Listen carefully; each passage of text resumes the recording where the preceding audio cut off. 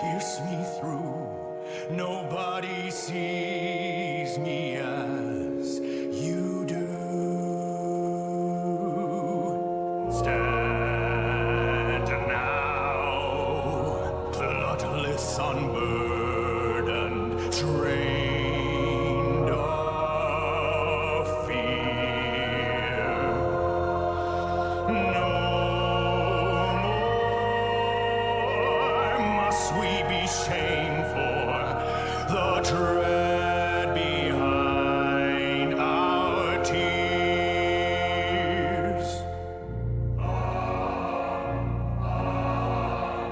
Hear me, trust me, see me, love me, fear me, judge me. I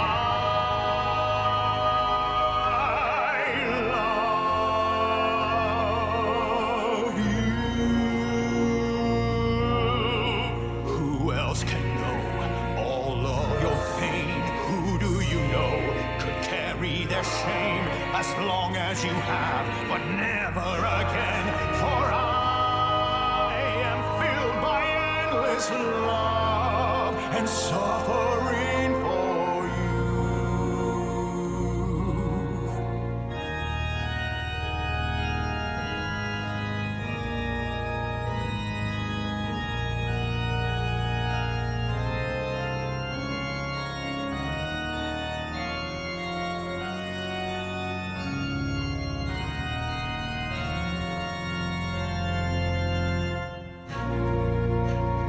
Hear me, see me, but I know is God's true gift. What thin black crape her love portends, with hearts agape. Come, souls afflicted, I shall fill your house with all her cold and hollow truth. Bear me under your shadow, sweet as night. No more light shall pierce us through. No one can love you as I do.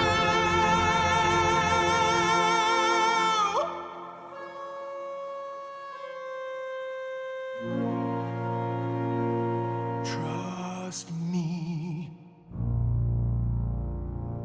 Fear me.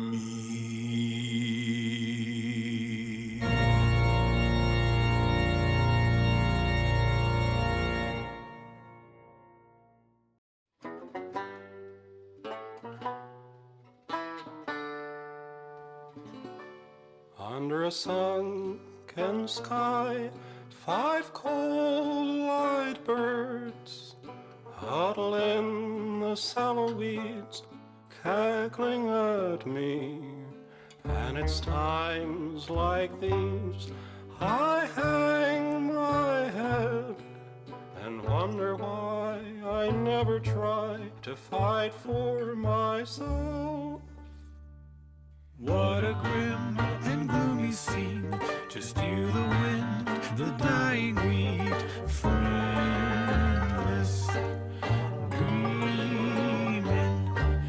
You wonder if you're incomplete, a husk without a grain of seed, and that's what they see. If they want to laugh, well now, let them try to do it after we take to the skies, loom above them like a gray cloud, talons quicker than a greyhound. Hear their hearts run,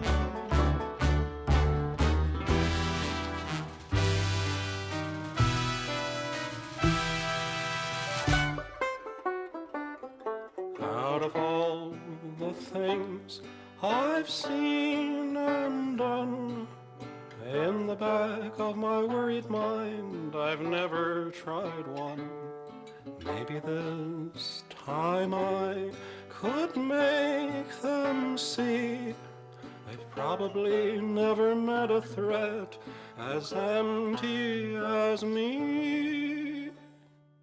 If they want to laugh, well, now, can they do it while they beg me to spare their souls? Funny how they keep singing, little empty bodies leaping to the snap of their bones.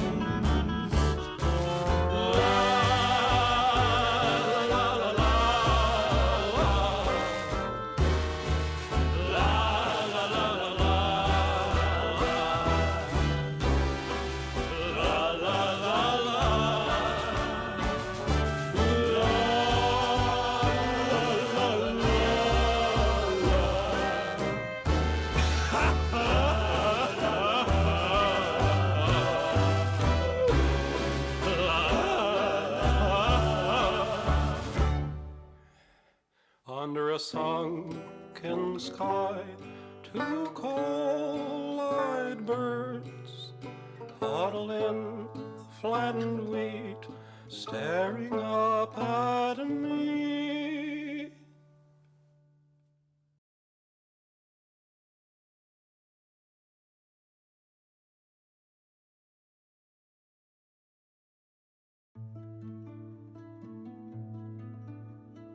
Dead trees open up for me, teeming with all these crawling thieves, gnashing and scratching over your rotted rings. Dead leaves make a bed for me tonight, where I may fall asleep, dreaming of morning, when I shall mourn for thee. Judge me not for what I've become. There's nothing more left to be done. All that remains is long dead and gone. Heavy sighs the rusted breeze, dragging over sunken peat. Roses once blood bloomed, wither in ashen heaps. Buried all these fleshed dreams, no more fighting night with their heat, slack and receding, cold as the earth where they sleep. Judge me not, my jury of bones, glaring from eyes gray as stone. Justice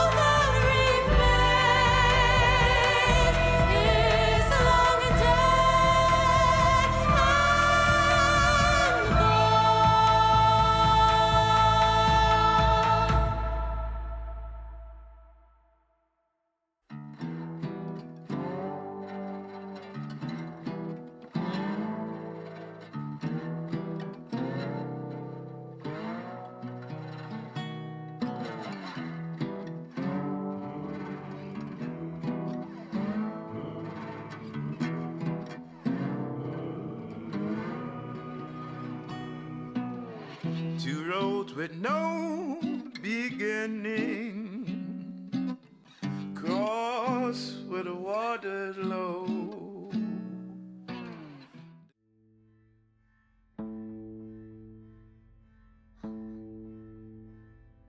Hungry woods reaching high, snatch the light out from the sky.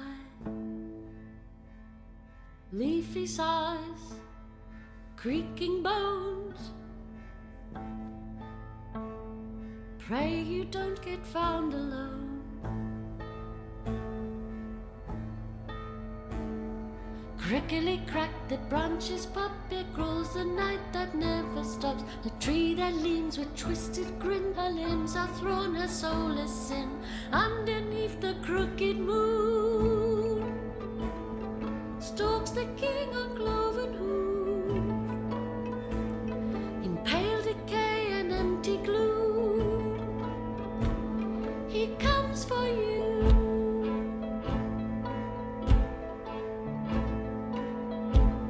Six horns his crown, his kingdom all, for life delicious heed his call. He carries six of sword and seal, once wayward souls the fallen kneel.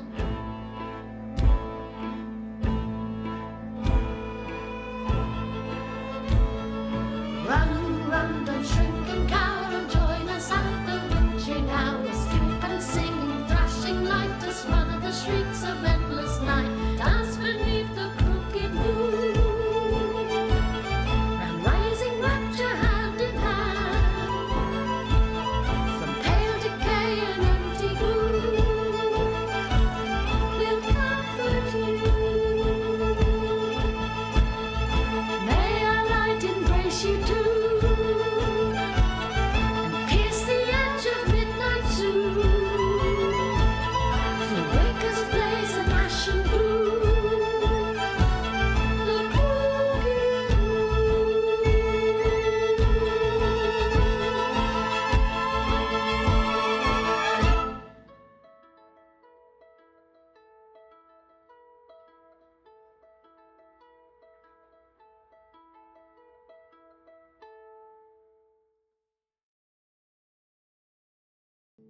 but we'll see what happens. So we are live now. Welcome everyone to session 5 of the Crooked Moon. How's everyone feeling with the start of the NFL season and our respective teams losing, and how we've been since last week? Indifferent. I'm feeling great, Cotton. That's good.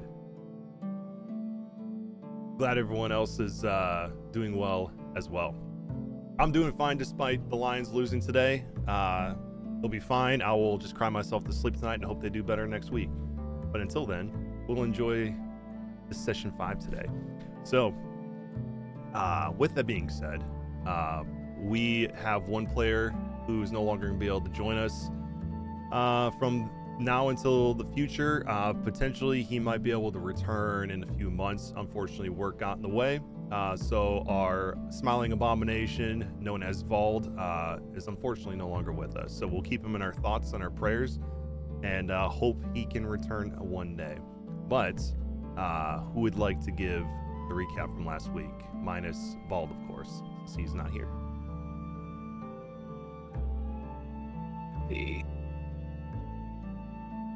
Just checking to make sure I don't already have the inspiration.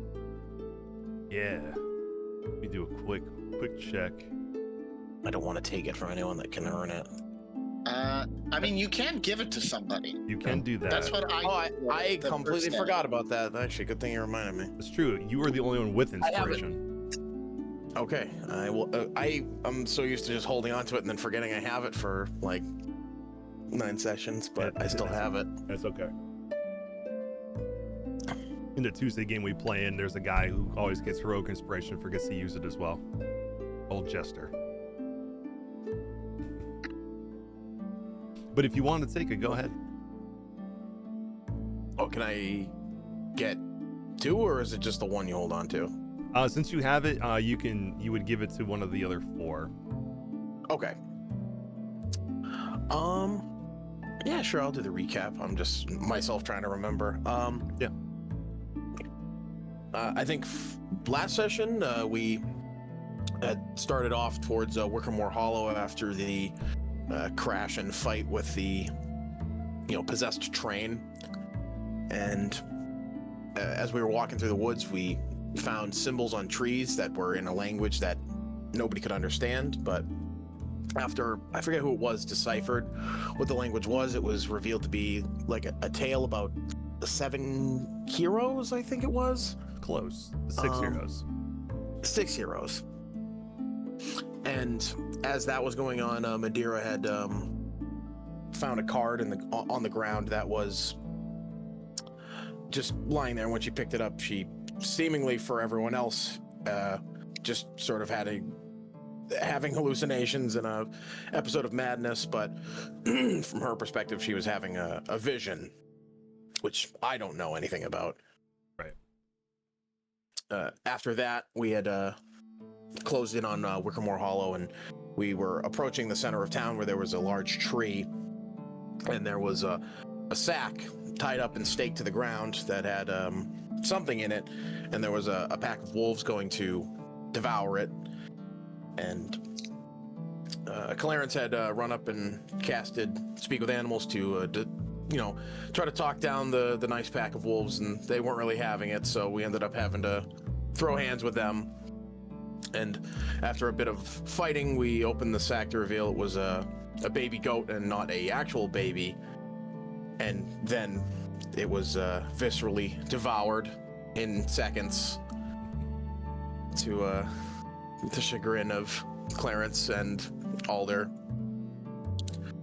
Alder also turned into a goat, and when he climbed the tree to get the attention of the wolves, it was discovered that the tree is partially sentient or fully sentient and is able to move and react to things touching it. After we cleared out the wolves, the mayor had come out and discussed with us where we could stay and where things within the town were.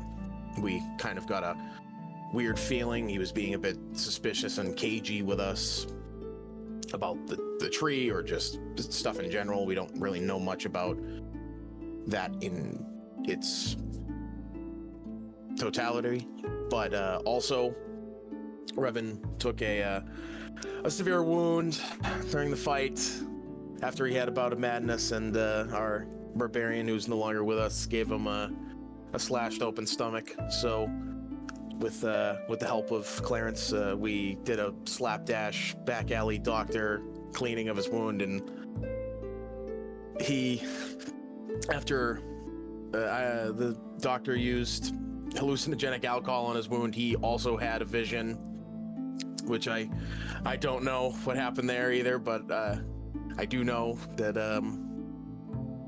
in the middle of the night, both the doctor and I want to say it was Vald as well, had a vision of Revan attacking them. Right. And am I missing any big plot points? I also the doctor also handed Alder a note about trying to talk to the tree in the center of town, which he said he would leave the note under Revan's door for the previous morning. Right. Yeah. No, you didn't miss any major plot points there. You touched on everything. The only thing I would add, a little detail-wise, just bringing those major details to more of a focal point. That tree at the center of town that you mentioned, you discovered has some sentience to it. It does have hundreds of carved faces into it. That's right. As well. There was also that statue in the middle of town with a worn out face. You spoke with Alda Farnham, who is the proprietor here at the Green Queen Inn where you guys are staying. She obviously gives you food and drink for the night, anything you guys could think of. But Madeira noticed that she was being a little cagey, or at least a little bit too inquisitive. Oh, yeah, that's right. Just like the mayor as well. Okay. Yeah.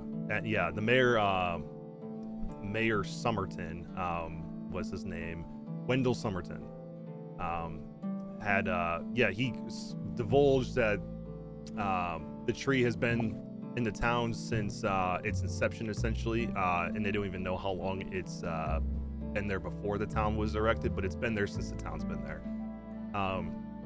And they make their sacrifices to the Green Queen at the base of this tree to feed the tree the lifeblood of those sacrifices, believing that is what keeps nature in balance and keeps them protected.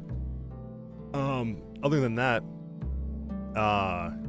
the Druskenvalds went up to their estate that was given to them many years ago when they took power here in Druskenvald, and I told you guys to meet them there for dinner later the next day, which is after your long rest would be that night, and paid for your rooms here at the Green Queen Inn, and didn't want you to stay there with them that night due to not knowing the state of their estate there at the end of town. Didn't want to make bad first impressions with a place that they didn't know anything about yet. So other than that, you guys didn't miss, you touched on everything else. So in terms of inspiration, you can either roll a d4 and decide which number associates with the person, leave it to the fate dice, or you can decide for yourself who gets it. I'll give our punchy friend the inspiration. All right, Revan, you got heroic inspiration. Thank you. And for your question for today, I gotta find it again so I can lock it out so it doesn't get repeated. Starting with Alder, describe your character's aesthetic in one word. In one word, primal. Nice, primal. If you had more than one word, we'll add that to it too. If you had more than one word, what would you use? Sort of a Black Forest fairy tale. He's got kind of like a Black Forest fairy tale hunter kind of vibe and look to him. Nice. Okay, cool. Well, for Clarence. Rustic cottage core. Ruddage cottagecore. That's 2 words, sir, but yeah, we'll go with that. Any other words you would use to describe him?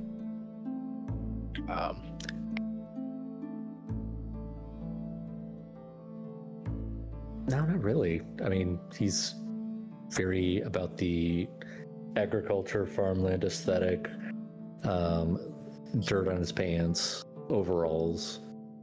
Yeah. All about the simpler things. Heck yeah. Rustic cottagecore for Clarence. Well, for Dr. Morn. Grim? Grim, you said? Yeah. Okay. And if you had more words to use, what would you use? I would say maybe I would describe it steampunky with all the sort of tubes and wires and stuff, the copper mechanical parts of them. But I would say grimdark is probably the total word I would use, as that's what I went in thinking. Yeah, absolutely. I could definitely see that from him. What about for Madeira?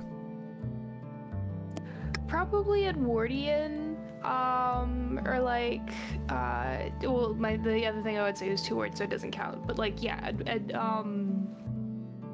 I guess in terms of clothes, it's Edwardian. But in terms of general aesthetic,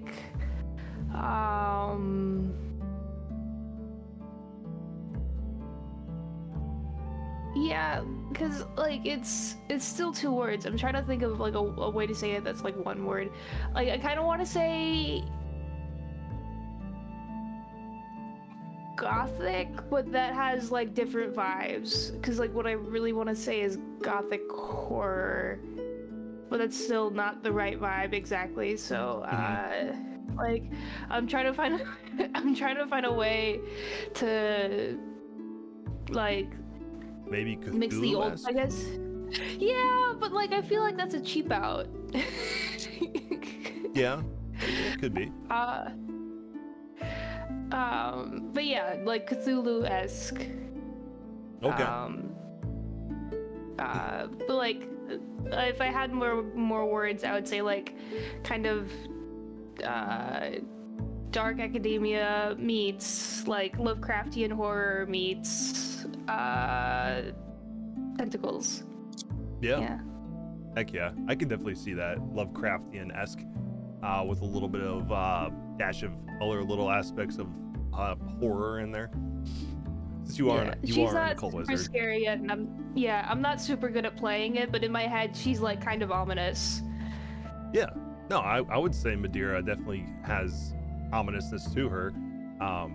But yeah, you haven't really had anything to jump out at you yet that would maybe put you in that position. But yeah, I could definitely see it, especially with her aesthetic. She definitely gives that vibe. What about for Revan? Batman. No, Predator. A predator. Predator. He is not prey. Not anymore. He is very much,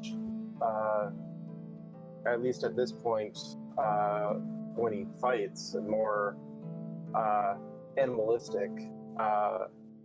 There's, a primal savagery to it where, he is, on his path to become the apex predator. So, Yeah. predator. Yeah, for sure. And surprising that you haven't really encountered your vision of what your beast is yet. Right. But that time will come. But so far, it's just been a bunch of visions of other things. It's awesome. Thank you for sharing, everybody. We're gonna go ahead and zip over to the map of Wickamore Village. And once you guys, for the two of you that are still trying to get into the VTT, just keep hacking away at it as best you can. If you run into issues, just grab my attention and I'll see what else I can help you with. But in the meantime, it's gonna be mostly RP for the beginning portion anyway. So, as it currently stands here in Wickamore Village, as you guys slept for the night, it is 4 a.m. for those of you who are currently waking up from your long rest for the night. For Revan and for Dr. Morn, you guys are still currently in your state of madness, which for Dr. Morn, you were put into a state where you're essentially gonna continue your unconscious state for another 3 more hours, and same with Revan, just in slightly different forms. And same with Vald, but unfortunately Vald is no longer with us, so we'll see what happens with him at this current junction of the campaign. But for those of you who have woken up, which would be Madeira, Alder, and Clarence, the 3 of you awaken the next morning in the midst of the witching hour here, as they tell you in Wickamore Hollow. So you know that this is the time that you don't tend to want to go outside yet, just because it's when all the dark critters start roaming about. So in the meantime, while you guys are here in the Green Queen Inn, what do you guys do as you awake from your peaceful night? I am going to go check on Solomon in the other room that I paid for. Yeah, the one that was not closest to Revan, who is screaming and laughing throughout the night. Yeah, go check on Solomon and make sure he's okay. And then I guess I'll just sort of like head downstairs and hang out there, waiting for people to join in like the common area. Yeah. Oh, I leave a note for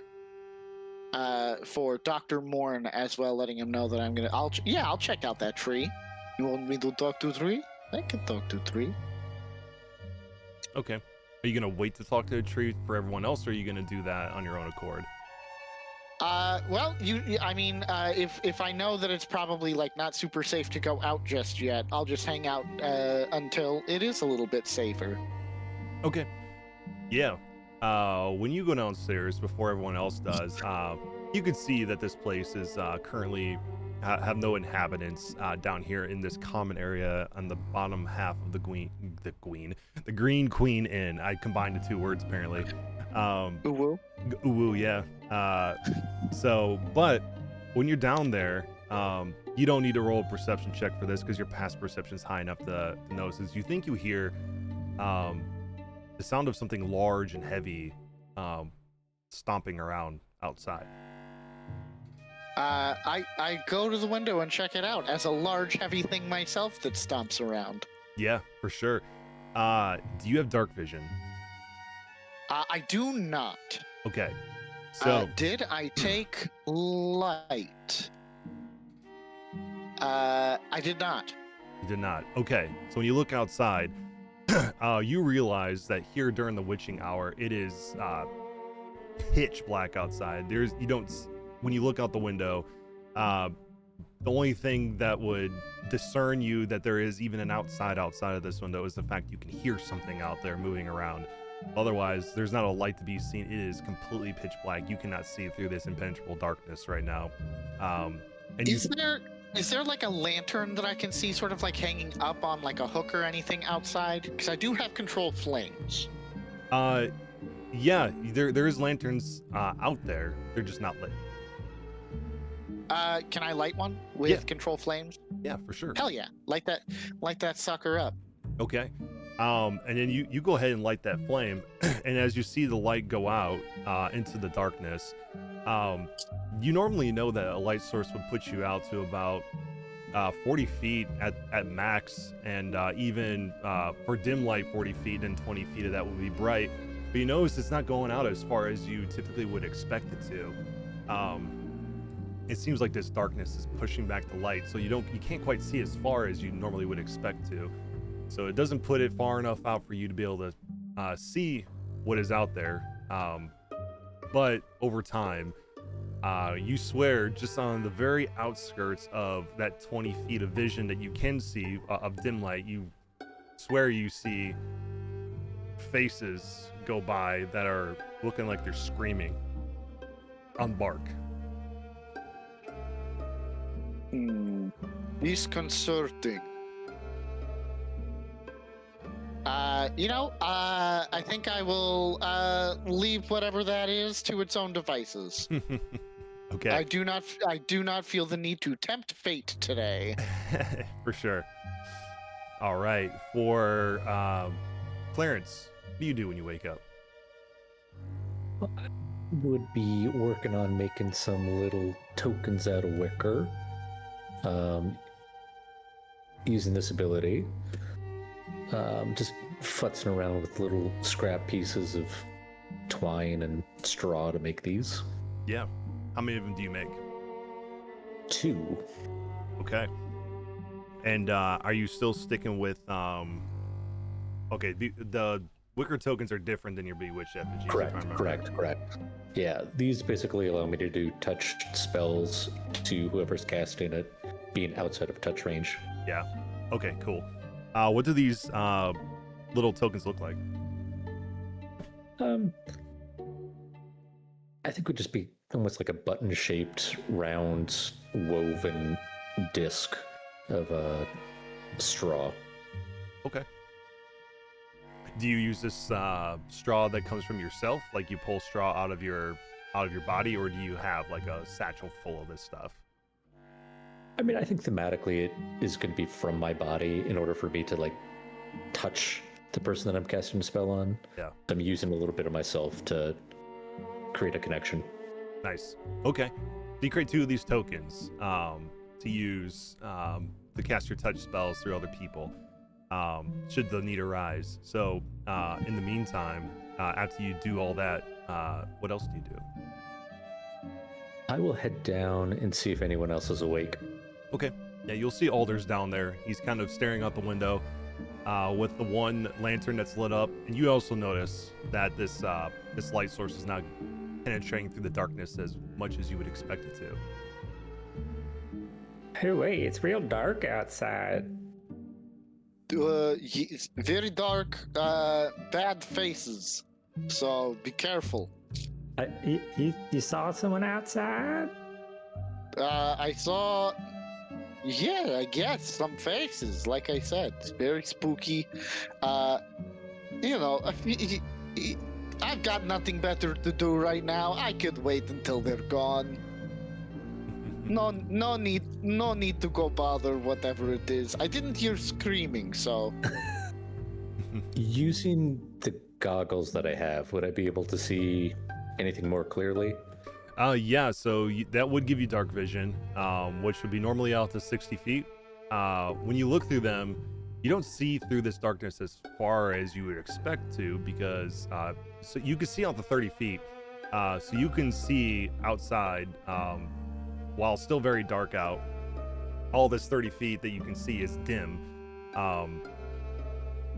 which gives you the idea that this darkness is a different type of darkness. This darkness seems to be much more imposing and oppressive, where even those with natural ability to see through the dark are even reduced more than you would they typically can see. But with your 30 feet, you can see that there is a tree walking around the Founder's Round here, and this tree has hundreds of cart faces in it.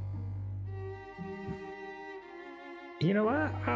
I think that thing outside is the tree that we was fighting around.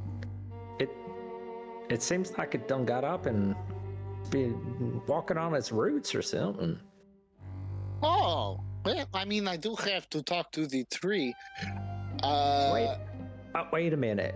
You's Okay. a big tree that's walking around, and it's a big tree that's walking around. Do y'all know each other? You're like brothers? He's my father. Oh my gosh. I mean, Your dad's. I could listen. I could find out. And I'm going to head out. I'm going to open the door, and I'm going to say, "Hello." Who speaks into the darkness?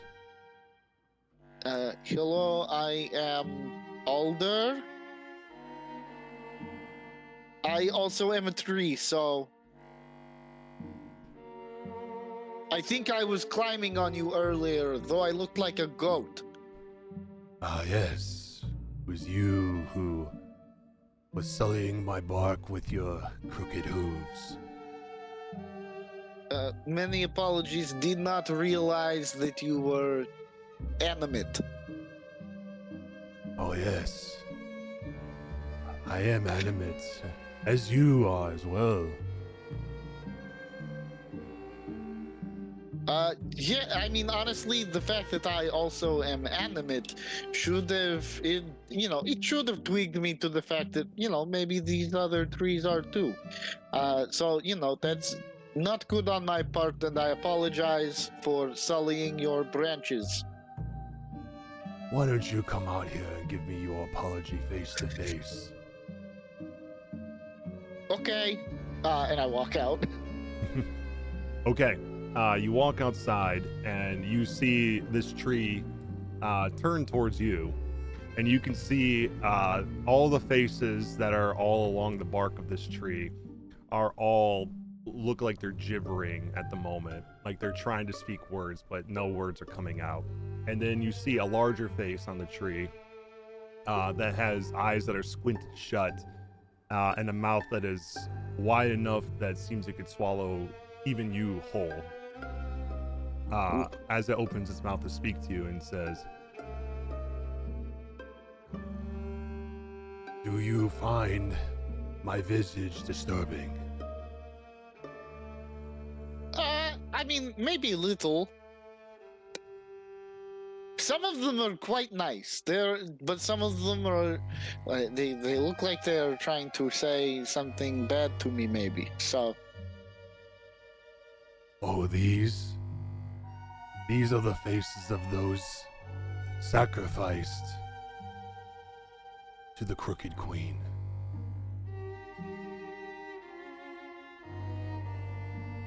Crooked Queen. Okay. Well, I am out here, and yes, I just wanted to apologize to you. I did not mean to insult you or sully your. That is quite all right. Since you are of noble bark as I am, I will not harm you today. But should you sully my bark again, I wouldn't be so kind. Understood. Listen, I appreciate the warning. You are welcome. We wouldn't want to see your beautiful face carved upon my tree next. No, we would not. And Alder's gonna take sort of a shot in the dark, a shot in the dark here, and in Druidic, he is going to say, "Go and bark, brother." And he will sort of semi-bow to you and say, "Long live the Crooked Queen." And then I'm gonna head back inside and turn to Clarence and say, "Hey, listen, Crooked Queen, have we heard this before?" I thought someone talked about a crooked man, but not no queen.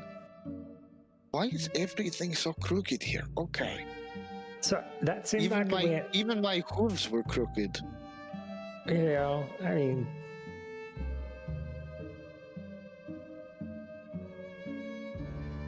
it happens. But that seemed to go all right. Did he say he was your pal? Oh shit! I know I forgot to ask something. I look back outside. Does he look like he's back in his spot? He's still lumbering around the square. I will pop my head back out and I will say, "Do you? Sorry. Just quick question. I am from a place called Arden Gloom. I just wanted to know if you've been there. If have you seen me before?" No. And you'll point to that the spot on the ground where you can see the ground has been uprooted. And then he'll point to that and say, "I have lived here my whole life. I don't remember the time of my birth, except for when I became what I am now. Created to serve her." Hey, brother, me too. Maybe I too was created to serve her. Come touch my bark and you can find out for yourself. All right, thank you for your time. I go back in. No, he doesn't seem to know me. I'm sorry. Nah, it's all right. Shot in the dark, literally.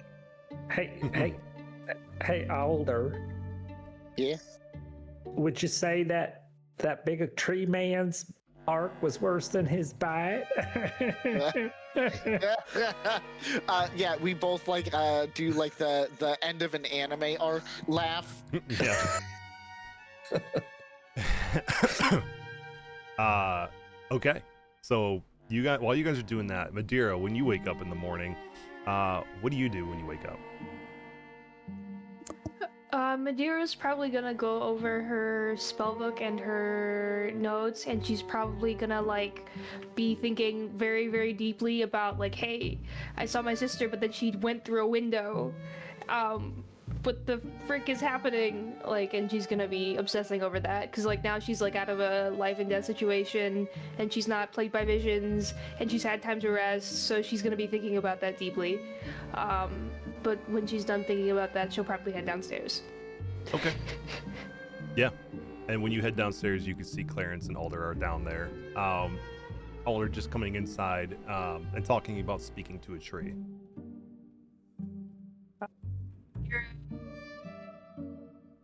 Walk up to them and say hello and say, "I couldn't help it over here. Do you mean a tree like you, or do you mean a tree, or a..." think it was the one that is that was out there. You know, I stepped on him. He was not happy with it, but very gracious. Accepted my apology. That was kind of him. Yeah, he kind did of not need to. apologize as well. He could have just smashed me for touching him. Gracious. And then Madeira doesn't really know what to say, so she's gonna stall here. Okay. Oh, how was your book? You were reading a book on the train. Yes, and then she like brings forth her little tome. I forget what it was about. I think it had like myths about Olmarsh is what I said. So she's gonna be talking. So she's gonna bring it out and talk about like all the different sea monsters and stuff that live in the ocean around along the coast, and or she's gonna like bring it out, I guess, and not talk about that, but she'll be like, yeah, you know, it was good. It talks about all the different monsters that live along the coast. Do you want to talk about that? I love monsters and ghosts, I think. So, yeah. Ocean, doesn't sit right with me. It's too much water. It's not even the good kind. It's not right. It's unsettling. I need me some land, some rocks, and I'm happy. With no ocean, like at all? And Madeira like looks like kind of aghast. She's like, it's dangerous, but it's where will you get your fish? I don't use no fish. You also get fish from streams or from lakes or a pond. That's true. That's true. I suppose you can live without the ocean, but she seems like very startled to admit it. If you remember, there's also some fish just floating around. That is true. And then, where's Solomon? Is he in his room still? Yeah, I figured I'd let him sleep a little more. Tired little guy. He killed the train and ate it, I think.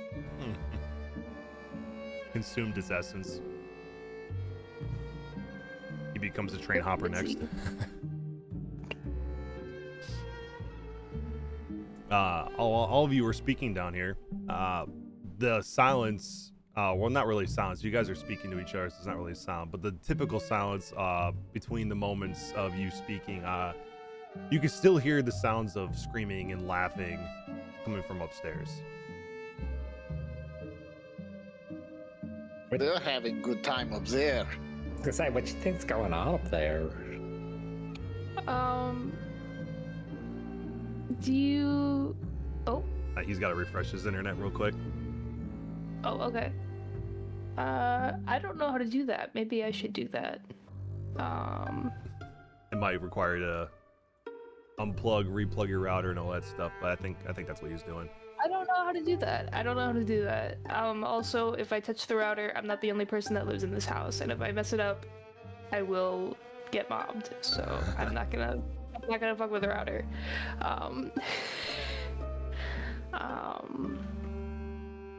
But yeah, so let's see, what is Eric gonna say?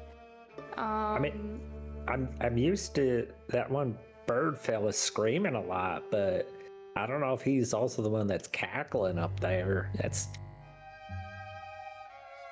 odd. Maybe it's maybe it's a leftover, cause when I picked up the card, yeah, and she's gonna shut her back into herself. You think something unnatural's happened up there? They're not just like reading a funny book or, I don't know, telling jokes? It seems a bit much for that. Yeah, you're probably right. Should we go check on him? Or you just think, like, leave it best alone? Do you have anything you can do? Because I know it was Alder that helped last time when,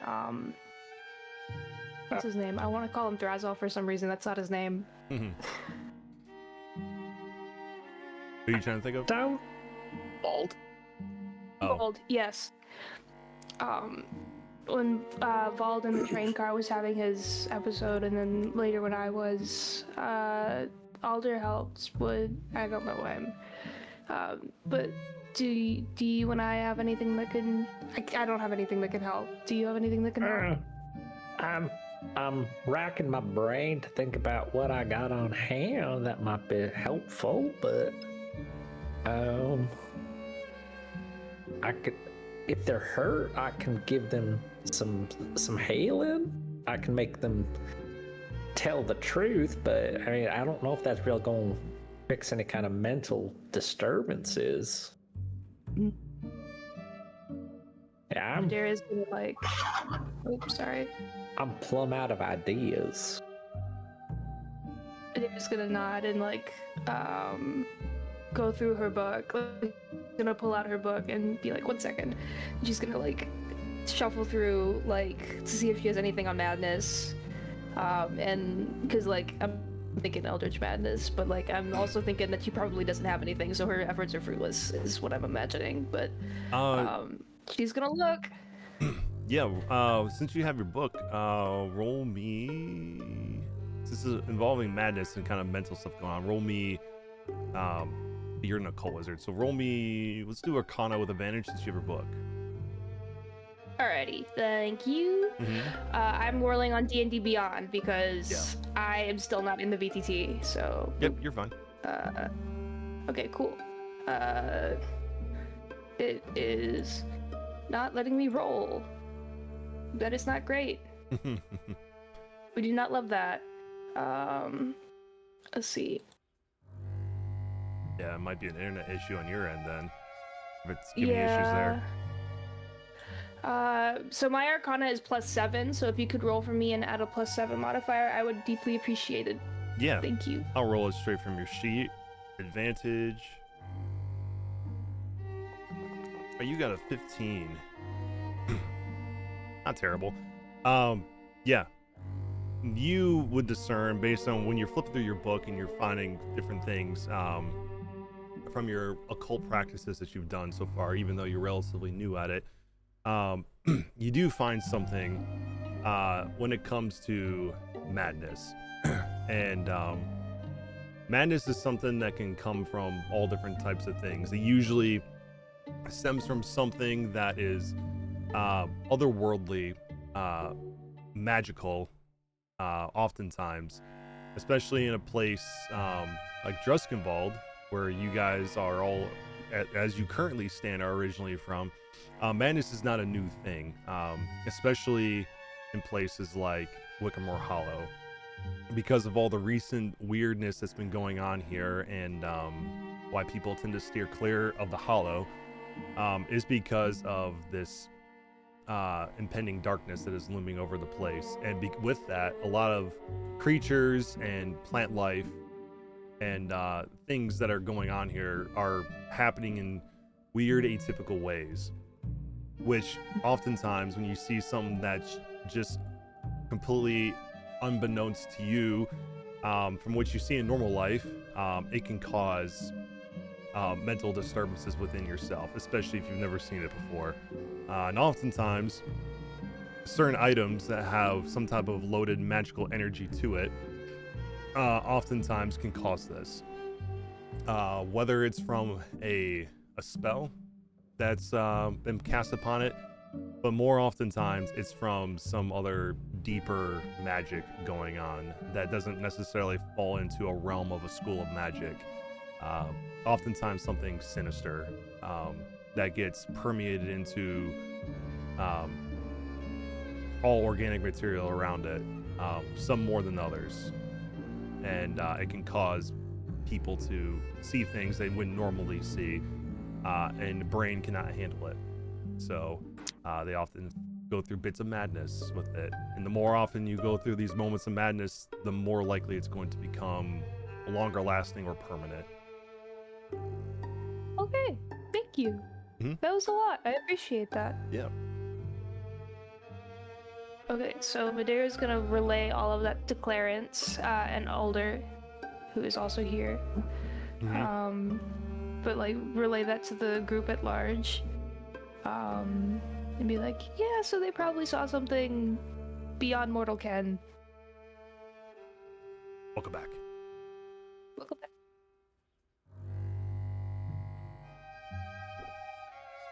Yeah, I guess we just gotta let nature take its course and let them work out the sillies.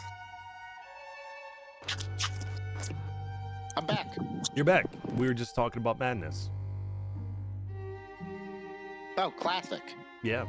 She, Madeira went through her book to see what she knew about madness, and basically said that madness is caused from all kinds of things. Oftentimes, it's from things that are unnatural and not something that the brain can handle the first time seeing it. So oftentimes, they can go through mental tribulations while with the brain trying to comprehend what they just saw. And oftentimes, when they're unable to, it causes them to go through a moment where the brain has a bit of a lapse there, and they go through a fit of madness. And the more often you're exposed to it, the more likely it's going to be longer lasting or permanent. Okay, good to know. Stop looking at things that I should not. Or just be strong of mind. This is also true. Yeah. Also, really quick, can you kick me from the game? Yes. Let me select myself again. Yes, you are. Thank you. Kicked. No problem. Okay, but yeah, as you guys are talking about this with your madness, you can still hear. You don't know who it is at the moment, but you know it's either one of three people. It's either Vald, Revan, or Dr. Morin going through this maniacally laughing state, and it's going on for hours. It's been going on all night too. Somehow you guys have slept through it, but it started before you went and rested, and it has persisted since. So, is this going to be happening for a while? Do we do something about? Is there a way for us to help cure this madness? We were thinking about it. I ain't got really much on hand that could help, I don't think. If you have something that can dispel foreign influences, that might help. Since this is caused by them experiencing stuff beyond mortal comprehension. So if anybody has means of expunging that, but I don't. So. Do I? I mean, I have. I've got protection from evil and good, which is what I've been using to sort of help people. Mm-hmm. You know, it worked last time. Yeah, I'll head up and do that then. Okay. I go up, hear the sobbing and laughing from the other side of the door, and gently knock. Okay, I'm coming in. If you are indecent, I'm sorry. I'm just trying to help. Yeah. And I head in. Okay. Yeah, when you head into the room where you hear the screaming and crying and laughing all intermixed together, you see it is Revan. He is laying on the bed. The room is a disaster. There's feathers all over the place. Actually, I was wrapped up in the bathroom. I don't know if I was. I dragged him up. I dragged him, wrapped him in a blanket, and dragged him into the bathroom to mitigate the sound and close the door. Yeah. Yeah. Oh, yeah, that's right. You did do that. So he is in the bathroom at the moment. He's no longer wrapped in the blanket, but he has anything that was in this bathroom that was not screwed or tied down to the wall is all over the place. You can see the ground is slick with sweat from him trying to manage whatever is going on with him while he is here on the floor. Yeah, I charge up, my soothing magic, and you know, I sort of like stand over him, sort of hold him down for a moment, and put my hand on his head to transmit the magic into him. Okay.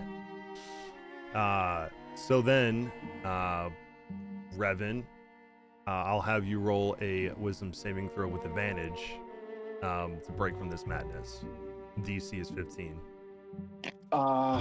Is there any way you could roll that for me? I am still rebooting. Oh, did you reboot as well? Yeah, I sent a message in Discord. I don't know what was going on with my computer. My upload was like 0.33 and my internet was like down into the teens, so I switched to my phone. Oh, yeah. And... Okay. Yeah, I'll roll that for you. You got a 21. Woohoo. Woohoo. So, you, Alder, put your hand on his head to try to give him some soothing protection from evil and good. And as you feel the warmth come from your hands and go into his head, the thrashing and the screaming and the laughing that has been echoing this inn all night suddenly stops, and his body goes still for a moment. And you think, for a moment as he goes still, you think you see that same red mist that you saw outside the past couple of times during fights that were coming from his eyes. But when you look at it before he opens them, the mist is not there. And he opens his eyes and wakes up. I scoot myself as fast as I can back against a wall, in fear at the moment. As he does that, like, I see this panicked reaction, and I scoot back to the other wall, ready to hold him in place if he's like in attack mode again. Mm-hmm. You're not dead. Neither are you. I rub my eyes and stand up, kind of fix myself. There's definitely something wrong with this place. Yeah, I talked to a tree. It had lots of faces on it. It was scary. I had to tell Dr. Morn about that.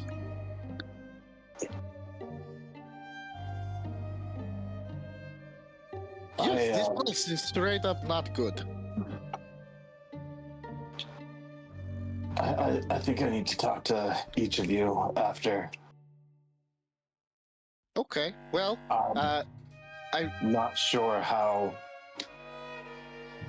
exactly how safe it is around me, but I think as long as I don't use that one technique, things are okay. Okay. Well, I'm no doctor, but I will say I don't think you got a very restful night's sleep. So if you want to hit the sheets for a little bit, don't worry, we'll all be hanging around nearby if you need us. Good? What time is it? What time is it at this point? Still witching hour? You're still in the witching hour, but you think in another hour you'll be out of it and into the the twilight hours. It is almost twilight, so, almost morning. Almost breakfast time. Okay. I'll, give me like 2 hours and then just have someone wake me. Okay. I have Solomon come in to keep an eye on him. Okay. I'm guessing it was you that pulled me out of whatever that was. It was nothing. You are a very good friend to Alder, so it's nothing at all. Sleep good, friend. And I head out. Okay. All right. While Revan is trying to catch up on sleep from his fitful night's rest. And the rest of you are downstairs. You guys do anything else before Dr. Morn wakes for the morning? He's got 1 more hour before he gets out of his state of madness. But none of you know, because he's not disturbing the peace at the moment. He is, in fact, doing the opposite. He is completely unconscious and unable to do anything else. Late night for these guys. Am I right? Ugh. I look to see if there's like any games around. Do they have a cornhole set up here? There's no cornhole set up here, but you do notice that there are posters here inside of this inn on the wall that have different advertisements for different acts that have come through town in the past. And you can see that most of these have passed. You could see one where it's sort of like they all seem lowbrow to you, like cheap acts. One with a clown that came through that looks just like dressed in a jester's outfit. Doesn't look anything like Chuckles, the clown that you've seen on previous posters, that just does juggling acts. Another that does a duo apple eating contest. And another one that is coming up here in the next couple of days that you can see. And this one says it is advertised the Bloody Cup. Oh! Okay. So yeah, I'm showing them to my friends here. And I say, this one is an apple eating contest. I do not know why there is an act where you pay to watch somebody else eat apples. I could eat apples. But maybe once everybody's rested, we could go to a show, and we could maybe take the Drosk involved since they are inviting us to dinner. You know, sort of pay it forward. You want to go to this blood cup? Listen, I just talked to a tree that has many faces and it threatened to kill me. I don't know what a blood cup is. It sounds kind of gross. We could find out. Maybe it's a game. Is it like a big cup of actual blood? Is it like... Does this advertisement say what it is? It does. It mentions here that the village has an annual sporting and gaming event that they refer to as the Bloody Cup, and it is inviting people from all different parts of Wickamore Hollow to come through here to compete. You play in different games.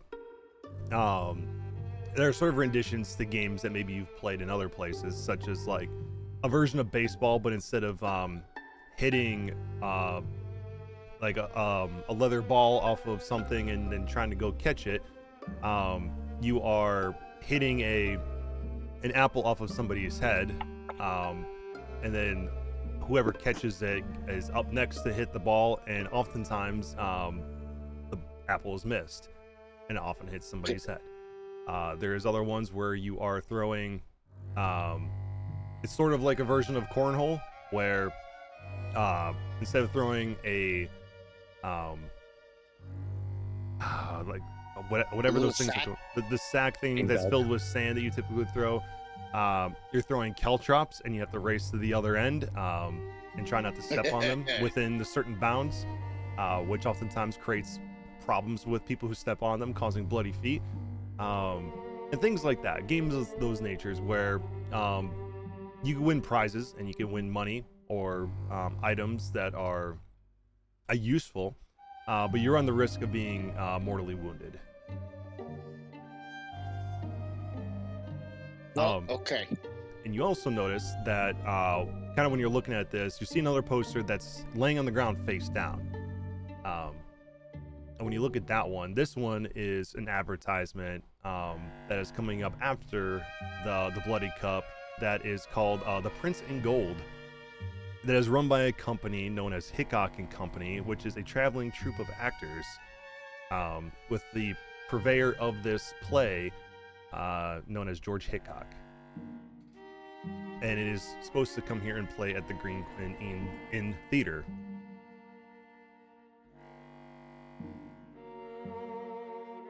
So yes, we have multiple options. I think the play is more up my alley in that I don't want to get horrifically injured or watch people get maimed and bloodied in the name of sport. I'd rather watch some make-believes. I turn and look at Madeira. I'll go with you You to the want blood to- sport. Yes, blood sport.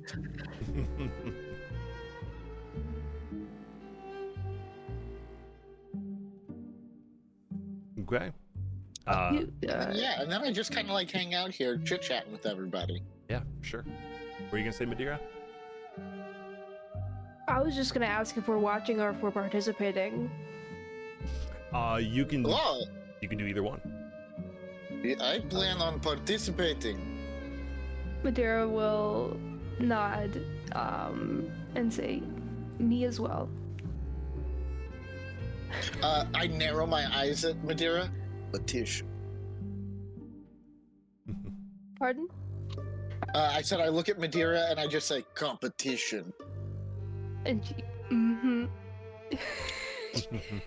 I will not take it easy on you just because you are my friend who can read. I will not take it easy on you just because you are my friend who is big and tall.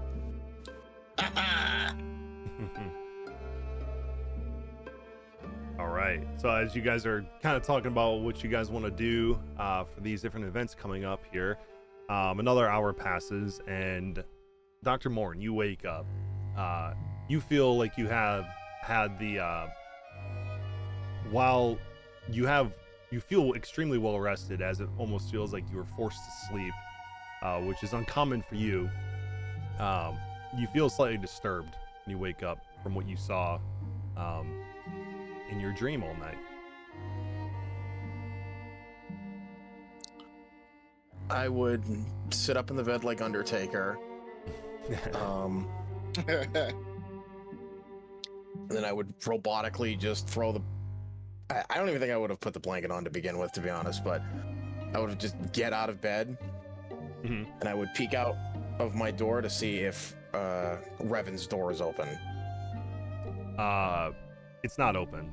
All their closed behind them, but so at the moment it is not open, but you don't hear any screaming and hollering.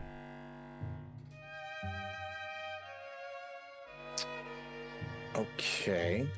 I'm gonna close my door and then grab the chair from the desk and shove it under the door handle. Under your door handle in your room? Yeah. Okay. As if to prevent someone from getting in. Yeah.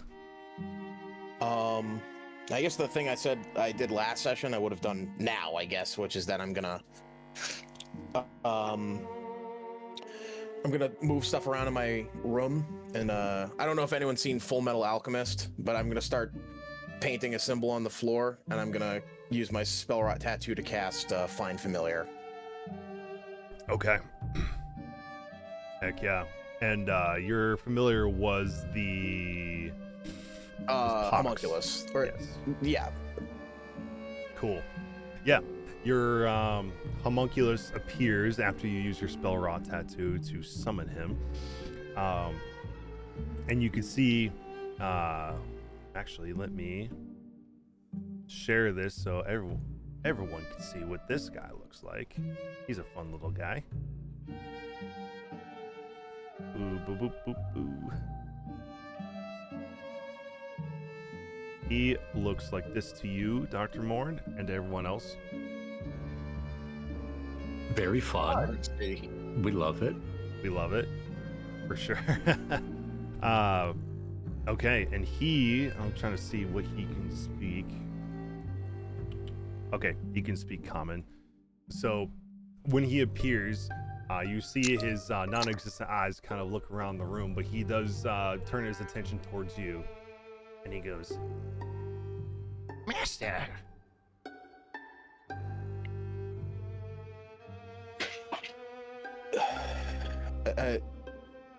He'll just acknowledge him for a second, and he's gonna reach in his pack and pull out a potion and tell him to hold it. Yes, son. My purpose is to hold the potion. And bring me my tools. Pox is your background, sir. And I'll extend my arm so he can crawl up onto my shoulder like a parrot.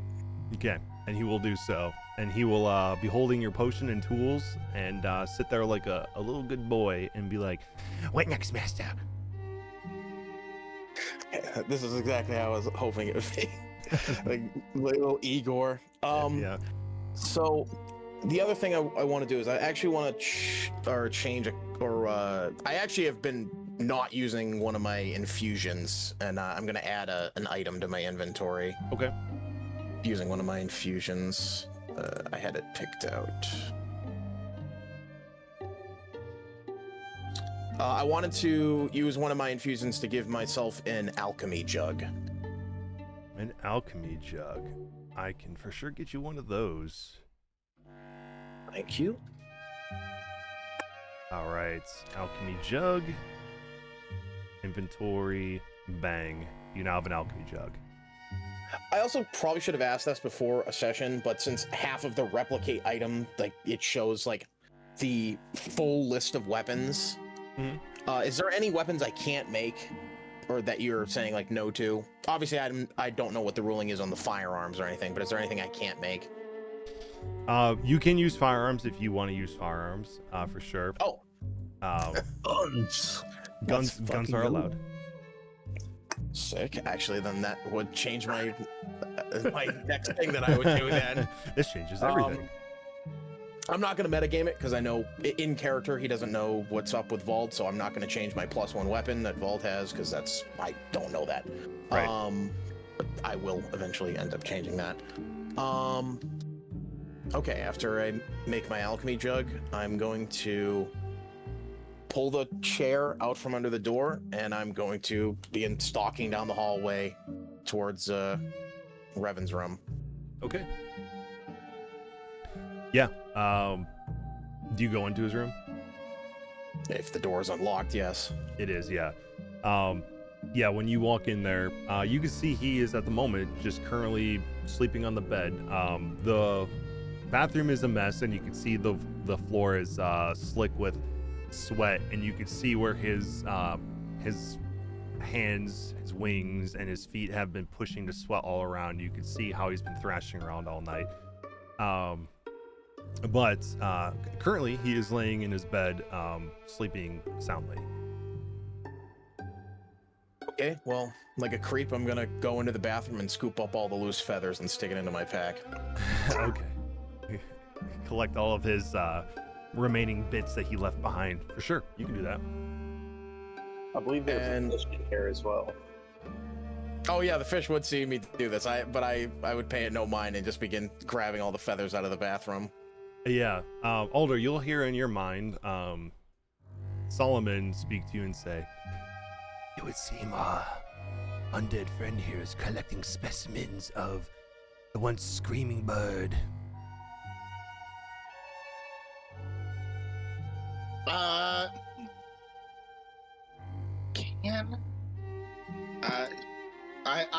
I have given up on Foundry working for me tonight.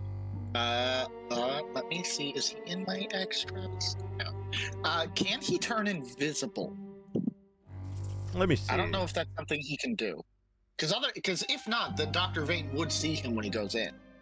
Yes, he would see him in there. He cannot turn invisible. Okay. And, I just let him know. Okay, thank you. Let me know if anybody else comes in. Yeah, from the doctor's perspective, he's not even doing anything wrong. Like, he would just see the fish and be like, oh, the floating fish is here.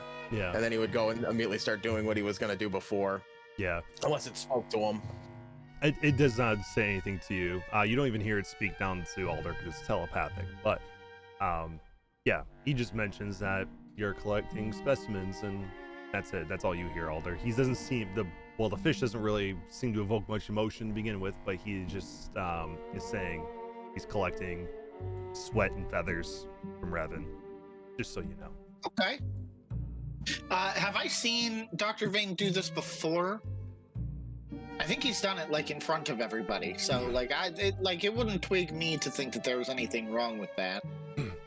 Yeah, I mean, maybe you might think so, but you've seen him collect blood from Revan and some alchemical liquid from Vald from his tubes. Okay. Yeah. I'll let it go.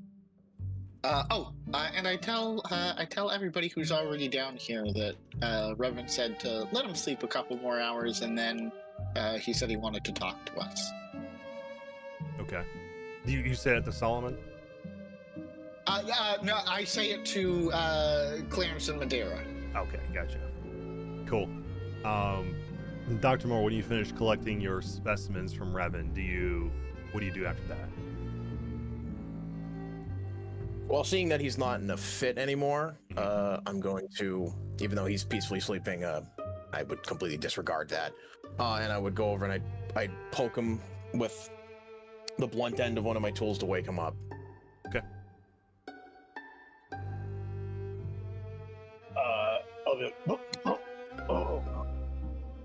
Is it been a couple hours already? I'll start to get up.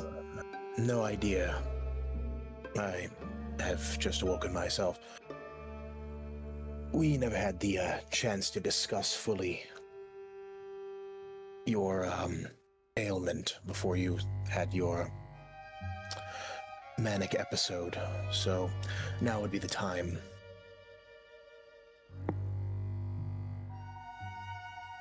Are you talking about the gaping wound? I was more thinking the violent homicidal rage. The red. This. I actually wanted to talk to everyone about it. Well, I've had another vision and learned some things. I don't know if they're true or just hallucinations, but... Well, let me say this. I don't sleep, but last night you came to visit me, and I know that not to be true. And I gesture towards the bathroom. I saw you come into my room, and you attempted to take my life.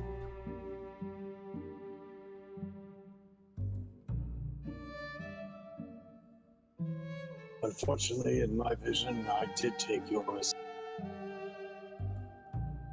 Or at least I think. I'm not quite sure. But it was a vision definitely about the redness.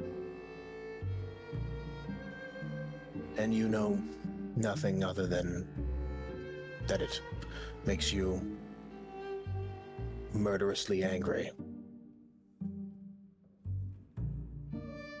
Well, besides feeling a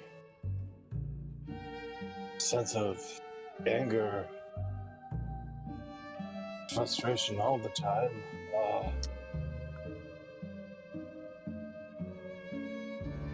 it seems to be something that I unlock. I've unlocked it when things seemed that dangerous. We needed help. I've let it out.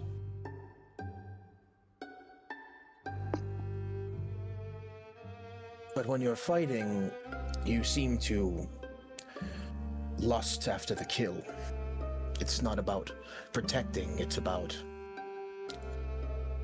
taking that thing's life in front of you. I've seen it once before, I believe.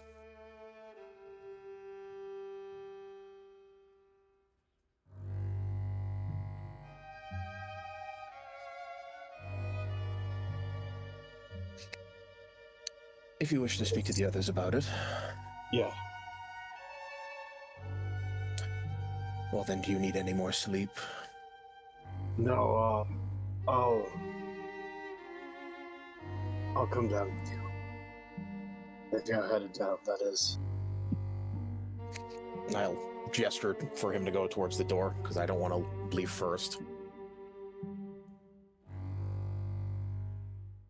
I'll look around the Solomon room. floats out. Fish. Fish!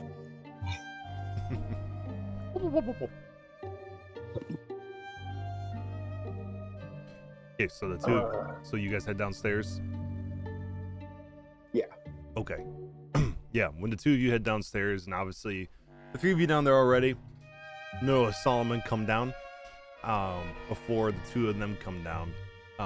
Interestingly enough, you don't see Vol follow them behind, but you do see Dr. Moore and Revan come down at the same time.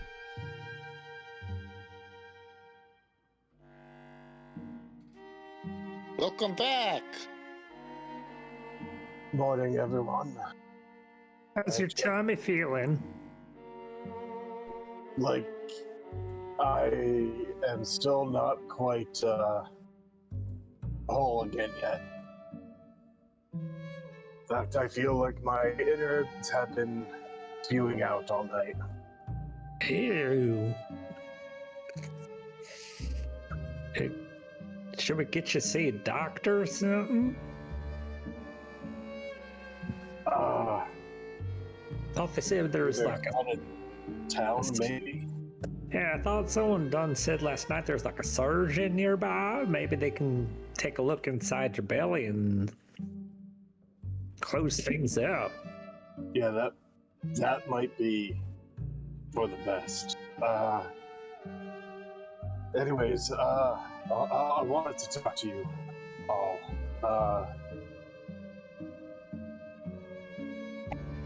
I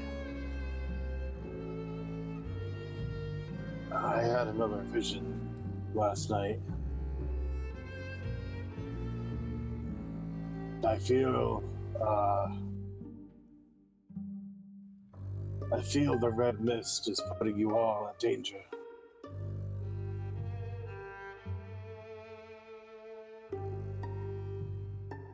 Okay.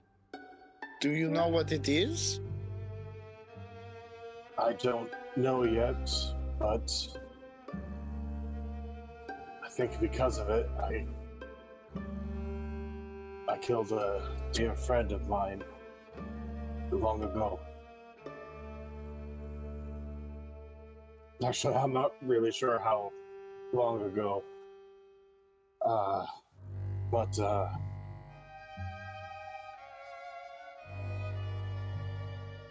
the red mist seems to have something to do with a yellow and orange tree. It's just spewing out of it.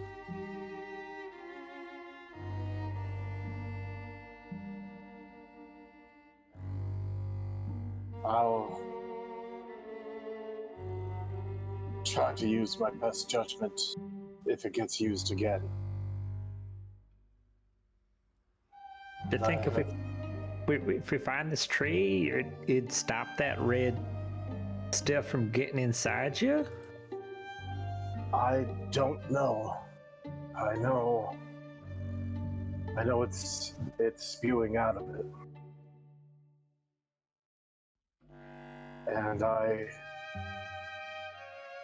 know when I don't know if I'm unlocking it or welcoming it in me, but when I allow it, it makes me be able to fight faster. Better than before. And I've used it thus far to try and protect you all, and when I thought there was a child in danger. But I'm afraid continued use of it. Well, maybe one day you guys won't be able to hold me back. And I'll do something I truly regret.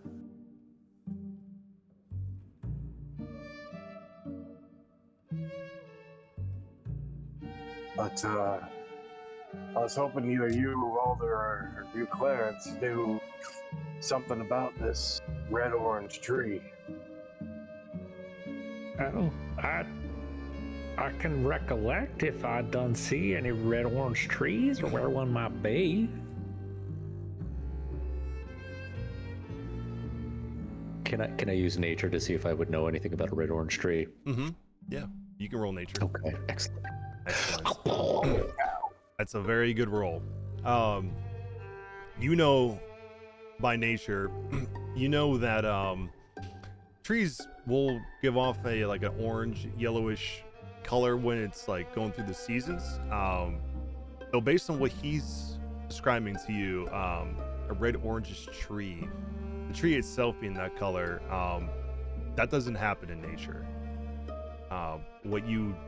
You've never seen a tree that looks like this in your life, or even heard of it. So based on what he's describing to you, if this was to be true, it would be unnatural. You know, when it gets kind of cold after the usual farming season, the trees all get all orange red, but none of them put off that like red smoky goop that gets all up inside you. So Red orange, you know, trunk. I don't think that's normal. So if that's like a real thing and not like a metaphor or simile, I mix them up. I don't think it's a normal tree. It sounds like an abomination. Awesome. Yeah. Oh, We're sorry. gonna say Madeira. Can Madeira recall anything? I'm just trying to remember if it came up in Madeira's vision, but I think it was different. Yeah. Just But yeah. We'll just. I won't have you roll anything for this. You do remember seeing a tree looking like this in your vision when you picked up that tarot card off the ground. In okay. fact, you remember being bound to the ground in front of this tree. I remember that tree too. I remember being tied to the ground in front of it. What do you remember? Smoke coming out of it. The red smoke. And my friend, who's not with us anymore, erupting from it, asking me why.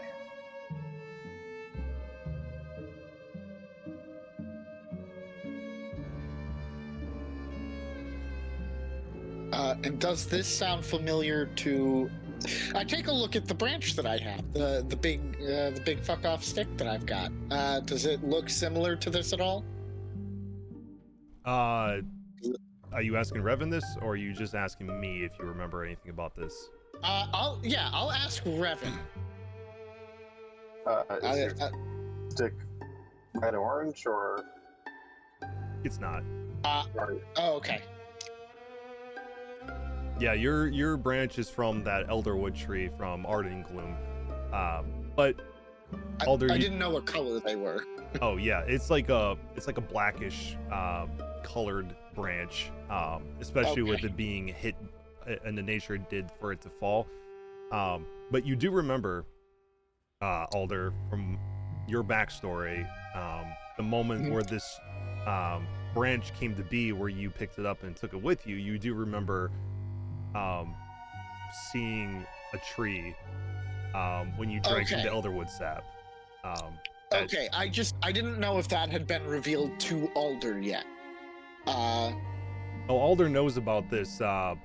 From your backstory, you've heard of this tree. You know of it. You saw it the one time when you drank it. You don't know anything else about it other than you saw it. And the other Gnarlborns in the area, the ones that were the seers and the ones that were more of your priestly types, have felt this same presence from this same tree. And basically, when you saw it as well, and had this moment where the Elderwood was hit by the lightning and it caused the branch to fall, that they saw that as an omen that you were to be set upon to go forward in. But you, are you talking about you as Alder at this moment, being Boris the Bear to Alder now? Yeah. In fact, roll me. Are you in the VTT yet? No. No, you're not. Okay, then do it from D&D Beyond. Just roll me insight on yourself to see if you know anything about this, and do it with advantage since this is a part of your backstory. That's a hot 11. Okay, that's with advantage. Yeah. Okay. You faintly remember, although it is not a clear remembrance to you, it's sort of like as they're mentioning this tree and they're talking about it, it feels like a deja vu moment, though it's not quite clear in your head. Something about them talking about this tree and the coloration that comes from it and the smokiness that they're mentioning ping something in your brain where you remember something about this and seeing this one point, but you don't remember it fully. You know it's in your head and you're not quite sure why you know this, but you know that there's something like this out there, and you quite can't remember why you remember this. This sounds familiar, though its source is eluding me currently.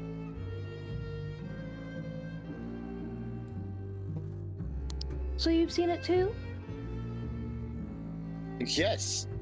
I don't know where or under what circumstances, but I have, yes.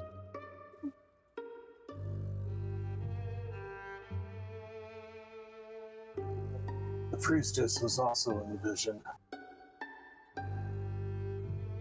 Do you want from your card? Yeah.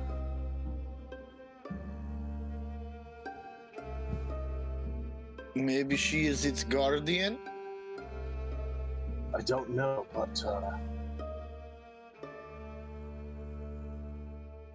she injected me with something and my innards erupted out for hours. I apologize.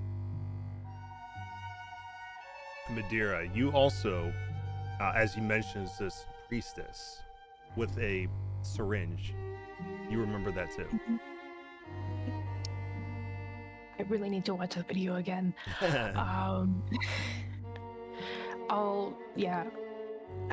recall her as well. Do I recall anything specific about her? I really just need to watch that video again. Yeah, you're good. You remember laying on a hard stone slab in the middle of a room that felt like a laboratory, and you heard otherworldly growls and screams coming from inside of this place that you were in, and you saw a woman come in with a veil over her face and a porcelain mask over her face, and she pulls out a syringe filled with purple liquid that as she was approaching, getting ready to stick it to you before you saw something else. Okay, awesome. Thank you. Yep. So Majira will say, I recall that as well. And then she'll like detail that so that I don't repeat that for everybody, but that is almost play by play what happened to me, except she whispered to me, this will only hurt a lot. Okay, so that sounds kind of like a dick move. I look around. Where's Smiley? I haven't seen him yet. As you kind of ask that question, the rest of you who've been down here hear this now. You can hear the sound of something large and lumbering outside, moving around outside. But now you see again, hear it louder and louder as it approaches, and it seems to stop just in front of the Green Queen Inn. Oh, it's fine. He's chill. Don't touch him though, or he will take your face and add it to his trunk. Oh, I made kind of friends with a tree earlier. You made friends with the Well, Spell to talk to it. No, I went out to go apologize to him, and he spoke to me just normal. No spell required. Is he here for you then? I could go find out. You'll then hear scratching, what sounds like branches along the door. Oh, okay. I go and I go to reach for the handle, and then I stop myself, and I say, "Who is it?" Just in case. Is the Oak of Many Faces again. Oh, we did not introduce ourselves last time. I'm older. I opened the door. You did tell me your name. I failed to give you mine. I must have missed yours. No, he's fine. Hello. Welcome. Can all of us understand this? Sorry. No, they are speaking in Druid. Okay. So I can understand it. So Clarence, you can understand this, yes. The rest of you cannot. But you'll hear him say, That's one. The one that looks like a bird. Bring him to me. I am afraid I have to, before I do, he's a dear friend of mine. I would like to make sure that you do not wish to do him harm. Not today. Okay. I go to Revan and I say, "You're safe for 24 hours, my friend, but the tree wishes to speak with you." Don't worry about Revan. His bark is worse than his bite. Today. That'll probably be the first time you guys have heard Revan chuckle at anything. Besides the maddening laughter joke. I'll get up, holding the bandages wrapped around me a little bit, and I will. What do I address him as? He said his name is Oak of Many Faces. I can translate for you. Go over. You wished to speak with me, Mr. Oak of Many Faces. I am Revan. What did the Birdman say? I mean, if you want, you can just go through as though I'm translating that way. yeah, for sure. He can have his scene here. Yeah. I want you to touch upon my bark. I sense something on you that makes us friends.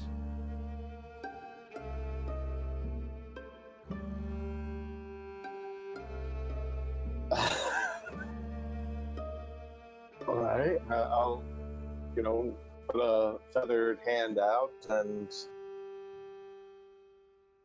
lay it on the Oak of Many Faces bark. Okay. As you do that, you should join me in a secrets chat. Okay. He's instantly pulled into the tree. Yeah, right? Okay. Yep. The See tree over there. turns orange red. Yeah, right. All right. Let's go over there real quick, and we'll be back in a moment.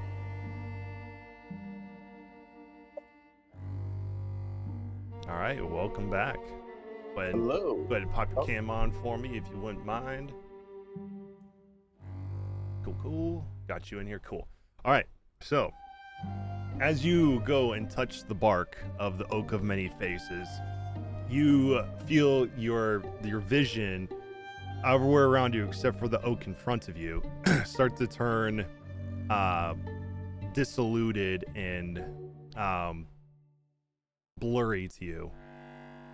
Okay. And then all the faces on this oak start to light up with the same color of the tree that you saw on the lone hill by itself. And then the tree will start to speak to you. You have been touched by a crooked queen.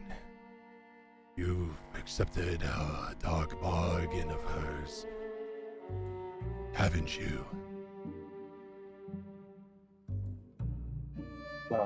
I'm unsure. Well, let me give you some insight on that. I can smell her influence on you. I can smell the anger that permeates your feathers and your bones deep within you. The only way that you can break this bargain is to cut off her influence here in Wickamore Hollow. I am a creation of hers. The sacrifices that have been given to me and the blood I have soaked for many of years have been at her behest. Not only have I absorbed the blood of those slain to the Green Queen, but also their souls. It is why I am the way I am, and why I am able to speak to you now. All these faces carved upon my flesh are the visages of those who have been sacrificed to her. Your friend Vald is one of the most recent faces that have been brought to me. And as I Look, said, is Bald on there? He is. Yes, you can see his right next to the tree's face. You can see Vaults, and you can see the toothy, smiling abomination that is standing there. And then he will look to you and say, the killer of Vald still roams here in Wickamore Village. You can find his body in the gazebo. If you are to break your dark bargain to the Crooked Queen, you must end her influence. But that will be easier said than done, as her corruption has already spread over much of Wickamore Hollow. And you and the rest of your friends have to work together to end that. And with that, will end my corrupted life. But should you not succeed at stopping her, not only will Wickamore Hollow be thrown into perpetual corruption and rot and blight, but all of Druskenwald will be as well. What you know as your home, for you and the rest of your friends, will be nothing left but dust and decay. And a realm now run by Kellen.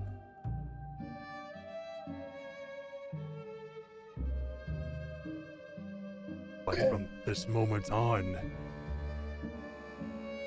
you have already been touched by her. Her influence on you has already seeped into your blood, and your friends already sense it on you. sure you feel like a liability to them at this moment, and while you may be, you can use this as a tool to end the corruption. But you must slay the fallen first. That is the only way you can find where she is. Slay the fallen and the crooked queen. Yes. Or all that you know here in Wickamore and all of Druskenwald will be gone.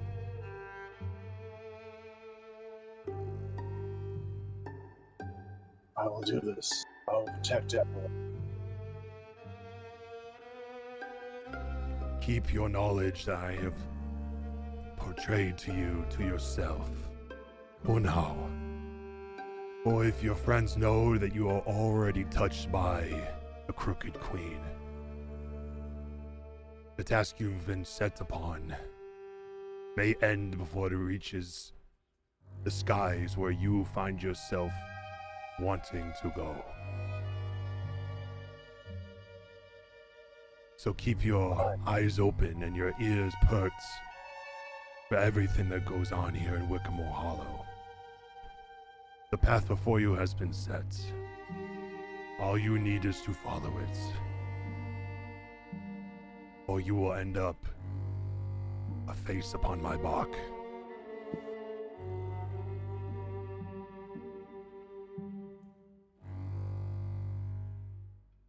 I will find her. I will end her. Don't let your anger overcome you before then. You have to slay a beast. For you to slay the beast that is out there for you is to slay the beast within you. And only then will your friend Samuel be truly at rest. But for now, he suffers in agony and anguish, feeling the pain of your blows over and over again. Because the Crooked Queen deems it so. To end his suffering is to end the bestial anger you feel inside you. Don't stray from your path, or Samuel will be suffering for all of his ways and death over and over again.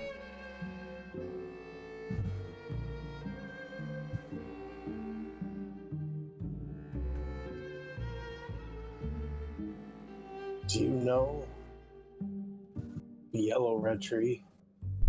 Or is that the influence of the Crooked Queen?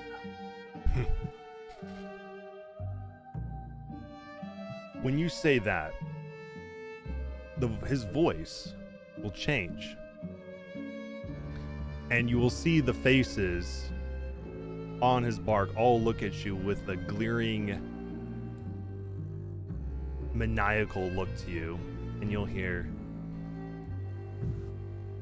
Well, that would be just too easy, wouldn't it? and then you will be thrown from your vision. Okay. All right. We'll see you back in the other chat.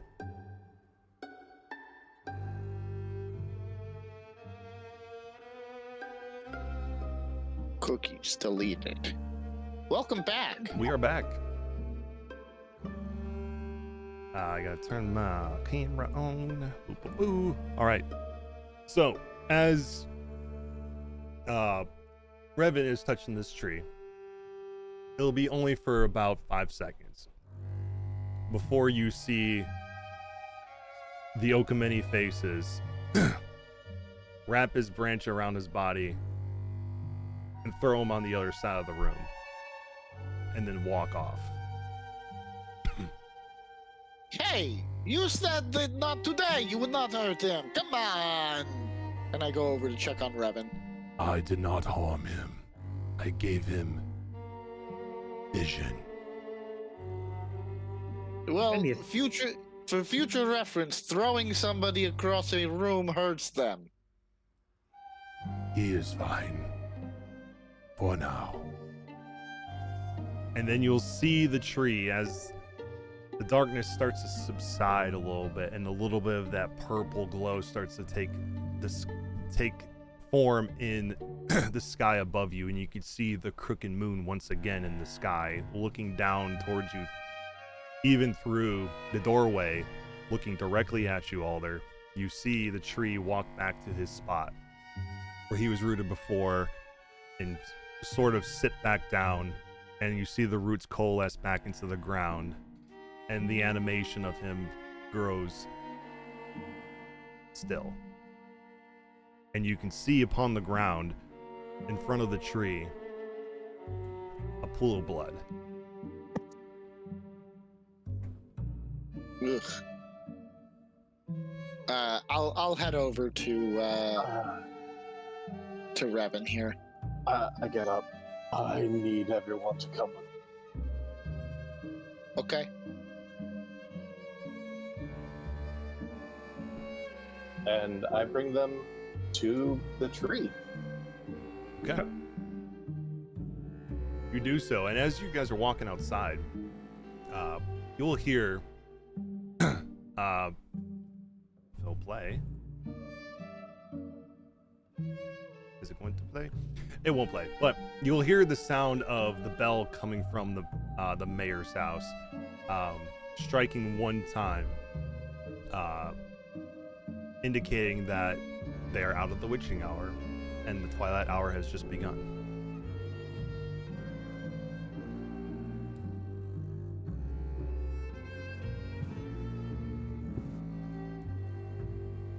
Let's switch these guys around real quick. Boom, boom, boom. Let's see if that works. Oh, go ahead. Go ahead. What you were doing. I will. I'll bring everyone to the front facing of the tree. I have some bad news. What took place last night?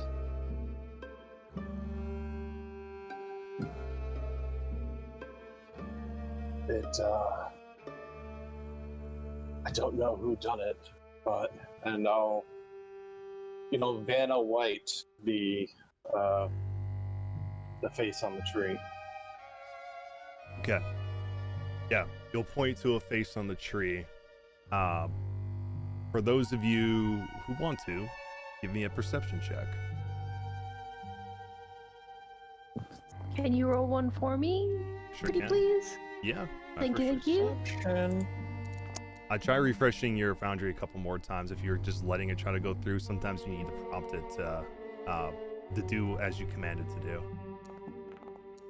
But you got a 15. Okay, so Clarence got 23, Dr. Morn 18, Madeira 15. Anyone else rolling perception? Trying to. Okay.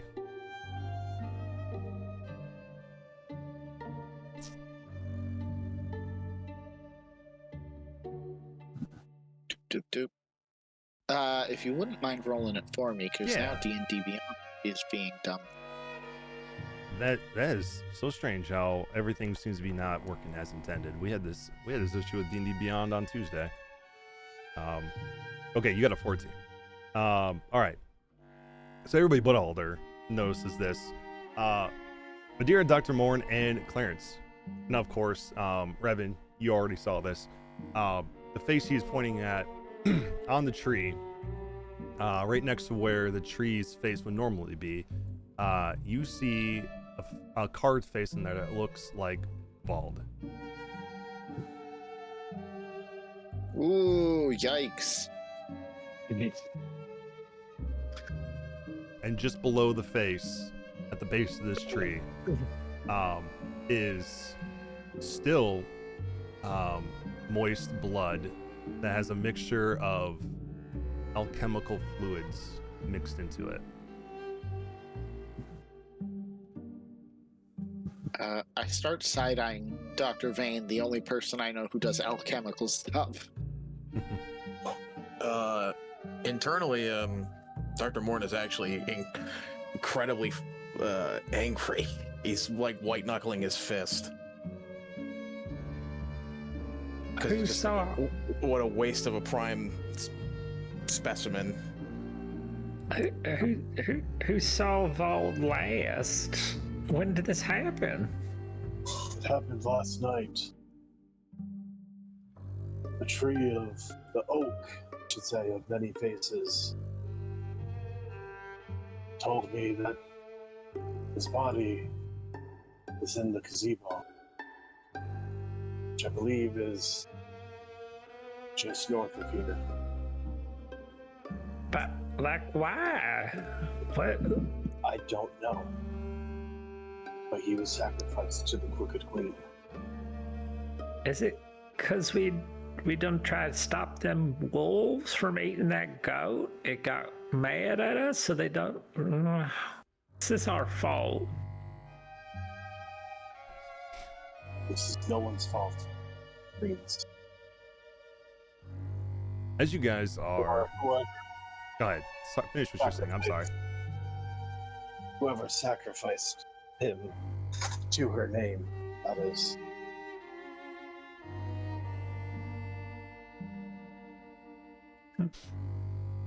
As you guys are discussing this, you'll see some of the people that are in the buildings out here or around the square are starting to come out and look at you guys standing around this tree looking at this blood. And you'll start to hear a bit of a commotion happening up towards the gazebo.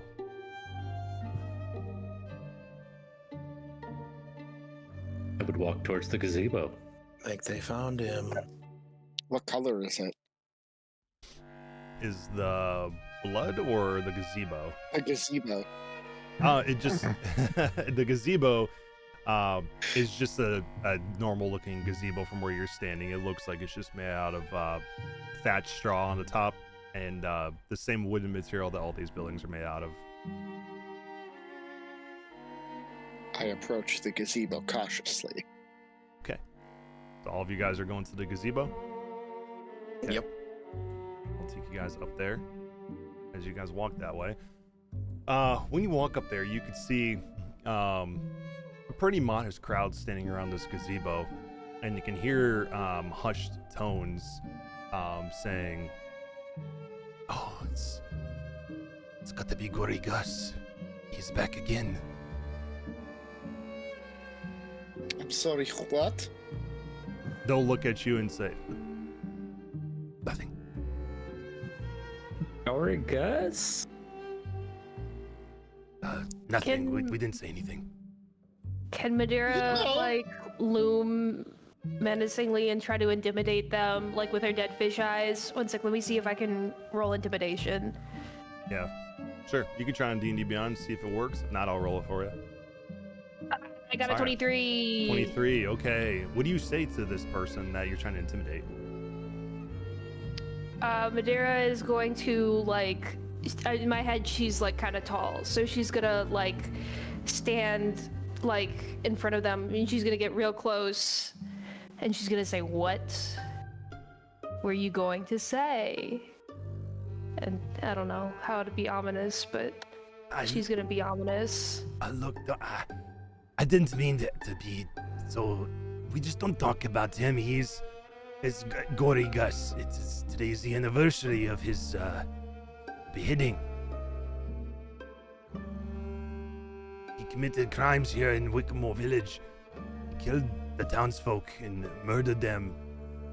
And he was tried and beheaded at the Oak.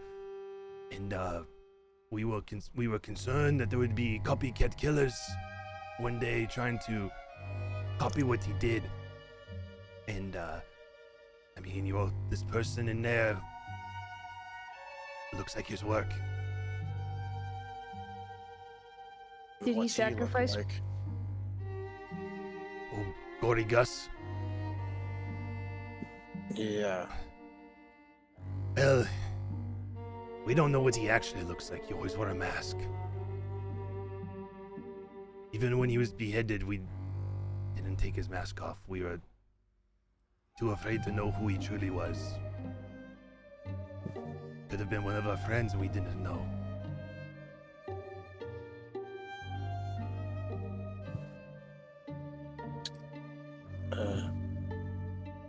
Dr. Morin's gonna actually look pretty. You can't tell, but he's actually pretty impressed with Madeira's intimidation of this guy. He just crumbled under her gaze, and he's just like. And after that, can I try to push past the crowd to see the mess? Yeah, you can. When you push past the crowd, you can see the scene here. You see Vald, who's currently still smiling, as he always did. You can see that his throat has been cut cleanly all the way through the bone. Only thing that's keeping his head detached is a flap of skin in the back, so it's hanging slightly to the side. And you can see that there is blood that has spewed everywhere all along the sides of this gazebo, and a large pool of blood here at the bottom, and all of his pipes and stuff on the side here are cracked, and all the liquid that was in it has spilled out. Dr. Morin will silently get even more pissed. And butcher's work. And in one of the hands of one of the people standing here over him is a wooden mask that has some carvings on it. And the person who is standing here at this moment looks like this guy when I pull him up.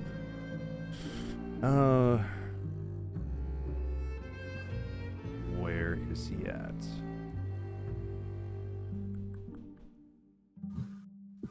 That is not him. Sorry, not a man, a woman. She looks like this.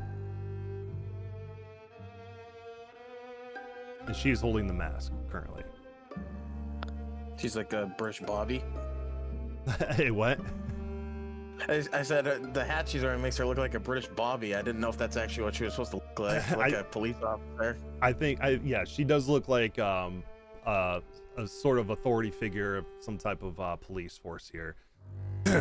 And the person standing next to her, now that I finally found him, looks like this. And the woman who's standing there looks at the mask, and she goes, "It looks like the work of Gorigas again. This is his handwriting all over it."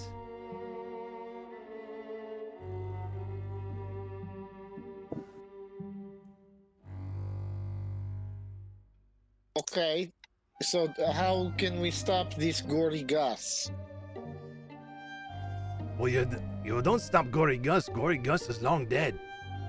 This must be a copycat killer. Emma, could he be like a ghost? Or a zombie? I don't think so.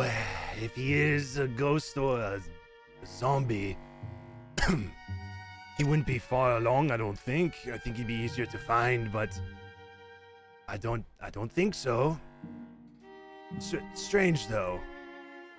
On this day, when you all arrive,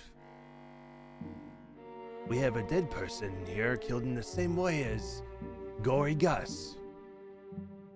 Coincidence, huh? Yeah, but it was one of our friends that were killed in that way. Well, I don't And know. we had never heard of him before. Well, I don't know a thing about any of you. Maybe you didn't like him. I hold my stomach. Oh, maybe you're right. It's besides the point. Are these two individuals blocking the getting into the gazebo fully? They're already in the gazebo. Yeah, they're the ones standing closest to Vault's body. Can we get in, or are they preventing us from getting in? They are not letting you get up close to his body, but they are not letting you. They're letting you step onto the gazebo, but they're not letting you go near his body.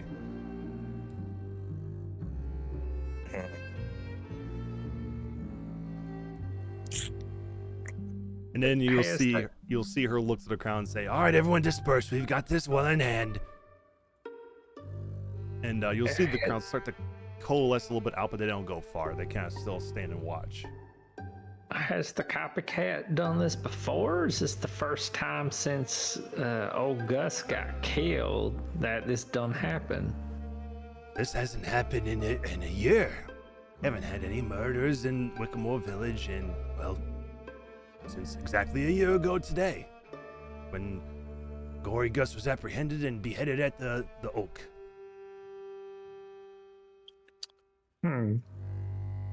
DM, Yes. does Vault have his weapon? No. Does it? Obviously, from here, I can't get like a good detailed glance, but does it look like he was in some sort of scuffle before he was killed? Roll me medicine. Can I have Pox give me the help action with that? Sure. I want to be able to. I would have analyzed him closer, but I feel like these guys are. If you've got, less than a +4 to your check here, I'll have Solomon give you his wisdom modifier on it instead of yours. Oh, okay. So that gives me a +4 instead of a +3. Right. Yeah. Yeah. I hopefully with the next level we'll be upping that significantly. But okay, I will roll. I'll have Pox give me sort of like he's like my spotter essentially. Yeah, he'll help you, and A then blind creature. Yeah, both Solomon and Pox will give you help. Pox is helping you with advantage, and then Solomon's giving you a +4. Okay, so just roll twice, right? Yeah. Yeah. Because there's no +1, 2. That's not Both one. are not great. One of them's not one. So- One of them's a 10 +1, so that's 11. +4, right? It would replace your +3. So Okay. plus an so- additional 1. That's how it works, right? For Solomon. That's correct. Yeah. Okay. So, okay. So 11. You needed a 10, so it worked out either way. Hey. You can see on Vault's body that there was a little bit of a struggle. You can see defensive wounds on his arms and wrists, but it doesn't look like he was fighting very hard. It almost seems like he was fighting back for a moment, and then wasn't fighting back for very long. You can see clearly on his neck it's been cut cleanly through. It doesn't look butchered in any way. It seems like a very precise cut on his neck. And then you can see that there is very little blood on his body, except for the blood that's going out from his neck. It doesn't seem to be all over him. You just see like a couple of cuts and bruises on his arms. And then you can see that the pool of blood that is here by him seems to have been disturbed in some way. Like someone put their hands through it. And not from Vault, because his hands are clean. So, DM, it's fair to assume that whatever killed Vault is not physically stronger than him. Correct. They probably caught him off guard. Okay. Yes.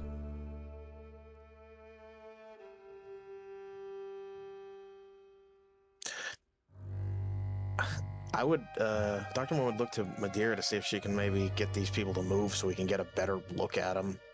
Somebody can get these cops to pound sand so we can get a better look at our compatriot. I have no idea what Madeira would say, but let's see, what's imposing?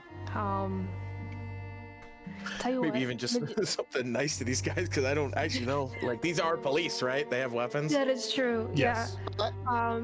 Madeira's gonna may we investigate, or not? May we investigate? Fix that. Yeah, I have no idea. I don't know how to talk to cops. My mom just said don't talk to cops. That's all I know about That's talking good to advice, cops. to be honest. I'll go.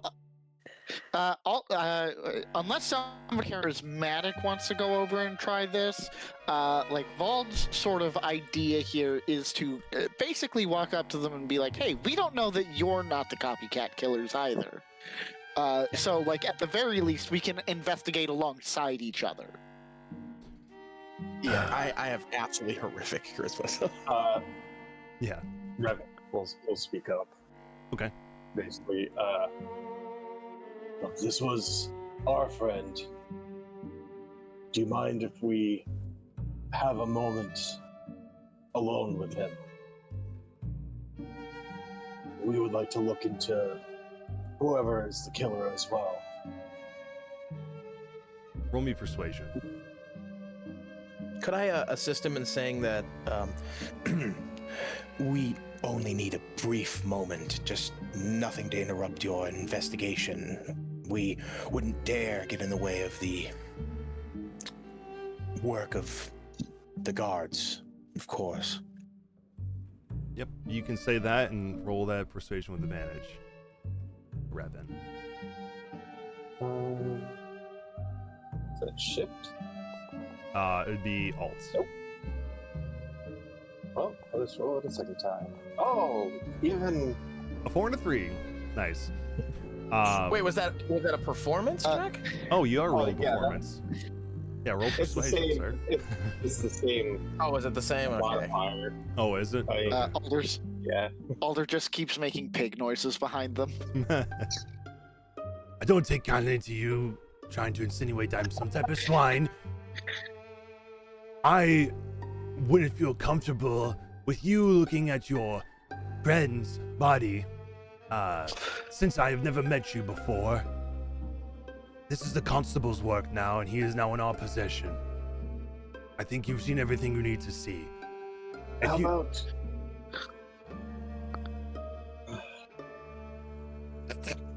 what if we got the express permission from the mayor? From Mayor Somerton? Well, if you think that the mayor will let you interfere with the constable's work, then by all means, but probably by the time you get back, we'll have moved the body and getting them prepped to be buried. Some investigation you're doing. And the other guy will step in and say, listen, whatever your names are, newcomers here to Wickamore Village, I must implore you that Doris here, she does fine work. She's not here to cause any problems. I understand this is your friend. But we can't let you meddle with evidence. I hope you understand that. If you want to find out what happened to him and you want to help us figure out who's behind this, I would implore you to at least give us your alibis as to where you were last nights, so that way we can at least cross you off of our list of our possible suspects. And then from there, should you prove that you are not responsible for this, perhaps you could help us. But Doris, she takes her work very seriously. I wouldn't push it. Let her do her work. If you can prove to us that you weren't the killers, then perhaps you could help us. You can't prove a negative. Sure you can. I'll do it right now. I can prove I didn't do it. I was at home with the missus. And I had a fun night. Okay. All of them can detest I was screaming all night. Was that you screaming all night? Yeah. Injury. And then questionable alcohol. And he'll look down kind of at your stomach and go, oh yeah, that's starting to stink. Yeah, I can see why you might be screaming all night. That looks painful. You might want to go see the surgeon. If you need dental work, you might want to get that too. Do you have teeth? No. Oh, well, maybe not teeth then. But you should go see Rendell Graham to get that, it stinks. Get that taken care of.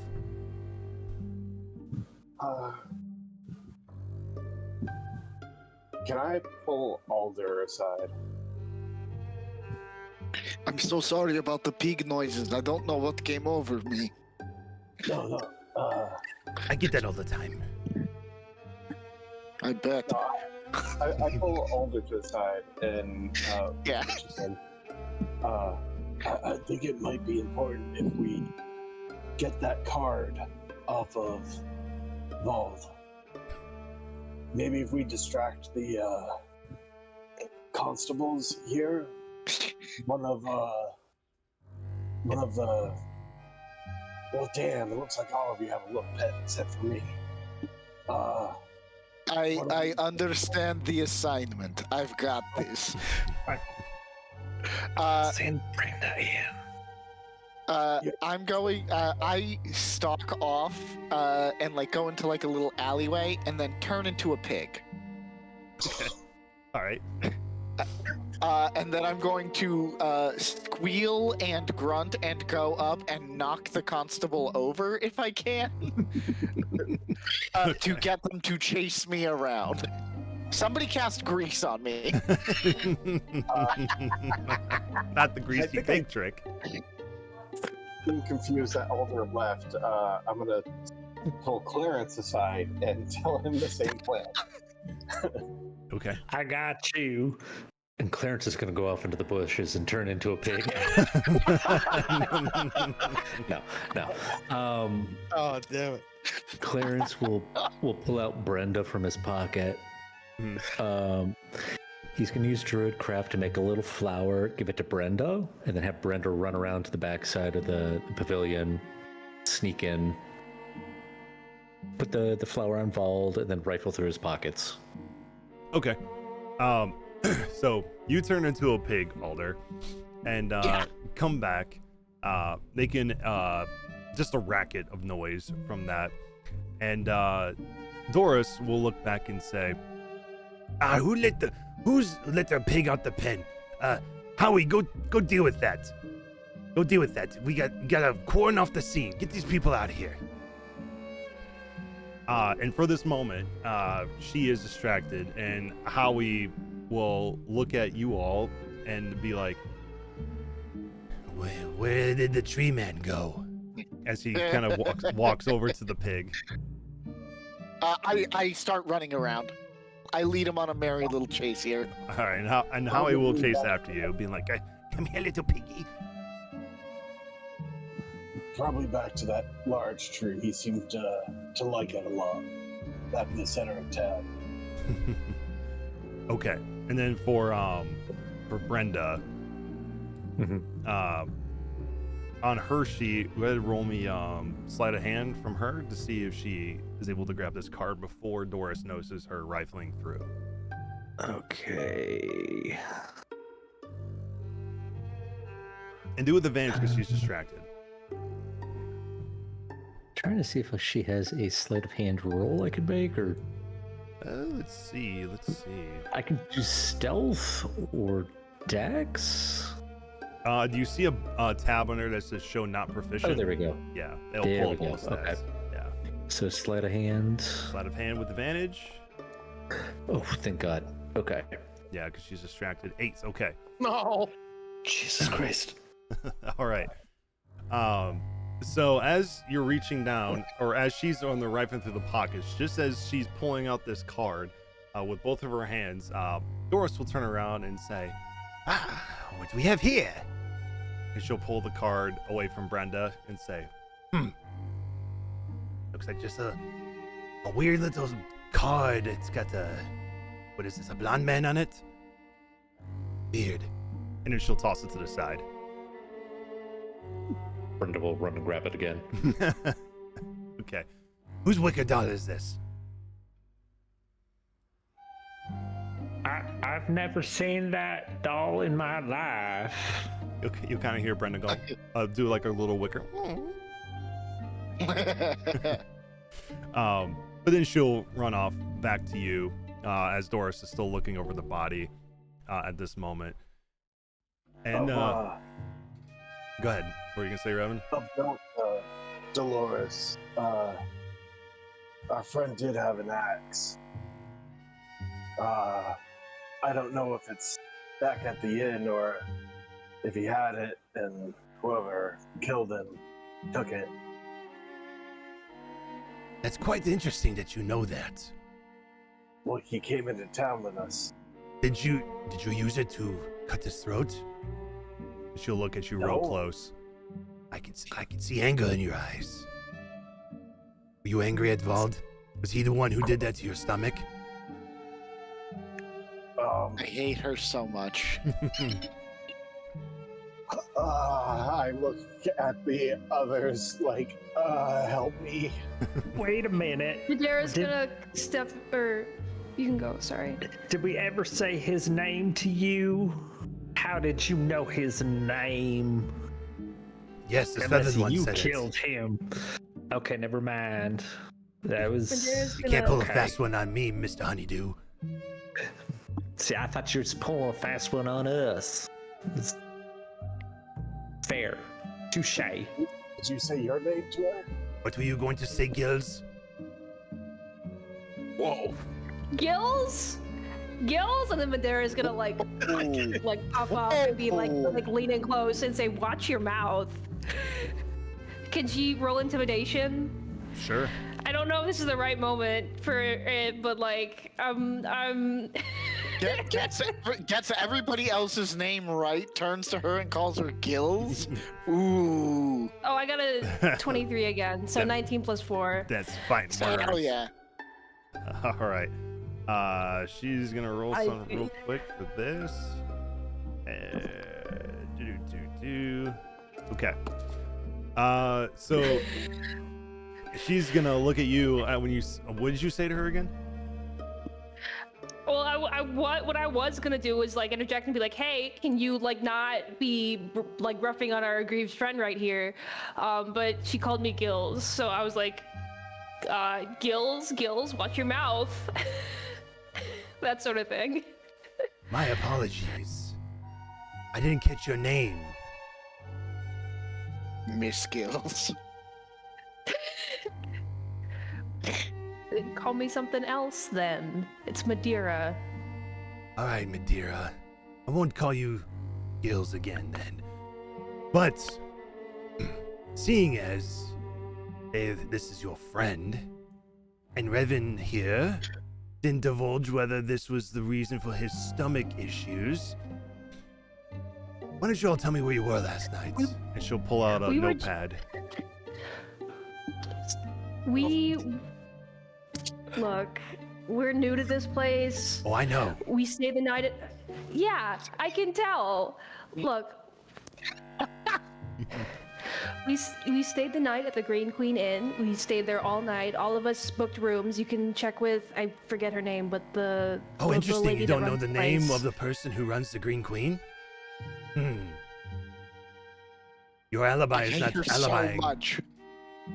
DM, can I use Pox? Can I I had a check if anyone in this stressful night. crowd is missing hit points? Like, is Bloodied or injured from like a scuffle with Vald, just to see if anyone in this area might actually be like injured from the scuffle with Vald? Because these people, this is just wheel spinning. These guys don't know anything.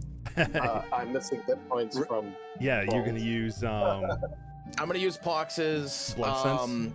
Blood sense. He can know any creature, like bloodied creatures, like injured creatures, within 60 feet of him. So he's on my shoulder at the moment. Yeah, nobody within 30 feet of you.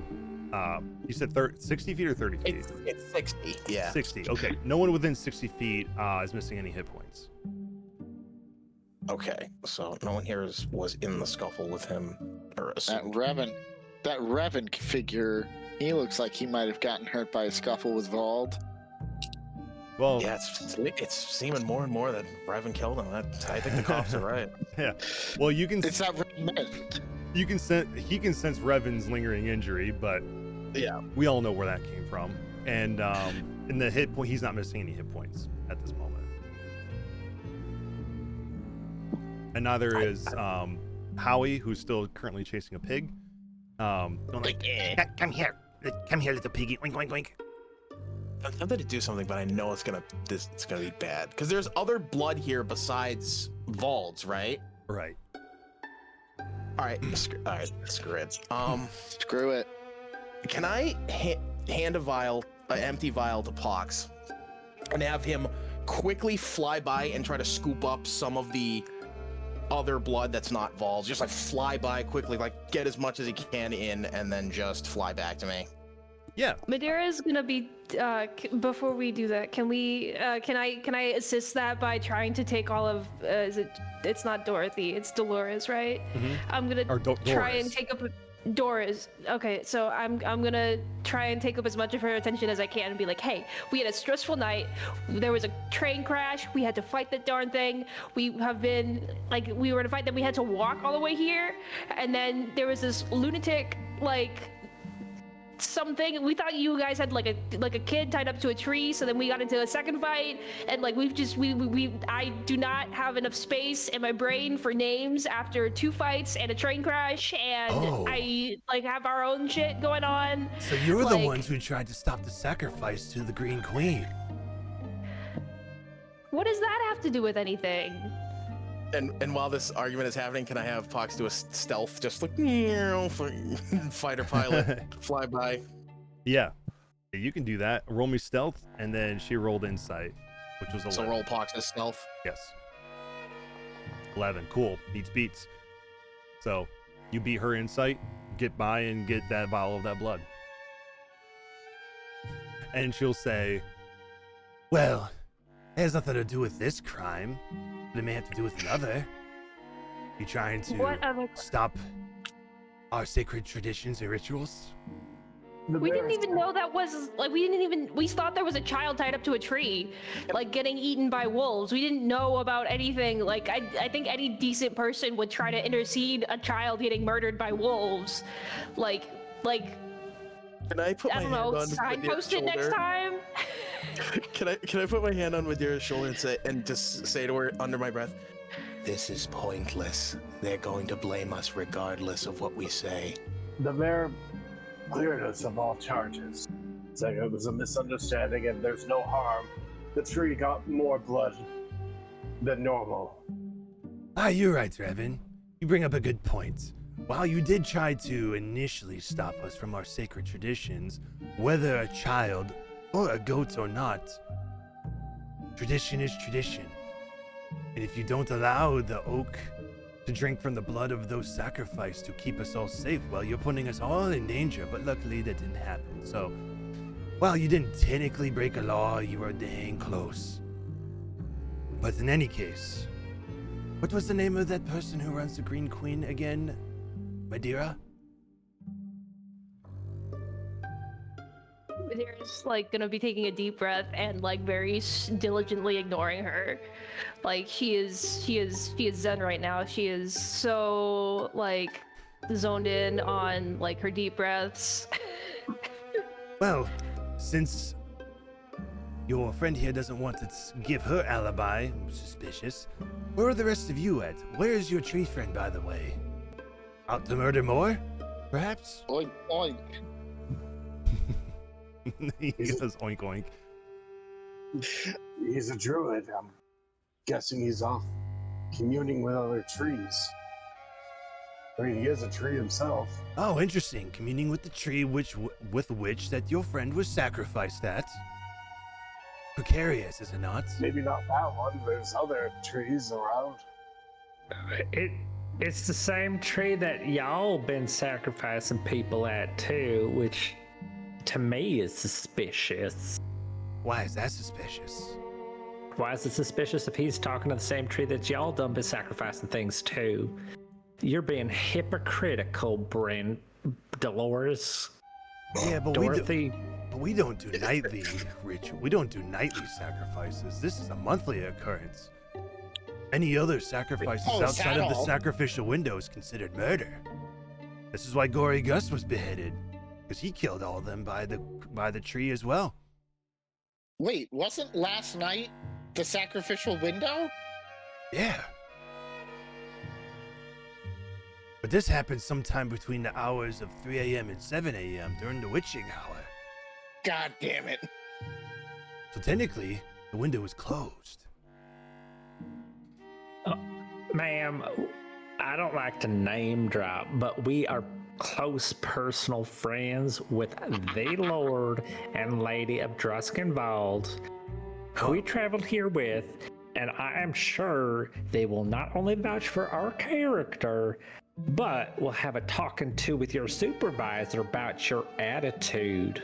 Oh, you're speaking of the negligent Lord and Lady of Druskenwald, who's never stepped foot here in Wickamore Hollow? I am talking about Now, your benevolent leader and his gorgeous, beautiful, talented wife. You'll feel free to go to the house and speak to them, but I'm sure their affairs are a bit preoccupied at the moment. Well, and I'm sure you're going to be not too pleased with the results of our conversation with them, because I'm sure you're going to be out on your behind without a job. Well, wait, what? Yeah, actually, let me get your badge number. 6234. Why would they be? I quickly write that down. Why would they be Hell yeah. preoccupied? Yeah, it seems Oh, you so were sorry. preoccupied last night. God damn it. Can we just walk away now? I'm like, I got the vial. I'm good. These people are going to blame us regardless. We need to I'm get away sorry. from these people. I'm sorry, but I can't let you walk away yet, as you are suspects at the moment. I'm just simply asking for your alibis. So far, you've told me you stayed at an inn which you don't know the person who runs it. You say you spoke to Mayor Summerton, but that's neither here nor there. And you're saying you know the Lord and Lady of the town. You haven't even said their names, but you apparently name dropped them as you know them. They're up at the estate right now, and you're down here. Why didn't you stay with them if you're such close friends? They were getting the place ready for us because they wanted to have a big, beautiful reception dinner for us in their honor because of our many achievements. Interesting. Well, in the meantime, as I can't let you go yet, I have to cross-check this, and so far it's not looking too good for you guys. I just need one of you to tell me the name of the person who works at the Green Queen Inn. Like the rest of you. He- Look, if I know, I It's don't all duh. most people's names. Be glad I know yours.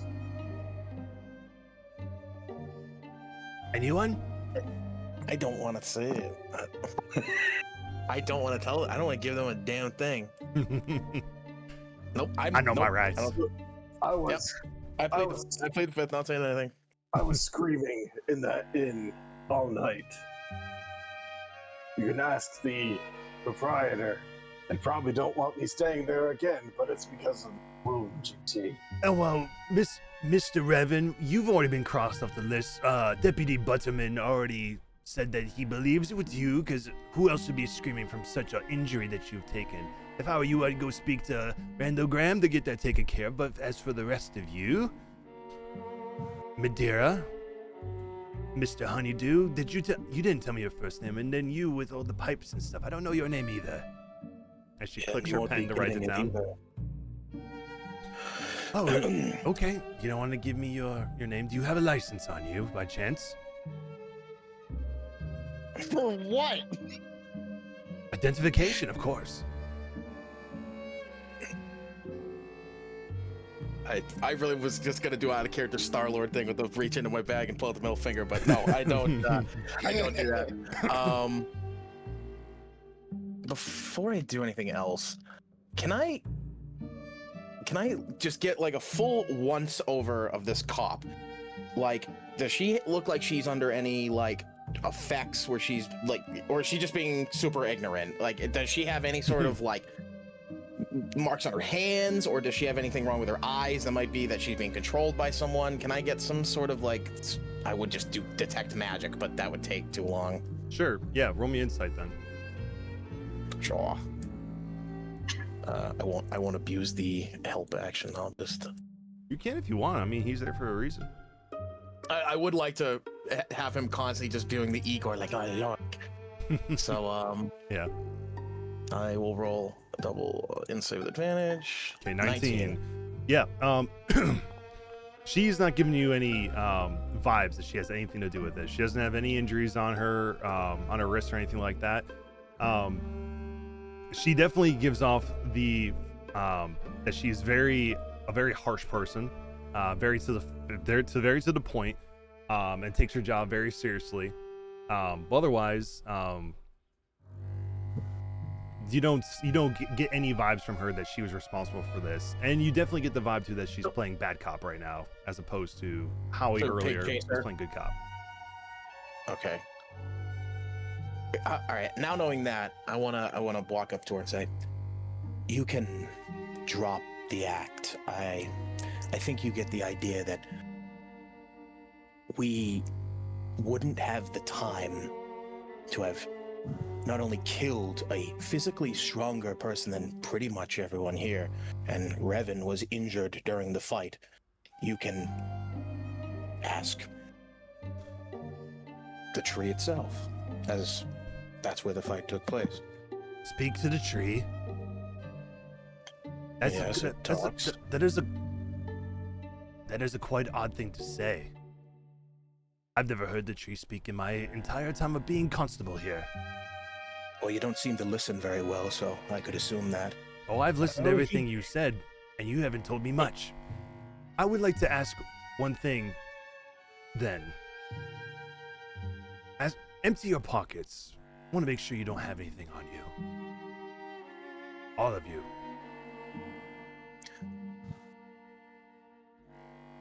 Don't worry, I won't take anything. I just want to make sure you don't have anything suspicious on you.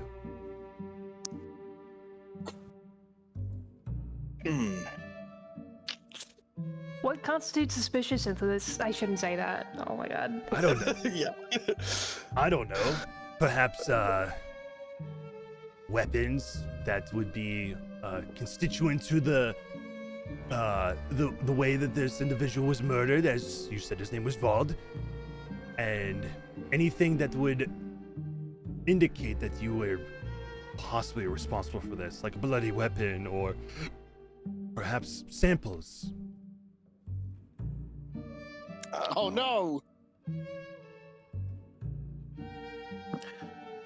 Oddly specific.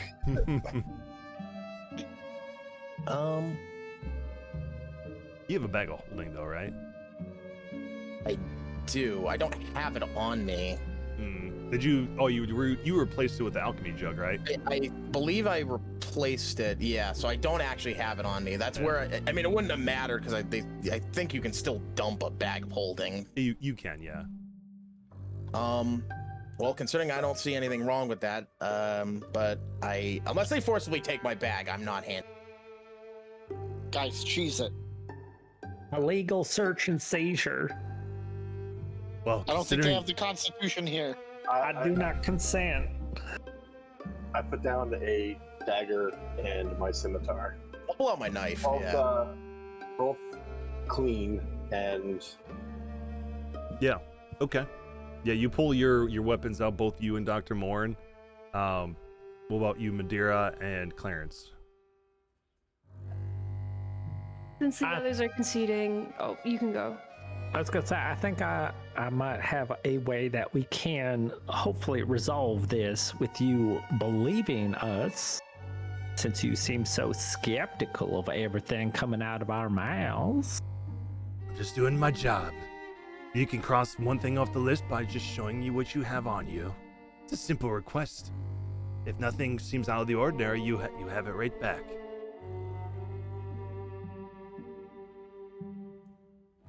You are muted, Clarence, by the way.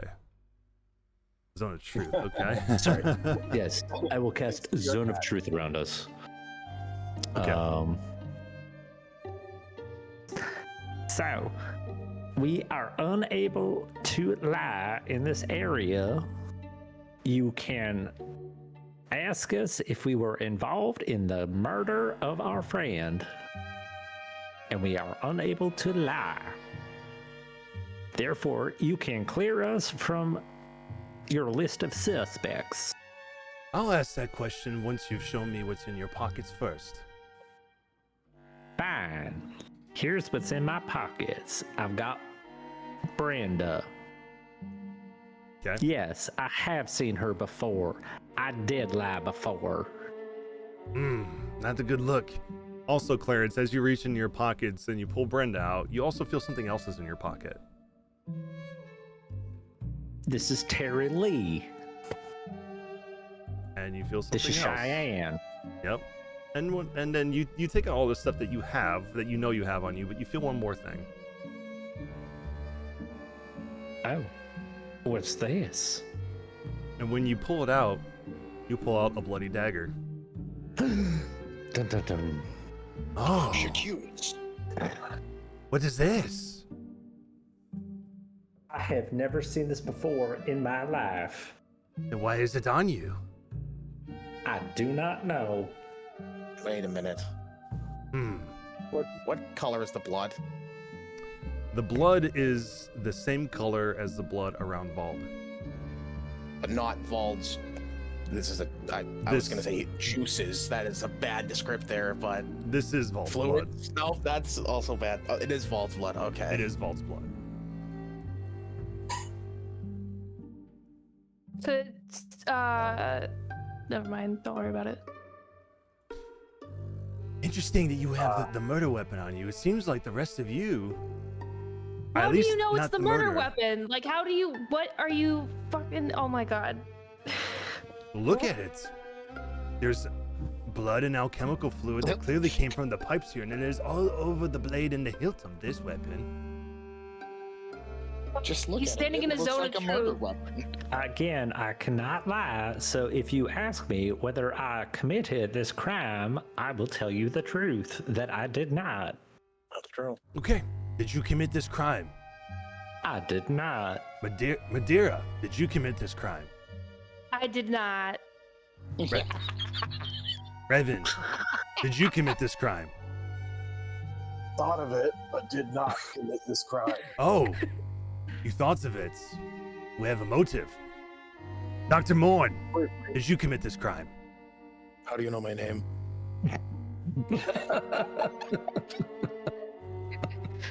I asked you a question.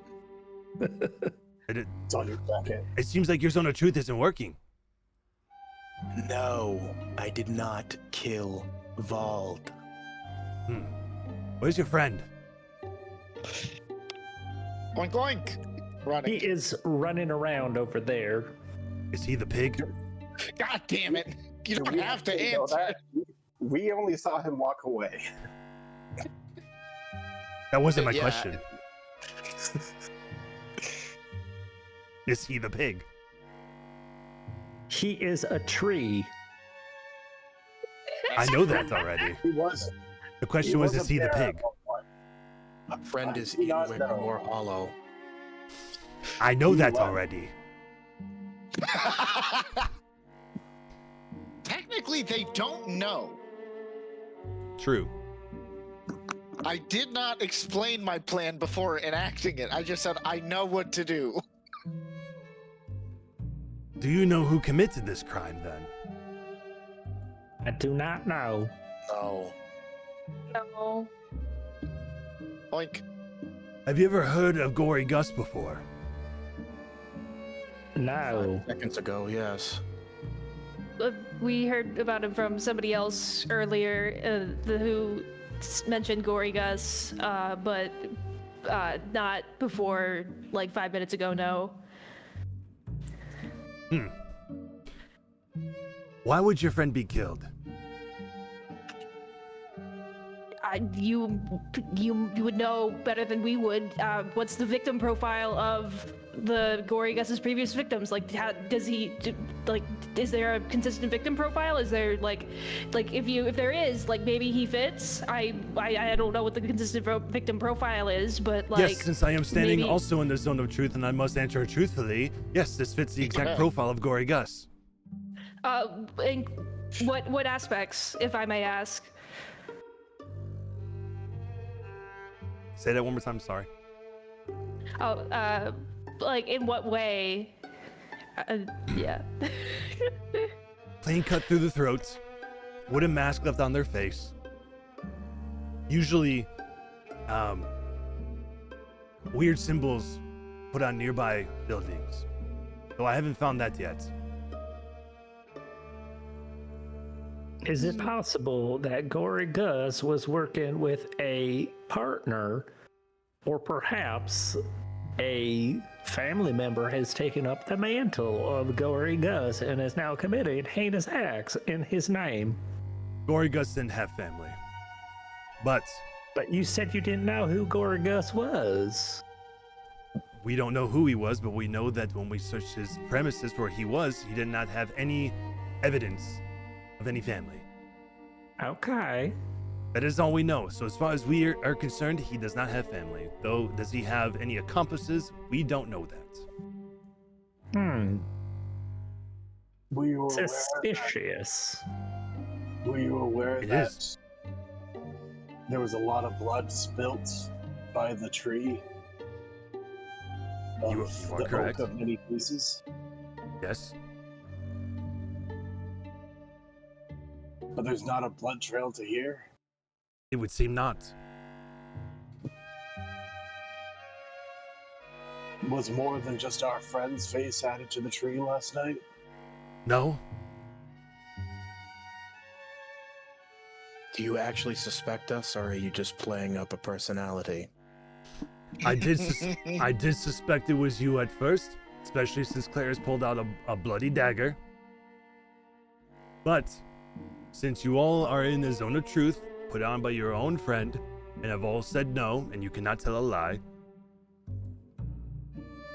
so far you are crossing yourselves off the list. Now, So far. one last question. Do you know the name of the person at the Green Queen Inn, or do you just simply forget? I have forgotten. I've got a lot going on. I mean, we all got a lot going on. I had more important stuff going on in my neurons that needed neuron space. So. The hell's a neuron? So it's this. In character, I didn't talk to her except for buying a room, but it was Alda, right? Yes, it Yeah. was Alda. Okay, that's what I had written down. I didn't talk to her, so I'm not gonna be like, oh, I know. Yeah, sure. Okay. Like I said, since you are in a zone of truth, and you cannot tell a lie, I will cross your names off as suspects. But, because we don't know who did this, and we don't want this to occur again, will you assist us in finding the murderer? I ain't gonna kill her. You're darn tootin'. So we have to do your job, essentially. I could do it myself, but this seems to be your friend. Wouldn't you want to know who murdered your friend? Well, sometimes when you want something done right, you gotta do it yourself. Your friend is right, and while I can certainly do this job myself with the help of Deputy Butterman, it would go faster if you were to assist. A open and closed case is a lot easier on paperwork. So, while we investigate the murder and find the killer, you and the pig chaser are going to do what exactly? We're going to take your friend in to the constable station. We're going to have an autopsy done on him to make sure that this was indeed the exact moniker of Gory Gus. And then we'll give you all the opportunity to give you your last goodbyes to him, and then we will bury him in the cemetery. And then if the murder is not resolved by then, we will continue to look as you are, and we will turn over every rock and every stone to see where this person may be hiding. Seeing as this happened sometime last night, I doubt that the killer is far. In fact, if it is the same work of Gory Gus, this person lives here among us, as he did. I'm assuming you're going to take that bloody dagger. Is there any way I can just look at it for a moment? If you all are agreeing to help with the investigation, I will allow it. Only if you agree. I have a similar line of questioning for you. Have you seen this dagger before, or do you know who it belongs to? She will take a look at it, and then she'll go, I don't know who made this. This seems like pretty nice craftsmanship. I would fetch to say that I would go check out Hargus's meat, as Hargus meat has similar blades as this to cut their meat up. Interesting. I would also go investigate the nearby buildings. If this is the work of Gory Gus, then he, or someone who's being a copycat killer, then his work will be on the walls. Probably involves blood.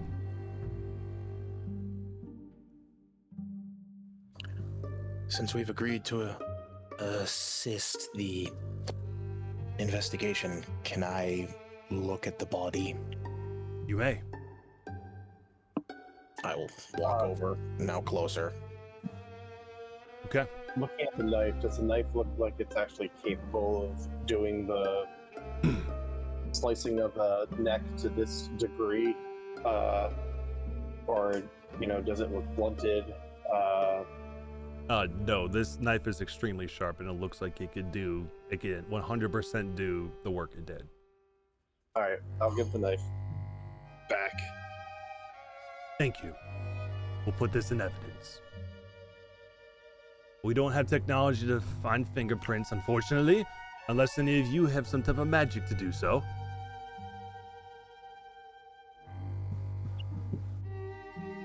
And Dr. Morton, what were you going to look at on the body? Now I can get closer. Is there any, from a distance, the glance that I had, that he had, a defensive fight, Mm-hmm. Is there any more, details I can make out, closer? Does he have any, are they, fully allowing me to, fully investigate him, or are they going to stop me if I... They're allowing you. Can I pull open his, eye and see if he was under, the effect of something, or if his pupils are, dilated, to see if he was, drugged or paralyzed when he was attacked? Yeah, with your, we'll use your same medicine you used before. You can see in his eyes that they are dilated to a point where they look like he was suffering from some sort of madness at some point, which would put him out of mind in this moment, which may relate to the fact that he wasn't as capable of defending himself as he normally would be because he wasn't in the right mind.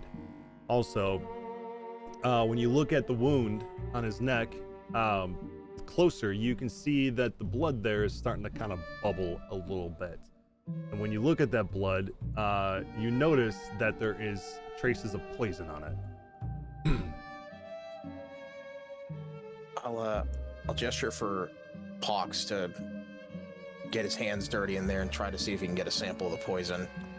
Sure. Yeah. You can take a vial of that blood with the poison that's in it. So, can I compare the poison that was on the ground that he scooped with the flyby and the one that he just got, and do they look different at all? Oh, like the blood that was in here versus the one that he picked that was different? Yeah. Do they look like they could be from different, beings or species, or is it definitely the same? They are from different species. Okay. The blood that is on, that obviously comes from him, is undead type blood, because he is a graveborn. Yeah. So his blood is different. The blood that you picked up from the extra blood was humanoid blood. And then the poison that is on this,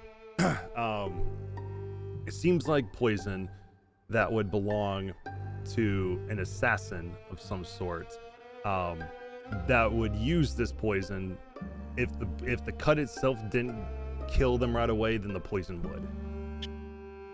Sort of like a double whammy. Can I look towards the officer? Mm-hmm. Can I see that knife just for a moment? Sure. I'll take the knife, and I want to cast Detect Magic and see if there's any remnant, like traces of poison on this knife. Yeah, you can do that. With your Detect Magic, yes, there's still remnant poison on it, and then you can sense that this weapon is a magical weapon too. That is meant to administer poison, along with the sheer sharpness of the blade, meant to cut deep. But there's still remnant poison on it, yes. Okay, I'll just cast that to waste or use the spell slot up. I mean, I could have cast it as a ritual, but it would have taken 10 minutes. If this knife was used again, would there be enough poison on it to be potent enough to have the effect happen? Like if you were to put the poison into somebody Like again? if I were to cut my own finger, would I suffer the same effects that yeah, Vol would have went through? Mm-hmm. If I did that, would I be able to figure out exactly what the poison did? You could. If you want to do that. No, actually. I'm gonna have Pox fly in front of me. Mm-hmm. And I'm gonna grab his hand, and I'm gonna ask for his hand, and I'm going to prick him with the knife. Okay. Let's see. Is he immune to poison at all? I don't know. Let's see. That was my good test. He is. He is immune to being poisoned. Yes. Okay. So he will prick his finger, and you'll feel the poison on him for like a moment. He goes, Oh, it's got a bit of a sting, sir. Any feeling at all? Paralysis? I don't feel anything, sir.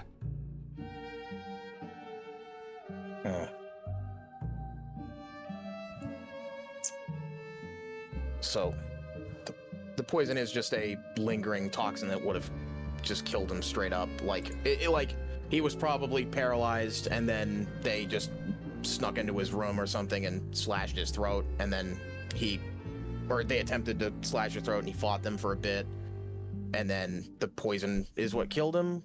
Yeah, based on everything that you have surmised so far, you would determine that whoever it was that frozen. Was someone frozen? Yep, and we are all either looking down or have our eyes. There we go. Oh, were we freezing for a second? Yeah. Oh. Right when you went to go do your explanation. Oh, okay. I was wondering why people said uh-oh.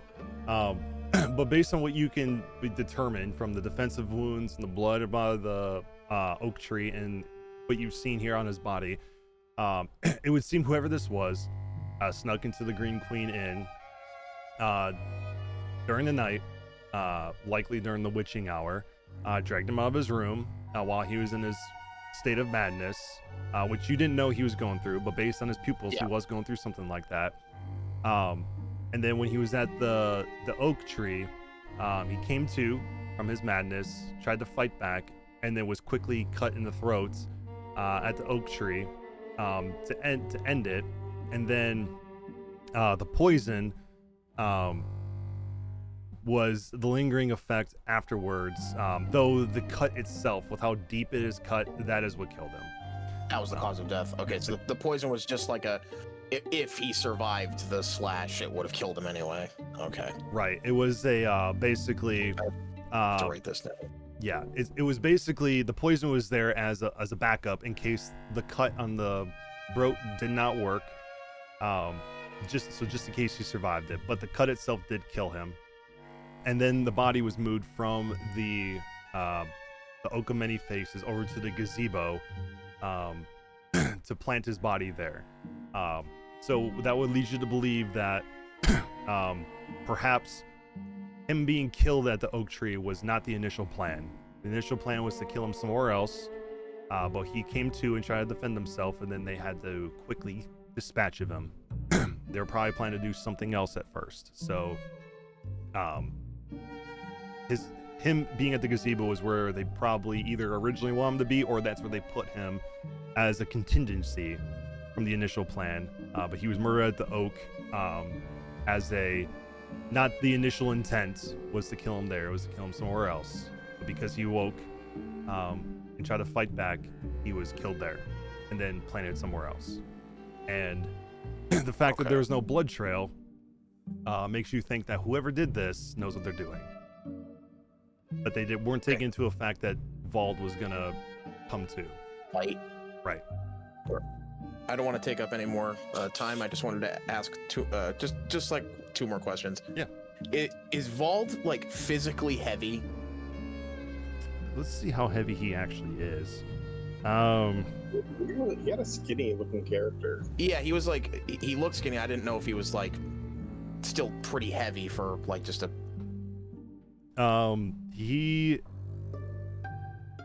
I'd say he's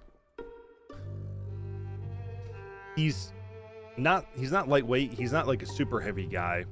He's only got about less than 100 pounds of inventory weight on him, and he probably weighs around 175 pounds as he is. So he's not lightweight, but he's not like as heavy as Alder would be. Yeah. Being a tree. So while it probably would have been a bit of a hefty thing to get him out of the Green Queen Inn and over to the gazebo, it wouldn't require somebody who's like exceptionally strong, but somebody to be able to cover up the trail to go up there would be somebody who just is who knows how to cover their tracks as best they can, though they weren't completely clean about it, but because they did leave blood there. But blood is hard to clean up at the scene of the crime, but any residual blood coming from one place to another, especially when the majority of the bleeding happened at the tree, would be easier to cover up, if that makes sense. Okay, that was my last. So just so I have everything to write down, the blood that was not Vald's was humanoid. The person that killed him was most likely not physically stronger than him. Right. The fight started at the inn, or they dragged him out of the inn when he was paralyzed from his madness. Mm-hmm. They killed him at the tree. Right. The slash itself is what killed him, and then they moved him with no blood stains from the tree to the gazebo. Right. And based on the amount of blood that is here, this blood that is in the gazebo was not due to his injury. This blood was more so like removed from him, and that's why there's more blood here pooling around him. Otherwise, like, it seems like it was post-mortem. The blood was sort of like, I wouldn't say removed, but it was assisted in coming out. And based on what you can see in the blood, since the blood is not just undisturbed pool, the blood does have disturbance in it. It looks like somebody pushed more blood out to be able to do something else with it. Okay. That's what I guess. The majority of his bleeding was at the tree. Yeah, and it's so since there's blood that's not Vald, that means Vald had injured his attacker at some point, right? Right. Okay, so we'd have to find somebody who's, well, I guess they could heal within the time, so we'd have to find someone. Healing is supposed to leave scars and everything too. Yeah. But we don't know where they're injured. Yeah, we're just looking for a humanoid, which is a general huge pool of creatures, and someone who's not necessarily, but who is quiet, sneaky, someone who can get into the inn without anyone hearing. Mm-hmm. Which I guess they would have had an easier time because of all the screaming, so it would have covered up their footsteps. Perhaps Alda? I think that would be the easiest suspect to assume, yeah. We don't know that nobody heard them. We haven't talked to Alda yet. I'm not the greatest at, finding things and whatnot. Constable, if you could show me where the surgeon is, I think I'll take care of that part and try to get back on my feet to help when push comes to shove. Oh, also, Yeah, you can keep saying that, but one thing I wanted to add for Dr. Moore too, based on the injury to him, it seems like this person who did the slashing, based on the way that the cut looks, this person was left-handed. Oh, okay. That narrows it down, or somewhat. It helps, yeah. Does it look like it was surgical precision? I look down at my own left hand that I use. Right. I do have one thought, and it might just be way out there. But both myself and Madeira, well, why don't we talk? We should probably talk about this elsewhere.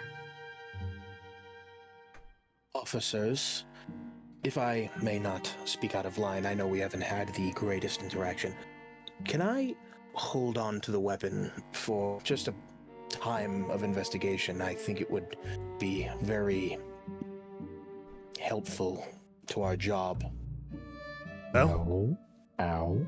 seeing as I have already crossed you off as suspects, since you have discovered looking for the body that this person couldn't have been you, and you've also told me all the truth with your zone of truth, yes, you can keep the dagger if it would help with the investigation.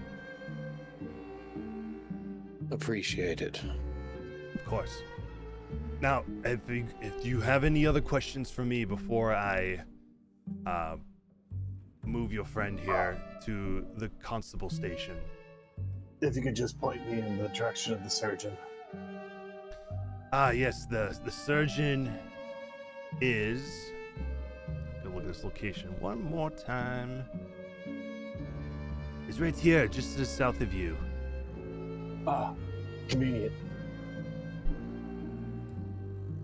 He should be open now. Well,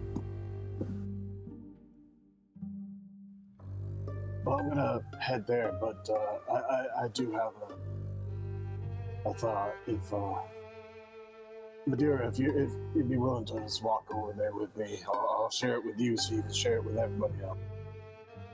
Madeira will follow. So as we're walking, both of us had a vision of the priestess, who, likes to wear masks and inject people with stuff. What if this place is trying to warn us about her?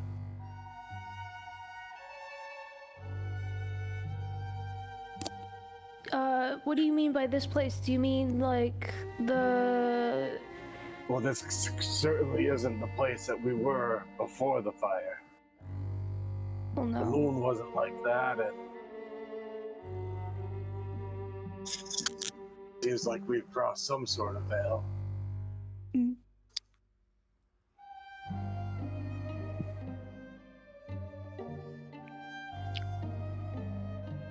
So, do you want me, It's just a thought. If you could share it with the others. I will. Do you think there's an intelligent design behind these visions? I'm wondering if we both had part of the same thing happen.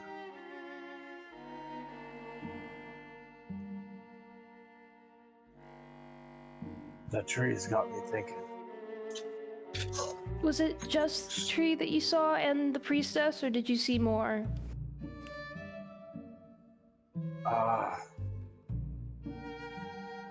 Because I saw more. Saw all of you dead. And I saw my friends that I killed.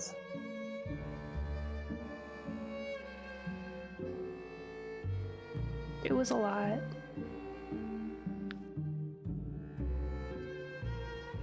I'll tell them.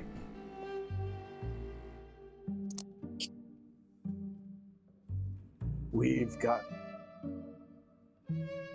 to help this place. Things got to change here. Something has got to change, yes.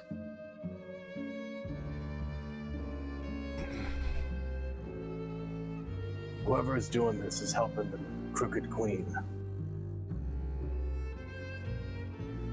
Didn't what's it called? The ghost with the horns, that say something about a Crooked Queen as well? Or am I tripping? No, I think he said like, oh, I'm not there. No, sorry, that was like at least half above table, like. Yeah. Are No, you I talking about think the train you're right. hopper? Yeah, the train hopper. Yeah, sorry. His I have words. like no difference between like. Yeah, You no cannot stop her plan. That is what he said. Yeah. Okay, so it did not specifically reference the Crooked Queen.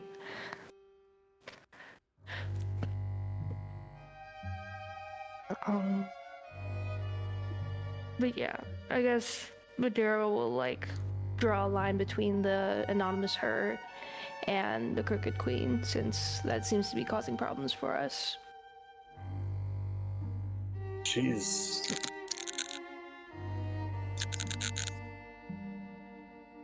Apparently there are things called dark bargain Oh. that she makes with people. I don't, like the rest of you, I don't remember my past, but apparently I made one. Oh?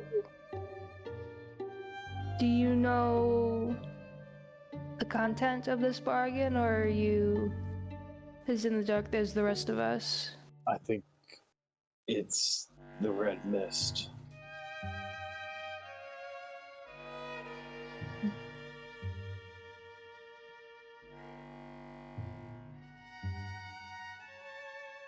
So, it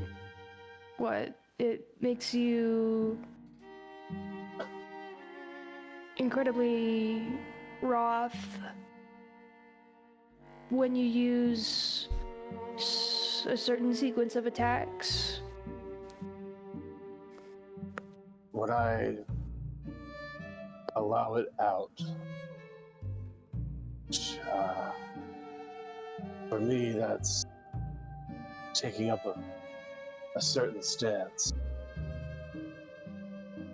centering myself a certain way. It makes me faster. But at the cost of I can lose sight of friend and foe. Can't stop. I don't quite know when to stop.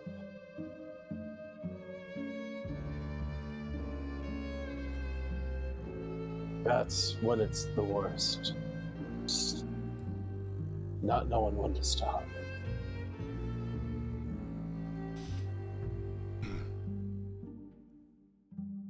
Can Madeira, I guess, just take notes about like dark bargains and the Crooked Queen and like question mark and like that sort of thing, and then can she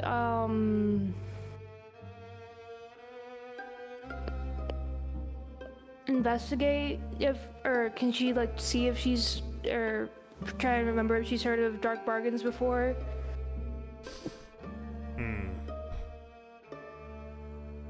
I would say at this moment, I don't think you know enough about the Crooked Queen to know what a.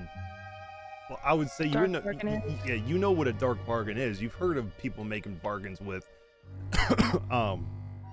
entities and dark and otherworldly powers and ancient powers before, but you don't know enough about this Crooked Queen that people are talking about to really know what the nature of what she does. You've only recently heard the name. Okay, that tracks. I guess, yeah, she's just gonna make note of it and think about it. Look, I've been told a lot of things that I am not allowed to share. But I was also told to use the curse to make things right. So I'm gonna need y'all to trust me. Please tell that to the others too. I will. I walk into the surgeon's office, or the barber. Yeah, the barber surgeon. Yeah. Yeah. Okay, before we do that, for everyone else, while you guys are assuming staying at the gazebo while Revan and Madeira are heading there, what are you guys doing up there at this moment?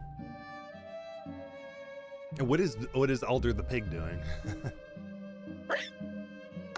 Alder is absolutely going to, like, as people are moving away from these cops, Alder is going to sort of hop if I can, either hop over the fence to that abandoned church looking thing. Yeah. Or run off into the woods if I can't jump over that, turn back, and head down to the tree. Yeah, I mean, you can hop the fence, or you can walk right through where the opening is right here.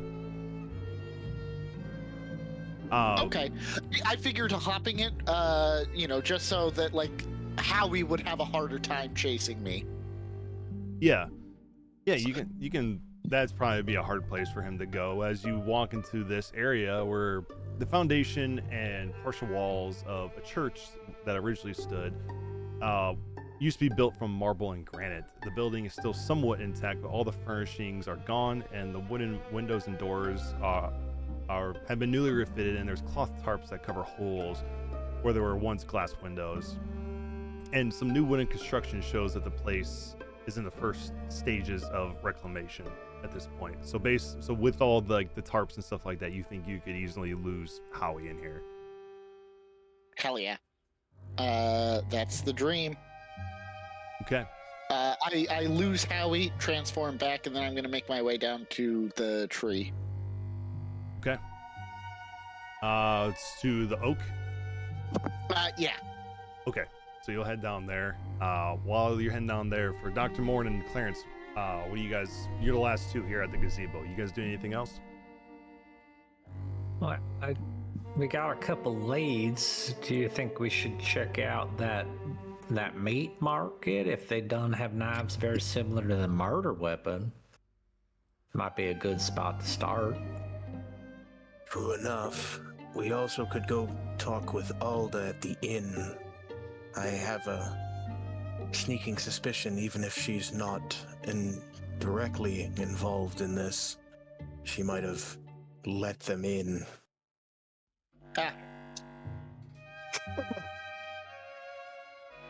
I guess let's start there, and maybe she can also tell us where the meat market is, because I don't know.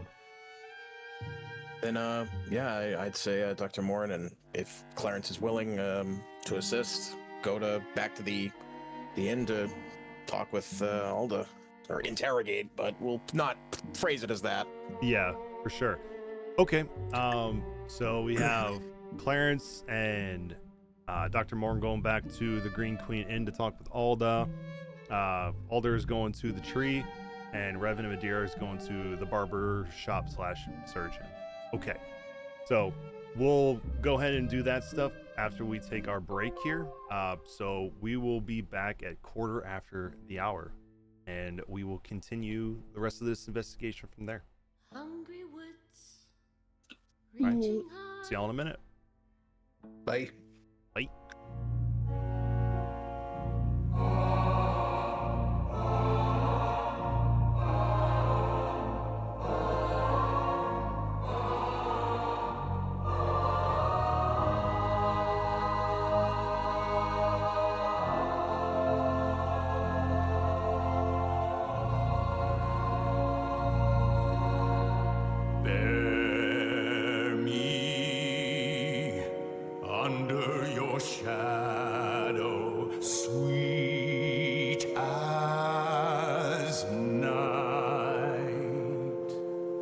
No light can pierce me through. Nobody sees me as you do.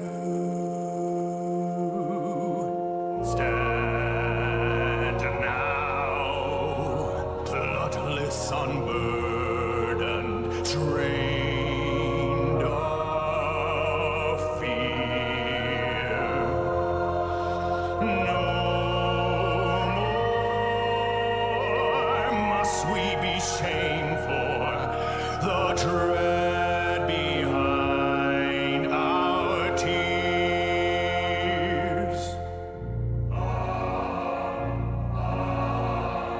Hear me, trust me, see me, love me, fear me, judge me. I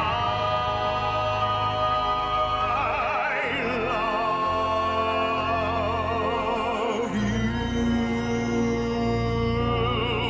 Who else can know all of your pain? Who do you know could carry their shame as long as you have, but never again? For I am filled by endless love and suffering for you.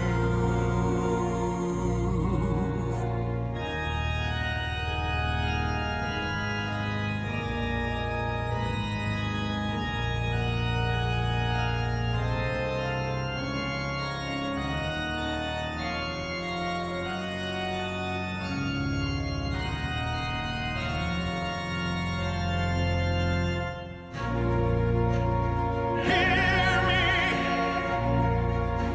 see me, but I know is God's true gift. What thin black crape her love portends, with hearts agape. Come, souls afflicted, I shall fill your house with all her cold and hollow truth.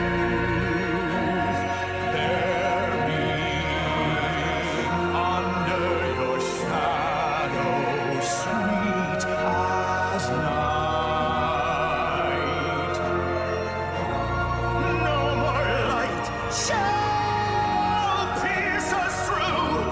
No one can love you as I do.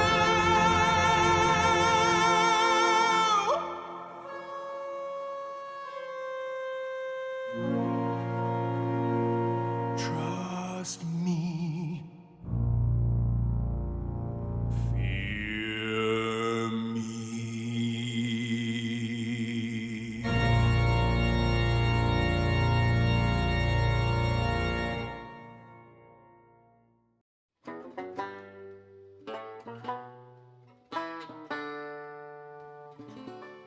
Under a sunken sky, 5 cold light birds huddle in the sallow weeds, cackling at me. And it's times like these I hang my head and wonder why I never tried to fight for myself. What a grim and gloomy scene, just you, the wind, the dying weed, friendless, dreaming. You wonder if you're incomplete, a husk without a grain of seed, and that's what they see.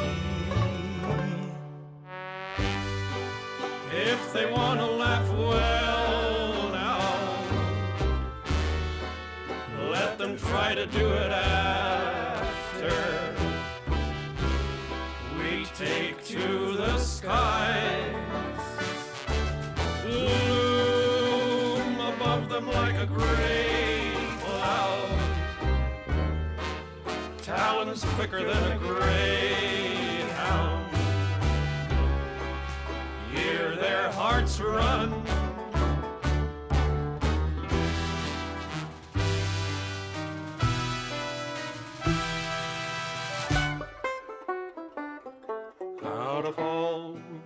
things I've seen and done.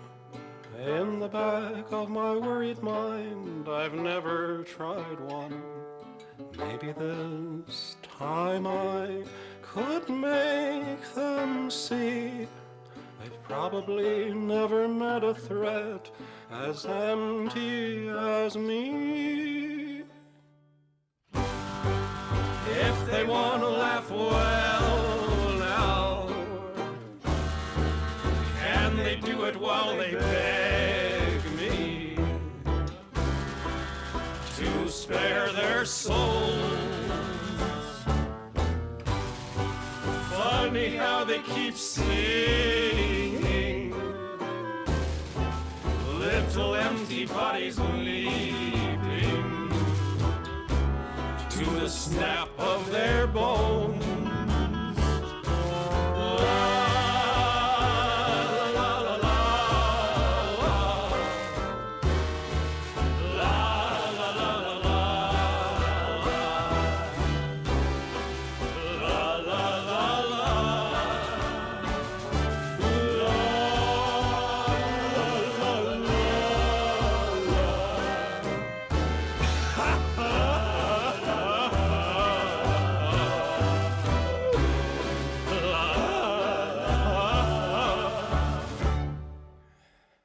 Under a sunken sky, two coal-eyed birds huddle in the flattened wheat, staring up at me.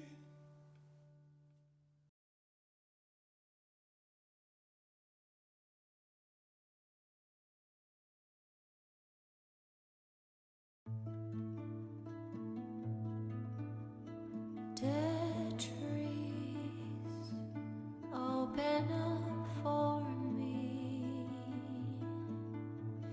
teeming with all these crawling thieves, gnashing and scratching over your rotted rings. Dead leaves make a bed for me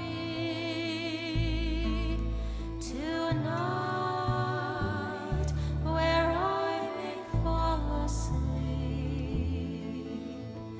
dreaming of morning, when I shall mourn for thee. Judge me not for what I've become. There's nothing more left to be done. All that remains is long dead and gone.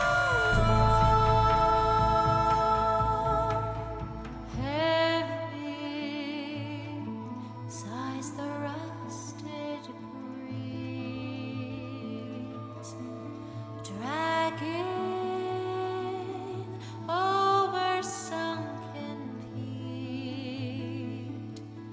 Roses once blood bloomed, wither in ashen heaps. Buried all these fleshed dreams, no more fighting night with their heat, slack and receding, cold as the earth where they sleep. Judge me not, my jury of bones, glaring from eyes gray as stone.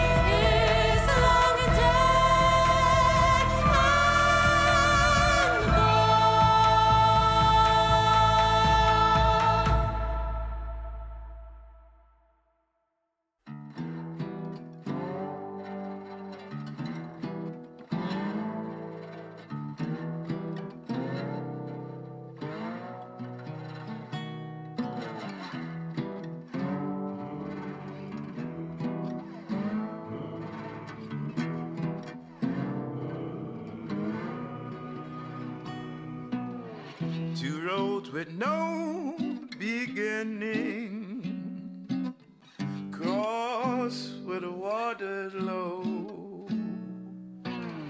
The ground isn't dry, but it holds up just fine under tow. Don't mind me, I'm leaving soon. Wish I could say the same for you. Isn't it nice here by the lagoon? It's never too late to take in the view.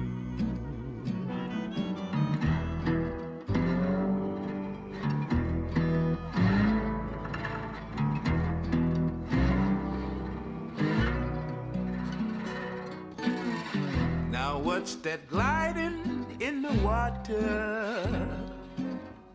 Blank eyes drifting above.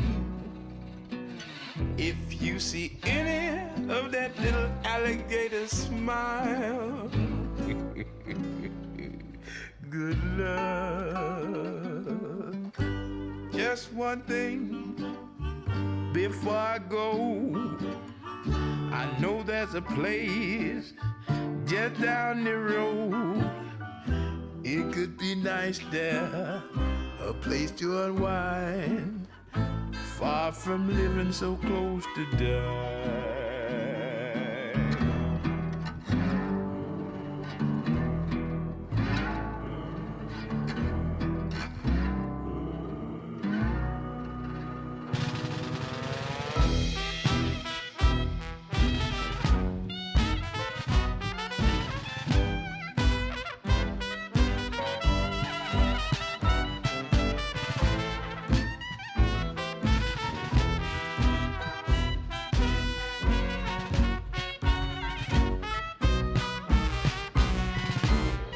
What kind of happiness would be your happiest? What is that one regret that you must get off your chest? What are you so afraid of losing that you lose everything? Unless she is rolling by, steam blowing in gloomy light, just follow my lead and I will get you on board alive. But isn't it nice here by the lagoon? If you'd rather stay and take in the view.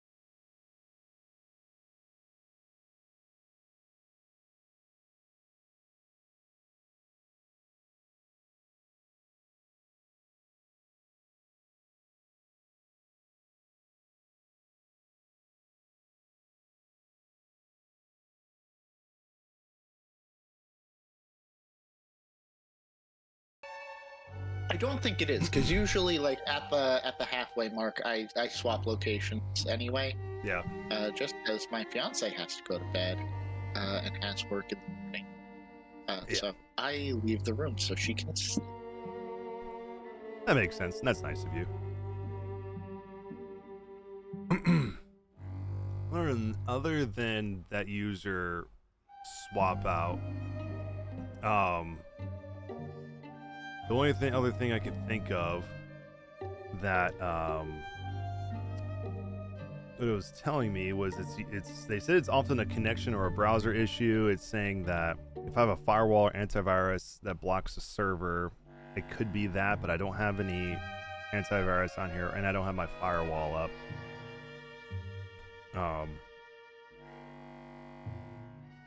You guys don't have VPNs on. My port forwarding is fine. Let me check my invite link real quick. And it's my connection is good, so my port forwarding is still fine.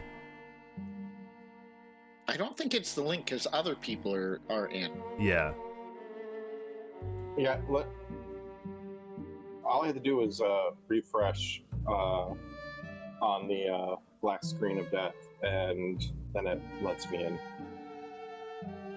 Tried that. Dude. Well, in any case, I've made it this far. That's true. That's true. We'll see if it gets in. You guys keep doing your thing. If you can't get in, hopefully next time we can get in. I will go back to the drawing board to figure out if it's something on my end that's specifically for you two, because I know Madeira, you had this issue last week and it got fixed with a private browser, but for some reason it's not working this time. And then for you, Alder, no idea what's causing it for you, but something definitely is.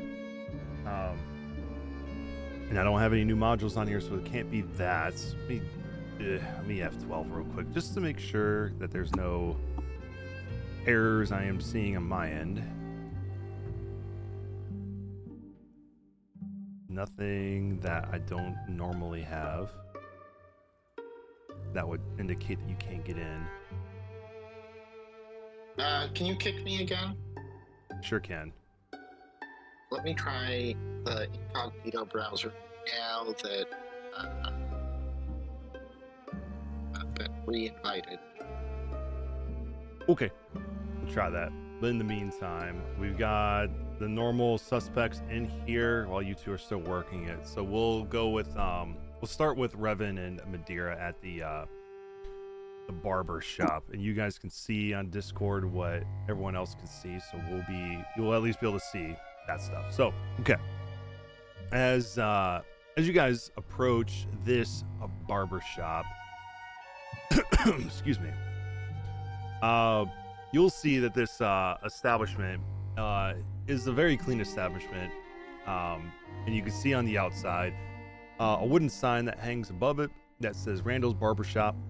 And when you walk inside, you can see numerous amounts of barber chairs, about 4 on each side, with respective mirrors in front of them, different hair cutting tools and things like that. And sitting in one of the middle chairs off to the right hand side, you can see this man sitting in the chair, currently sleeping.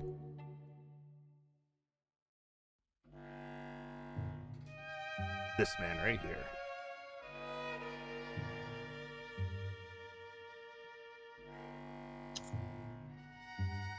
And he is sleeping in the chair. I'm gonna like clear my throat and be like, Thanks for the follow, by the way.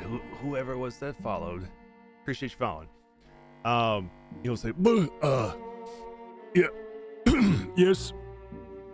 What can I do for you? Well, I'm definitely not here for a shave. I was hoping that I could see the doctor here that performed surgery. Oh, yes, that would be me. Randall Graham, at your service. I own both the barber and the surgeon here. Okay. I got this wound here that seems to be festering a bit. It's quite deep. Let me take a look Hurts at. like a son of Let me take a look at that. Oh, that's got quite a stench on it. How'd you get this injury, there, friend? First took an axe to the gut, and then my doctor friend tried to help by pouring some questionable alcohol in it. Oh. What kind of alcohol did he pour in there? Whatever the strongest stuff that green in whatever that is place. Oh, had. are you talking about the Wereraven absinthe? Yeah. Oh, Yeah. I wouldn't do that again. I'm sure you had some wild dreams. If you heard screaming last night, that was me. Oh, that was you? I thought that was just some crazy kook. I thought that may have been old Rusty again. Old Rusty. Oh yeah, he's the groundskeeper at Founders Round. He attends the old oak tree in the middle. I'm surprised you haven't seen him yet. You see a crazed man walking around speaking nonsense. That's old Rusty. Probably hit you with the shovel first before he says any words. But in any case, that's unfortunate that you were having those vivid dreams last night. That Wereraven absinthe will do that to you, even if you drink it a normal way. Seems like you took it a strange way to put it in your stomach, but of no matter. It's a pretty deep wound. I could stitch it up. And potentially heal it. But it's not cheap. How much you talking? Well, if you want the full healing to get rid of it completely, that's probably going to cost you around 300 gold. But if you want a quick stitch up, I could do it for 100. It will at least keep your bile from being from outside and keep it inside at least. All I have is 100, so I'll do that. All right. Well, if you have a toothache, I'll throw one of those in for free. I don't exactly have teeth, though. Oh, it doesn't look like you do. Oh. All right. Well, just sit here in this chair and I'll go get my sutures. And you'll head to the back to go get some twine and some needles to do so. Madeira, if you want to go help the others, I think I'm fine here. Are you sure? Oh, yeah. I'll catch up in a little bit. Both of you guys, real quick, give me a perception check. For you, Madeira, if you're not in the VTT, go ahead and roll on D&D Beyond if it'll let you. Otherwise, Perception? I'll roll for you. Perception, yep. I am getting all the 19s today. All right, 21. 21, okay. Madeira, you'll be the first one to notice it. Revan, you'll also notice, but you'll notice afterwards. Madeira, you notice as the as Randall goes to the back, you'll see a some kind of creature skitter off from behind one of the chairs and run out the front door. And to you, it looks like a weasel. And the weasel is carrying a tooth and running out of this building, I should say. And then Revan, you'll notice the tail end of the weasel run out just before it comes out of the building, but you won't notice what it has in its hands, but Madeira will. Was that a weasel with a tooth in its paws? I didn't see what it was carrying, but yeah, that was a weasel. Sir, you know you have a weasel problem? What? As he yells from the back.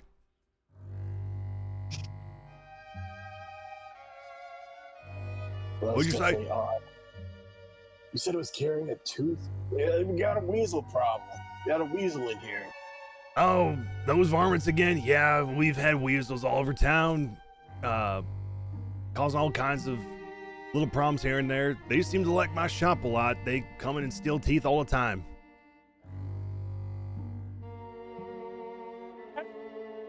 There's one that comes here every once in a while that looks real strange.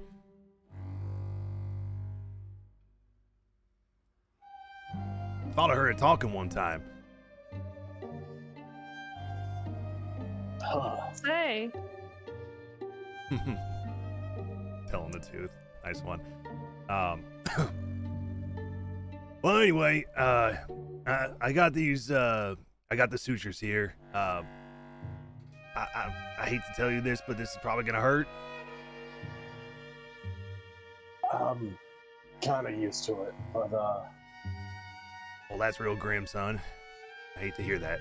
But here, and you'll hand you a like a towel that you would use to put around someone's neck when they're getting a shave. And you'll say, "Here, bite onto this." Yeah, I roll it up and put it in my beak. All right, he'll then take some antiseptic and put it on your wound, which will sting for sure. And then you'll see him cast some sort of spell over it to try to clean it up. And then he'll say, "All right, hold still, please."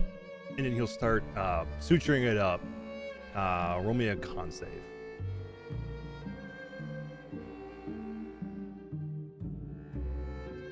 Okay.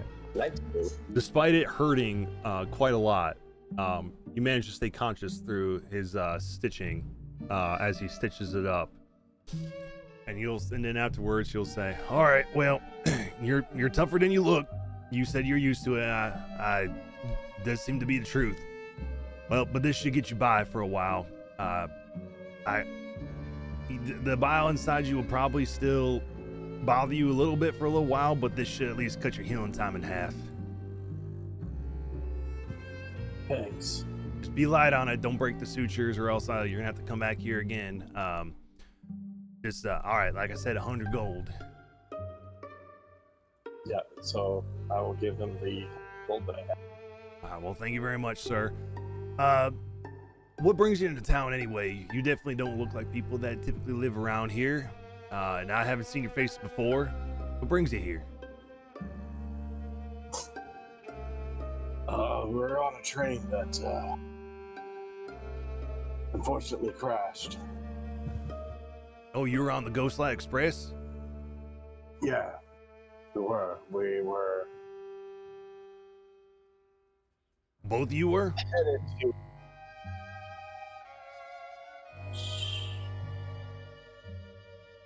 Yeah, both of us were. I think the name Wickamore Hollow. That's where we are right now. You darn tune right. This is Wickamore Hollow, and you're in Wickamore Village. Yeah, and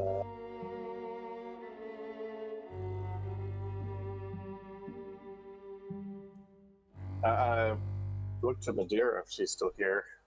where was it taking us? Crescent Court?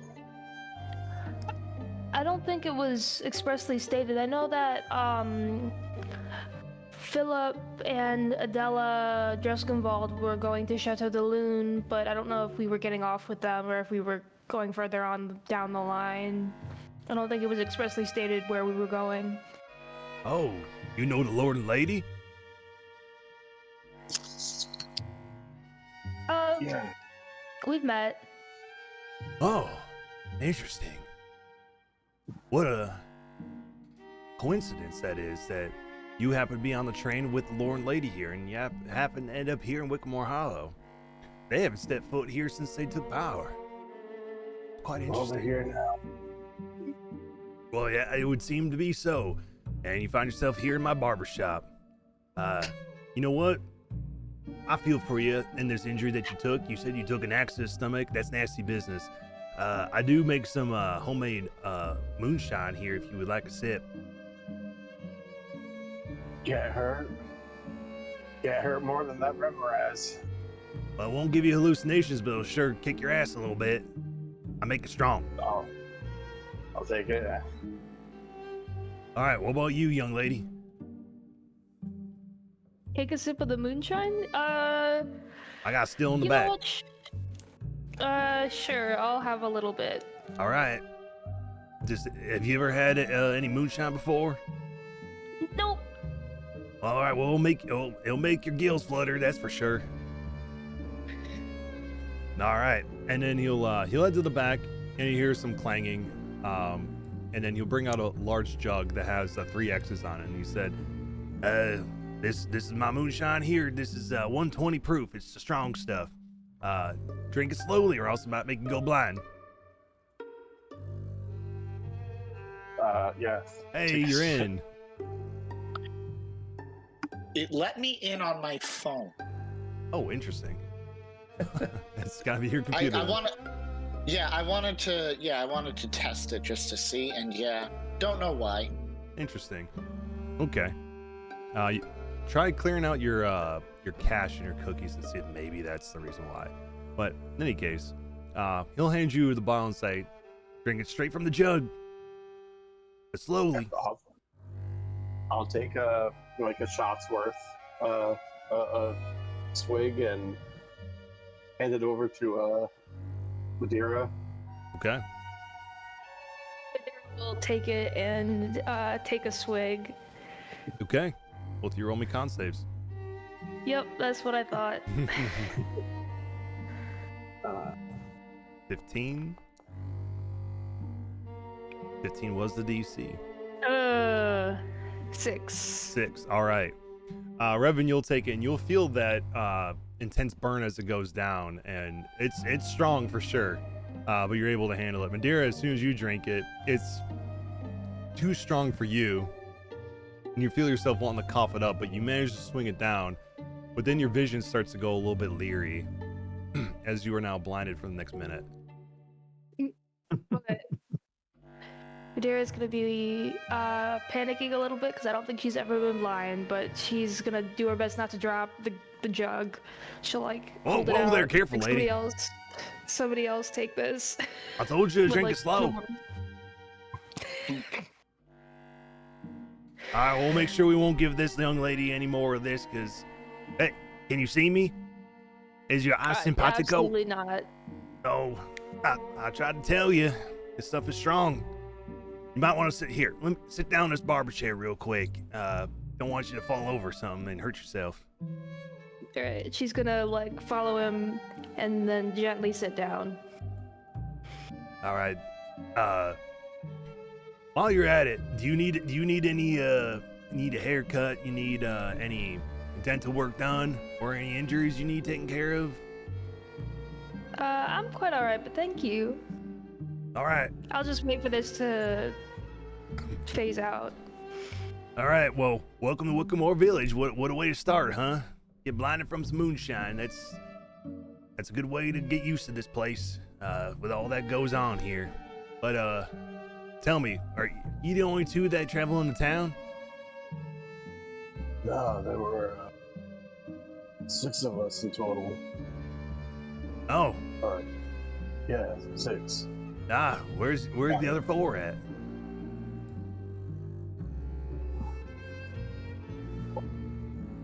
Fortunately, one of us is possibly 6 feet under by now. Oh. Well, I'm sorry to hear that, friend. Is that what's going on over there at the pavilion? Yeah, something about Gus being back. Oh, Gory Gus? Yeah, our friend unfortunately met him last night. Well, that's just downright impossible, friend. I witnessed his beheading at the Oak over a year ago. Actually, a year ago today. They believe there's a copycat person. Well, that ain't good. If there's a copycat killer here in town, it ain't gonna stop at your friend. If he's the first, if you don't solve it soon, it's probably gonna be another one tomorrow, and the day after, and the day after. No, we're working with law enforcement.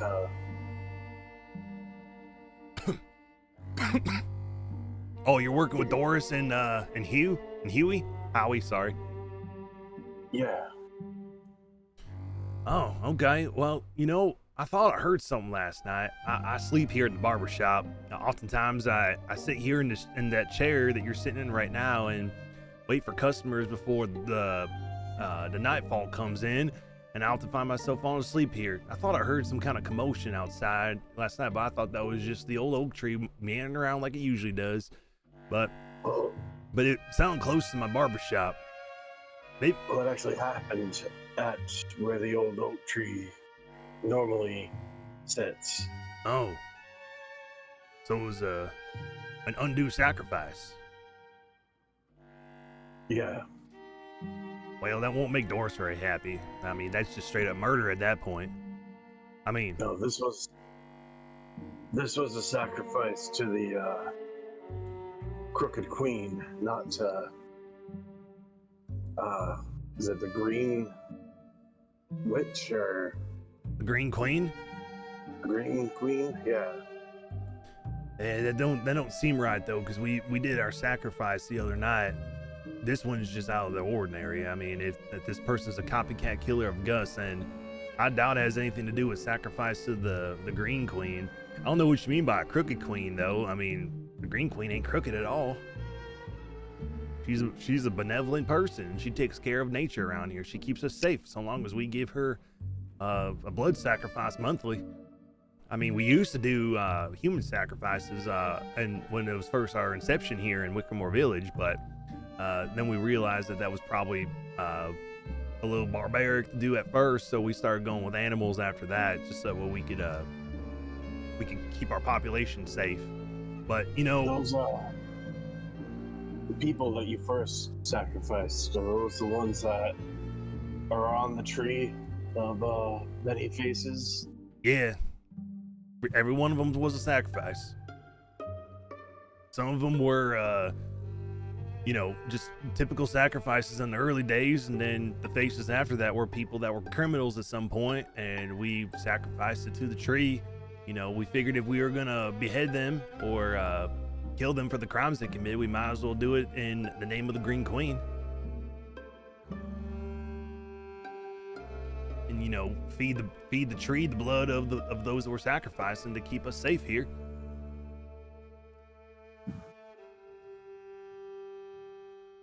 Right. Is that strange to you guys? I mean, you seem like you're from somewhere in Dreskenwald. You seem like you're from, well, you definitely seem like you're from Allmarsh. You from, I can't remember the name of that province. I don't travel much out of Wickermore Hollow. Apparently I shut down the Google Doc. I have a hard time remembering exactly where I was from. From here and there. Astramar? Yeah, Astramar, that's the place, yeah.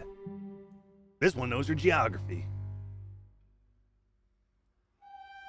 All right, well... yeah. Astramar is where I was originally. Well, you find yourself in a place that's not quite like where you're from. I mean, you'll find at your time here, well, if you ended up here on the Ghostlight Express, it's precarious why you decide to stop here in Wickermore Hollow, especially for the Druskenbalds if they're here, because they've never come here before. But you'll find this place has become quite strange of late. Besides, Gus, copycat killer? Well, I mean, yeah, that's quite strange that we're getting someone who's doing a replication of what Gus used to do, but I mean, just in general, I mean, crops ain't growing like they used to. I mean, we used to have crops growing all the time up at Foxwillow, but seems like they're having a little problems up there with growing the crop like normal. I'm not sure why that is, but it's all kinds of things like that been happening all around the Hollow. How long have you been doing the sacrifice to the tree? Oh, well, since the town's inception, which we don't even remember when the town was first founded. It was before my time. But since then, since the town first came around.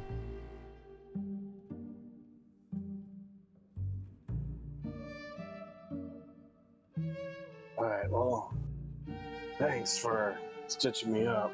Can you see yet? Say it one more time? I was asking Madeira if she can see yet. Yeah. Hello? Can you see me? I think not yet. It's probably been about a minute with this conversation going on. Okay, then yeah, I can. I can see a little bit of light. Oh, hey, back in the world of living with us. Here, you know what? Because I feel bad for doing that and for stitching up your friend, here. You can take this gallon of moonshine on the house. Just don't be drinking it slow. And, you know, if you ever come across any enemies that you want to try to poison, well, not necessarily poison, but if you give them some of this moonshine, maybe you'll get the same effect. Stick it in the water and make them drink it real fast, and maybe they'll go blind, and you'll be able to rob from them dry. Just don't do it here in Wickamore Village, because Constable Doris will have you in the stocks here real quick. You don't want to be in her jail cell. As you said. All right. Well, if I were you too, since you're looking for this copycat killer, I'd take a look around the buildings around here, because what Gus used to do back in the day when he was at his height, he used to make little blood sigils all around the buildings. All right, it's good to know. Well, I don't know if it's good to know, but it's better than not knowing and this continuing. Yeah. I don't really take too kindly with people drawing blood symbols all over my barbershop. It's not good for business. And also, if you see another weasel try to come into my shop or anywhere else, just squash the little bugger. I'm tired of stealing my teeth I extract from people. I appreciate that. And if you need another stitch up, or if you need some more shine, or if you just need your haircut or your tooth pulled, just come see old Randall. I'll be here. Go and head out. Thanks. All right. And long live the queen. Yeah. They really need to stop the sacrifice. All right. We're older. Over by the tree. What are you doing, sir?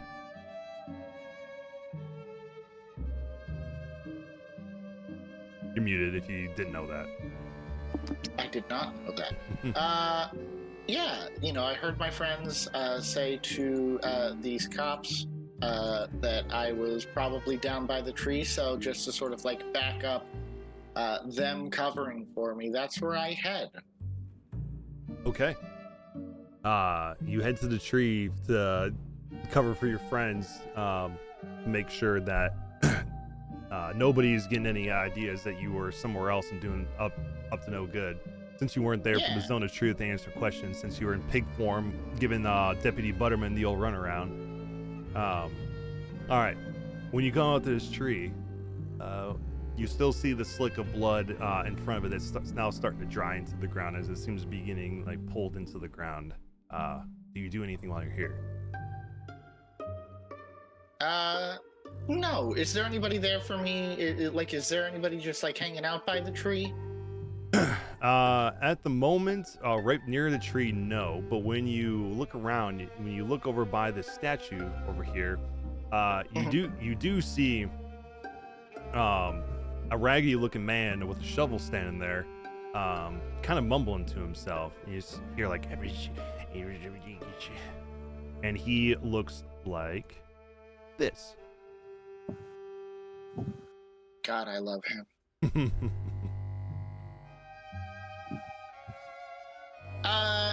You know, I'm gonna sort of hang around this tree for a little bit. You know, and if no cops come to accost me, then I don't know that I particularly I have any. I will sort of reach out with Druidic here, and you know, I will ask the tree, you know, since it was out and about at night, if it saw what happened to Vault in Druidic. Yes, I did see what killed your friend. Can you tell me? Who it was? Will you tell me? Well, I didn't see their face. They were wearing a mask.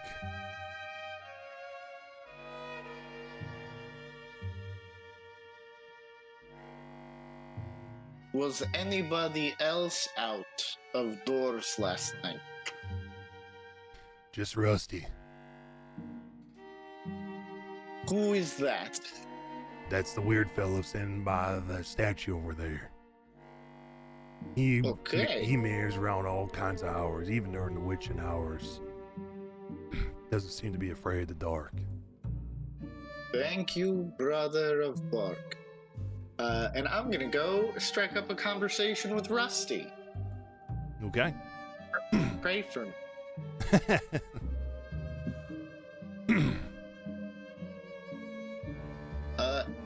Hello. Stand back. Don't come any closer. Okay. What you want? Stay back. What you want? What you want with old Rusty? Just to know if you saw anything strange last night. I didn't see anything. Old Rusty didn't do it. Okay. Why do you look like that tree? We could be related, perhaps. Distantly, though. No. Very distantly. I'm from a different forest. I didn't know that tree had family. I thought that tree was a lonesome old tree. I thought he was my only friend. All trees have family. That tree had parents. What are you talking about? Well, in order to make a new tree, two parent trees have to come together and... I don't want to hear that. Stand. Don't go any closer. I'll hit you with my shovel. I have not moved. It looked like you twitched. Nope. Listen. I understand you're very jumpy. I'm a very big, scary guy. You have your shovel. I have my stick. You keep your stick away from me. Not reaching for my stick, just mentioning that it's here. I am concealed carrying a stick, and then I like turn my body to show him. So I see your stick. Both of us are armed. Both of us very clearly dangerous. You got that right, mister. Why do we not treat each other as equals in this regard? Yes? You're speaking mumbo jumbo. What you want with old Rusty? I didn't see nothing. Okay. Do you mind if I sit? Do you like sandwiches? I love sandwiches. Do you know where I can get ingredients to make a sandwich? Maybe you and I could sit here, have some lunch together. Yes? You ain't gonna poison it, are you? I don't want to end up. I don't want to end up like that guy. I will make the sandwich right next to you, so you can absorb the fact that I am not adding poison. You can even come with me to get the ingredients if you do not trust me. What kind of ingredients? Well, I do not know. What kind of sandwich would you like? Not peanut butter. I'm allergic. Okay, no peanut. Yes, no peanut. Do you know where I can find the ingredients? Where I can buy them? Yeah. Yeah, I do. Would you like to come with me? I will leave my stick here so that you will feel more safe. Not really. I prefer to stay here. This is where I stay. I take care of that tree. If you want to get ingredients, go to Bread by Holly. I'll be right here. Okay, can you point me in that direction, sir? Yes. It is. Where is 14 at? Ever so elusive numbers I put on here to help me, and it's not helping me whatsoever. Oh. Yeah, it's right here. It points to his left. And do you know where I can get meats and cheeses? Is there a particular meat or cheese that you prefer? I prefer bologna. You can get that at Hargis. Okay, so Hargis. Yes. Cheese? also Hargis, or is there a different place? Bread by Holly should have cheese. Bread and cheese. You get the meat from Civ Hargis. Very good. I will go and collect those. Would you like me to leave my fish here to keep you company? No. Okay. And I'm gonna go and get sandwich ingredients to try to win this crazy old man to my side. And he'll watch it the whole way, and he's like, "You're talking trees, talking nonsense. I only know one tree that talks. Can't be two trees that talk." Okay, so you'll head to Bread by Holly and Hargis Meats. And Hargis Meats, it is, I believe I said it was location 15 right here. Is it? Yes. Yes, it is. So, Bread by Holly, right here. Hargis Meat, right here. Okay. Hell yeah. Cool. You'll head that way for Dr. Morn and Clarence. You guys are heading back to the Green Queen Inn. You'll pass by Alder as he's having this conversation with this kooky old guy standing in the middle of the founder's round here, who is armed with a shovel.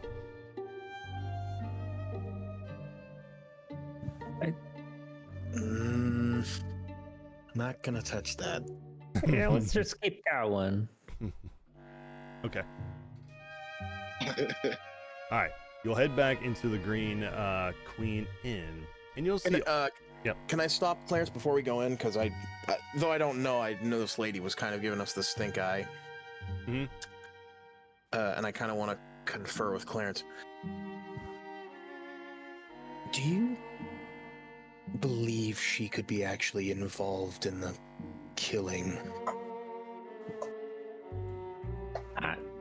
I don't know about the killing, but it's possible she's in league or cahoots with the actual killer, given that, Vald was staying here last night and someone came in here and presumably abducted him.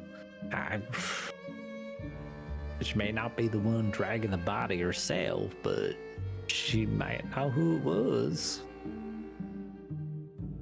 I get the feeling we're not really welcome here, so maybe we should tentatively approach this interrogation. I use air quotes. Exactly. Softly. You catch more flies with honey than you do with vinegar.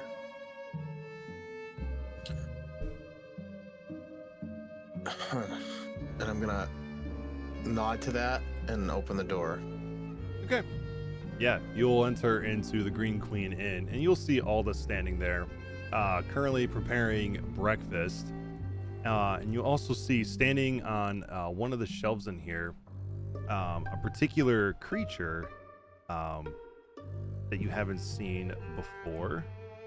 And it looks like this. Sick. We want that around food preparation. You're right. Yeah. Actually, that's the one that prepares the food. Yep. And that creature is standing there just watching you intently with its all white eyes, seemingly blind, but watching you intently. And as you enter in, Aldo will say, "Oh, hello. You left before breakfast was served. Would you like your breakfast now?" I'll reach into my pack and pull out a gold coin and say, or two. I'll say, actually, yes. 2 breakfasts for me and my compatriot, and I'll hold it out and see which hand she reaches for with it. Okay. Yeah, she will. As soon as you drop the coin, she'll immediately grab it with her right hand. Okay.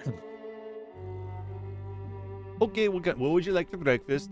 We have anything you can think of. I'll fetch it up for you.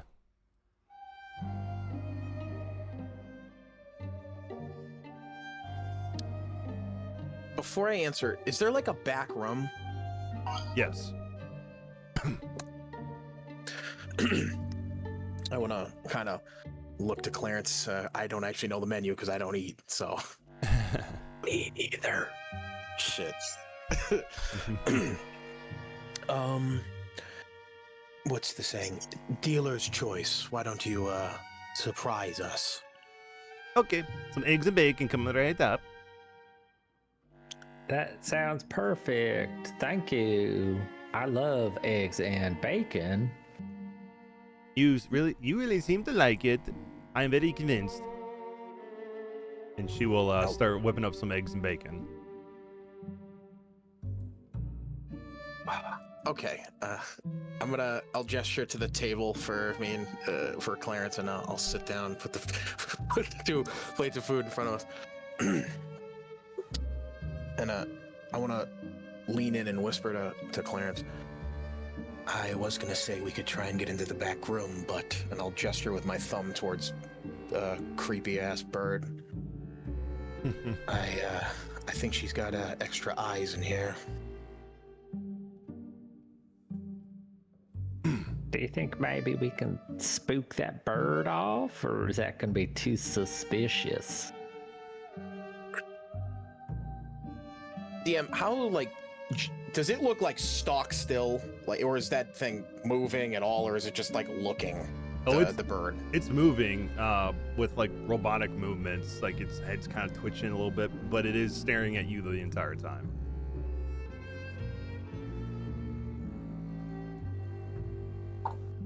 Because there's a couple ways we could do this. I'm terrible at stealth. What is Alda doing after she handed the food? When she finishes the food and brings it to you, she'll actually sit down at the table with you guys and say, "So, what are you guys up to this morning? Are you involved in that little whatever's going on outside?" Well, involved in a manner of speaking. What do you know about it? Well, my little friend here apparently saw there was a commotion outside. I sent her outside to see what was going on, and she told me that somebody was no longer part of the living. That's all I know. That is accurate. The bird spoke to you, is what you just said. Oh yes, this is my familia. Does it say anything? It won't say anything to you. It will speak to me. I'll tell you what it tells me if you want to know. Right now, it's saying that he doesn't believe you guys actually eat anything. Now, is he normally down here, at all hours, just keeping an eye on the front door? Not all hours. He's here most of the day, but sometimes I send him out to go see what's going on outside. I don't usually leave the Green Queen because most people come here to eat and be entertained or to find a room for the night, so I stay here.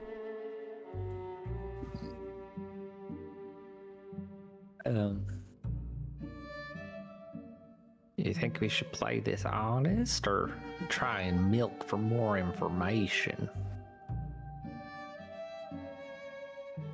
I definitely believe she knows more than she's letting on.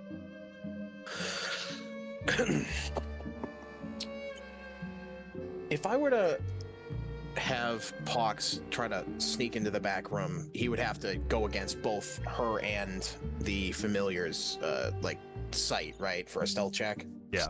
Mm-hmm. Okay, and that would completely tank our chance of getting any information. If potentially, unless he pulls it off. Yeah.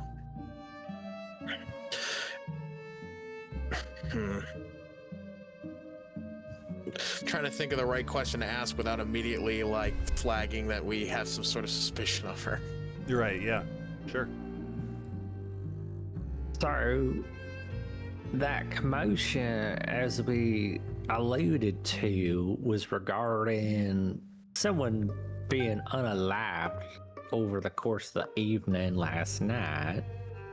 Yes. And that individual was one of our compatriots who was also spending the night here. Yes. You might remember him. I do. He was the one who smiled all the time. Yeah, he's the ooky spooky one with all the tubes. Yeah. I'm sorry to hear about your friend. Oh, thank you. You're so sweet. So it's trying to figure out what happened overnight. If like you heard or saw anything, like why he left. If it was under duress or of his own volition. She'll look over towards the raven that is standing there, and it'll kind of tilt its head and blink its eyes a couple times, and then she'll go, I didn't see anything, but it seems like she did. Oh. Why do you seem surprised? Do go on. I would, but information is not cheap. We just gave you 2 gold for food we ain't gonna eat. Well, I guess you paid for food that's gonna go to waste.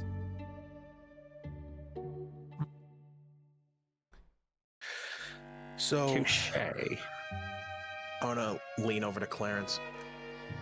We're being strong-armed, and we have the backing of the police. Are you saying this to her? No, I'm saying that as under my breath as possible to Clarence. Like with my hand kind of like up against my mask. Like just, she can't read my lips, obviously. Not like I even have them, but yeah. So you're saying you're willingly withholding information that could assist in a murder investigation? I am not withholding information. I am saying I will give you the information for a price. That, I could give it to Doris. She will willingly pay for it. You're telling me you would strong-arm the police as well? I do it all the time. They know how it works.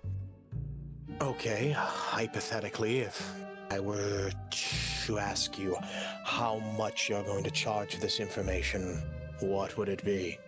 Well, I'll take payment in multiple ways. You can give me gold. You can give me a secret. You can give me an item that has some value, or you can give me power.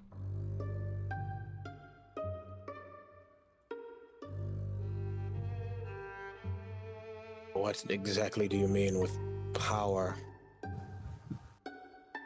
Well, that could be anything.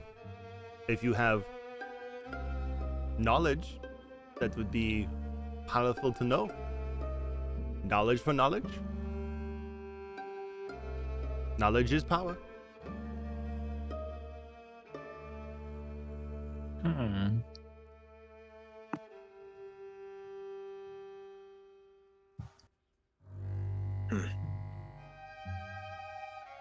What you thinking? I'm thinking that I'd like to get a bit of a hint on what kind of information we're going to get before we give over something we might regret. What about telling her a secret? You know, Mr. Masked Man, I don't think I got your name last night. I do apologize. That's very rude of me. You seem to have some skills when it comes to whatever it is you have on your person. Perhaps you could teach me something in exchange for what I know.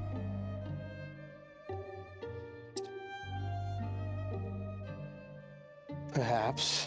What specifically do you want to know? What do you know how to do? Alchemy. I'm well versed in that sort of thing. Teach me how to use some alchemist tools, and I can tell you what I know. is she being sincere? Can I do an insight check? You Or can. is this some sort of ploy? You can, yeah. I'll have my little buddy give me words of advice in my ear. Yeah. Insight. Not good. Oh wait. Yeah, hold on. Yeah, you got uno mas. Advantage. Yes. So 10. With your 10, yeah, she seems sincere. She seems also kind of what you gauged from last night, adding that to what you figured out then. She seems mostly interested in the transaction of things, whether it's currency, gems, art, skills of any sort. She seems to be somebody who's interested in acquiring things, especially powerful things, in exchange for what she offers, whether that's a room, food, knowledge, whatever it is. There's always a transaction to it.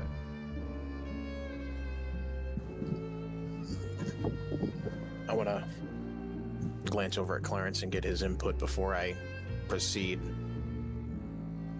I mean, it's as simple as just teaching her how to mix them chemicals, and I mean, shoot, can't be that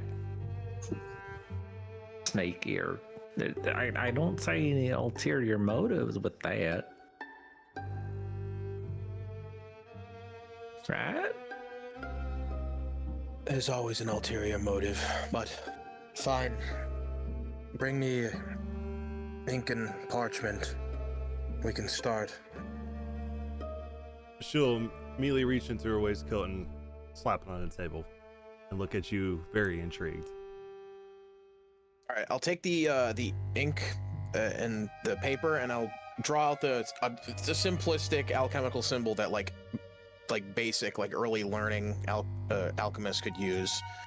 And I'll draw it in front of her, and it'll like light up, just like from me just doing it with the inkwell on the paper. Yeah. And then I'll flip the paper over and push the paper over to her in the inkwell, and I'll use magical tinkering to make the inkwell sort of have a more like bright look to it, so it's easier to do. Mm-hmm. And I'll have her try to copy my exact movements to attempt to teach her how to draw the symbol first, because that's the first start of it. Before even mixing any vials or anything, you need to understand how to create the symbol to even begin to cast it. Really interesting. And this is the basics of it, or is this all there is to it? He's like putting his fingers on his head, kind of like he's being forced to teach someone, so he's only putting as much effort in as he's willing.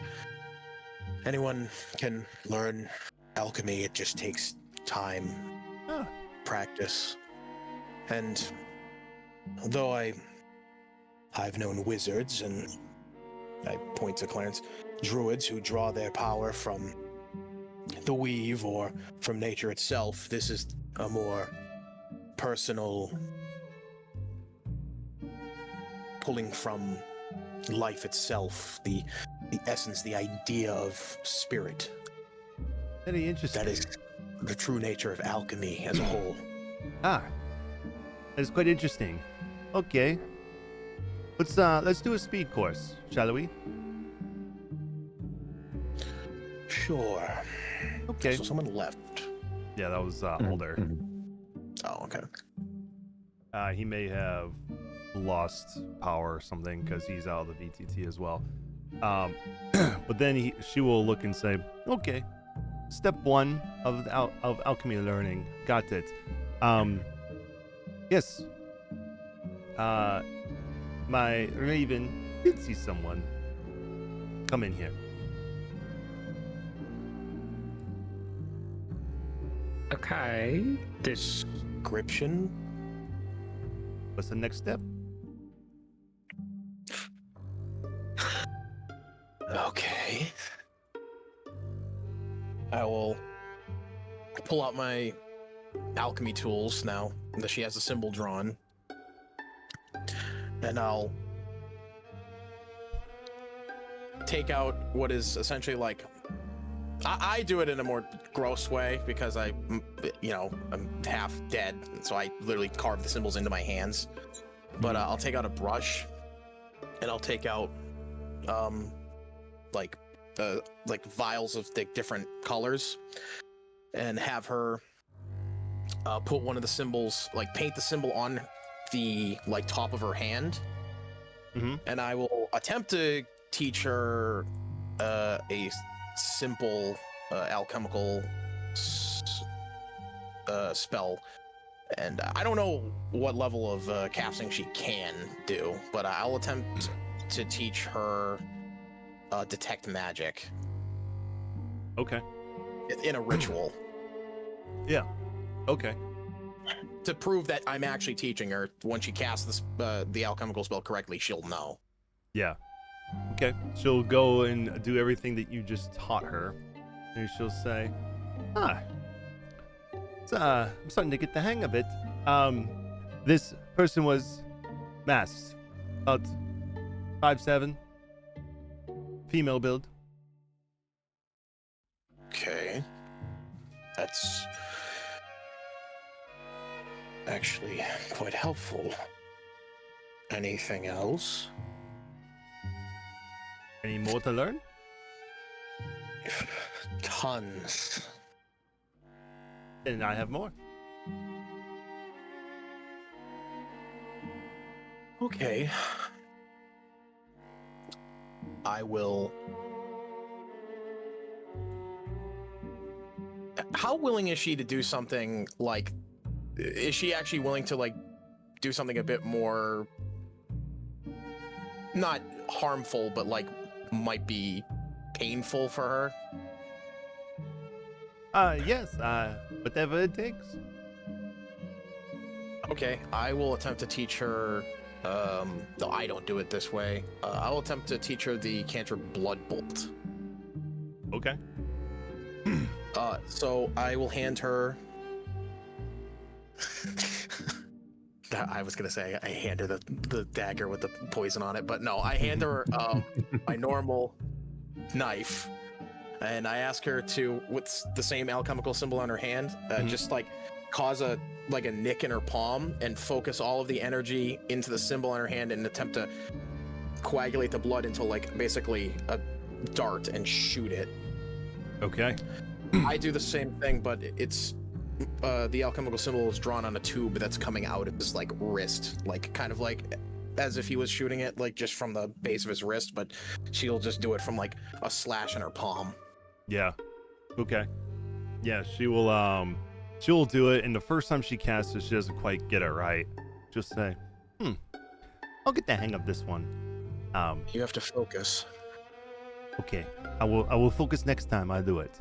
But yes, any more information? The figure went up to the room and was dragging your friend out, who seemed to be in a not sleeping but some catatonic state, paralyzed perhaps, and dragged them to the oak and this was at I believe, should look at the Raven again. At 4 during the witching hour. Okay. I'm gonna actually write that down as well. Does she look like she actually has any more information after that? Or is she just absolutely just drip feeding it at this point? She looks like she might have one more piece.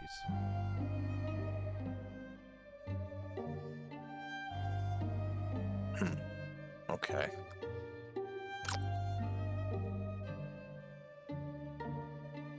I could teach you more about alchemy, or I could show you something different. Oh. Lost another person. What were you gonna say? I was gonna say that I could teach her something about medicine. No, it's not real medicine. It's still based in alchemy. Okay. Yeah. She'll say, sure. willing to learn. I will use my feet and make a bottle of life and take a portion of my life essence and using alchemy, trap it in a vial. And I will attempt to, though that it will harm her physically, I can attempt to show her how to do that. Okay. She will watch you as you do it, and say, I will try that later tonight. I don't want to be too out of my mind to be able to tell you the last piece that my raven told me. But the last thing that she saw was this person walking behind the building, drawing blood on the back, and then heading more to the southwest. That is the last she saw before darkness took over and she couldn't see anymore. You repeat that one more time? Yeah, she said that the Raven saw this figure that killed Vald come to the back of the Green Queen, draw some symbols in blood on the back, and then head southwest before the Raven couldn't see it anymore because of the darkness of the witching hour.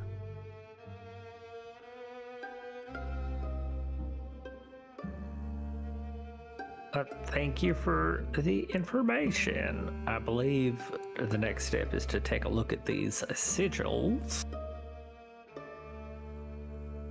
believe so. That might be your next best clue. But yes, that is all I know. That is all she knows. Thank you for what you taught me. I will use it to great use. I'm sure.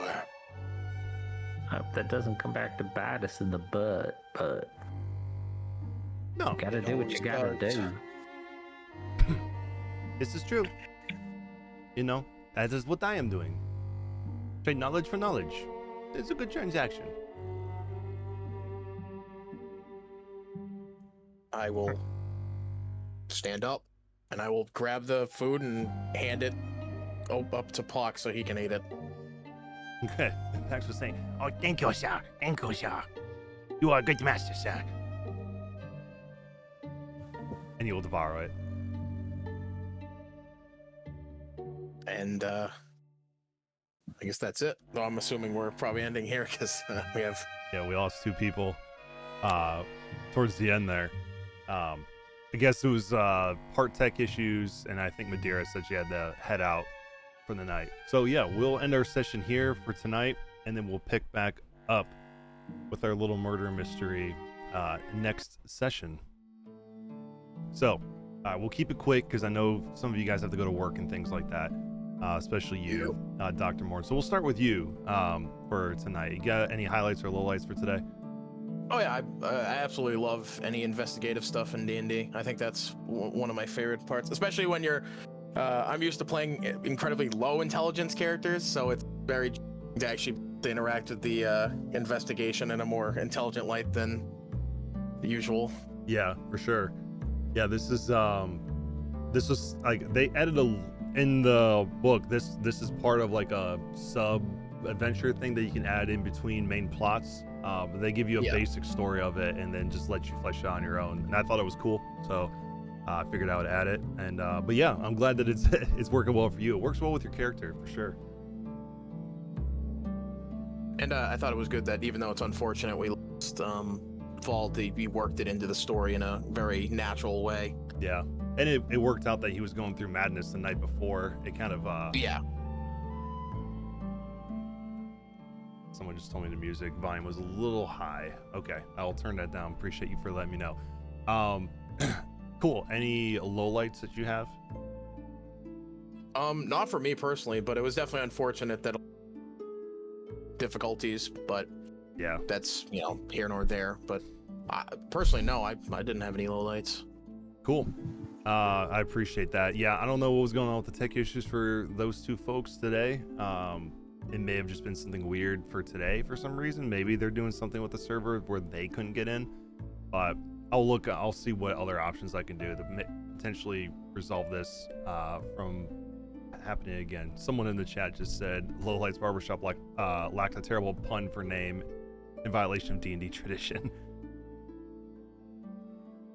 But cool. I know you got to go and head to work, so we'll let you go. I do, sadly. But all right, I will see you guys later. Yeah, we'll see you next week. So yep. All right, I will ask Madeira and Alder offline for what they have for today. But what about you, Clarence? Do you have any highlights or lowlights for today? I think for me, both of them were interacting with the cops. A highlight, it was very fun having that antagonistic roleplay. Low light, it was very frustrating. Yeah, that's how they're written.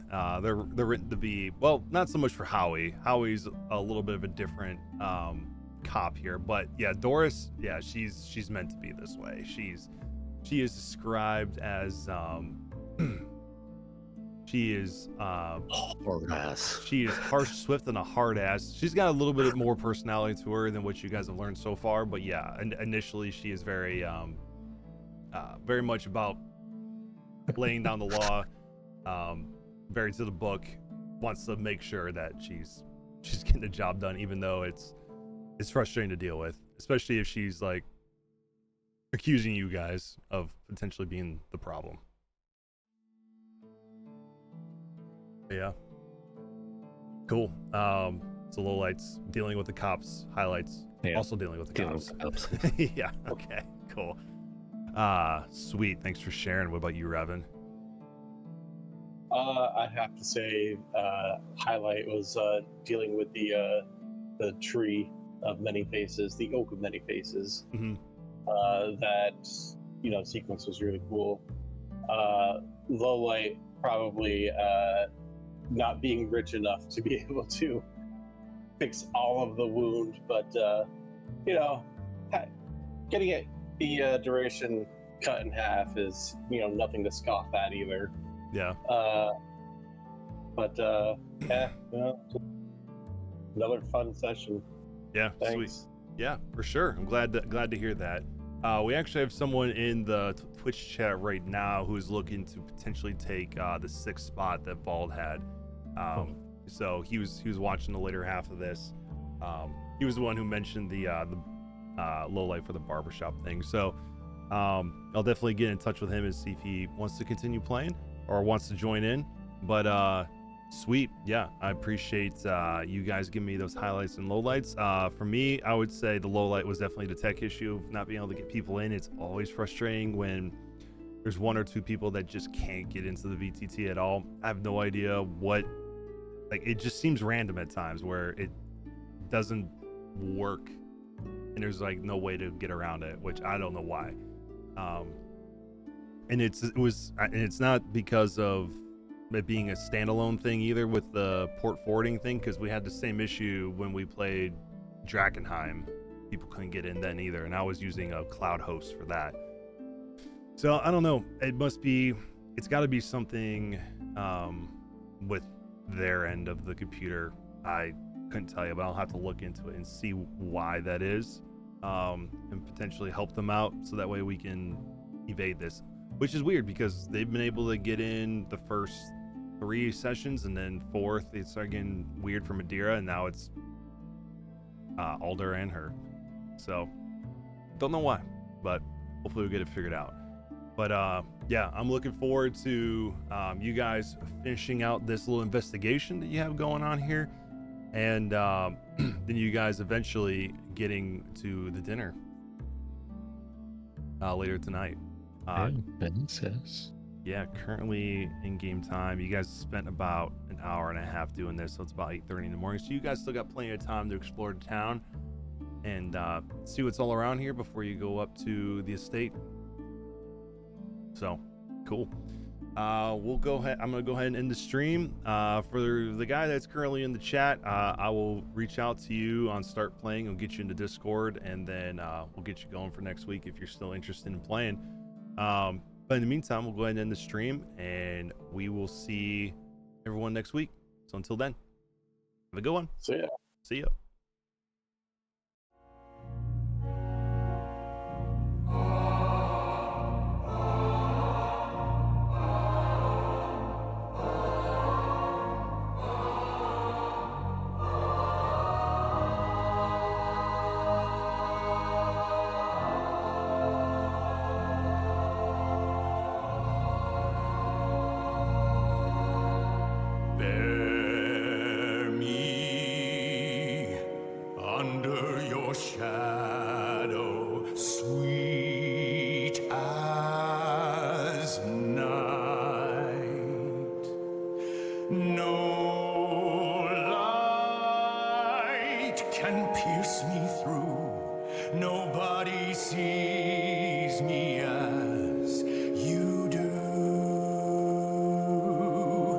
Stand now, bloodless, unburdened, trained of fear.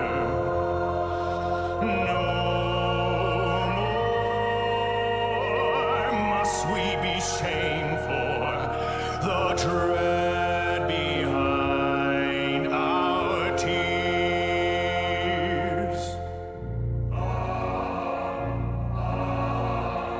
Hear me, trust me, see me, love me, fear me, judge me. I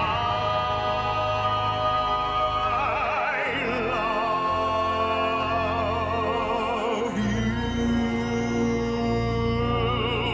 Who else can know all of your pain?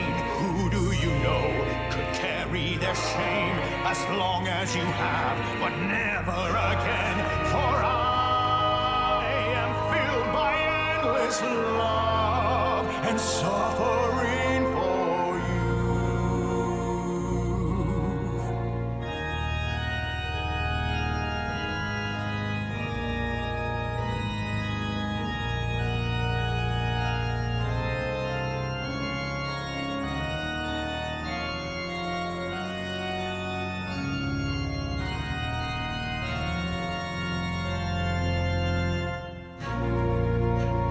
Hear me,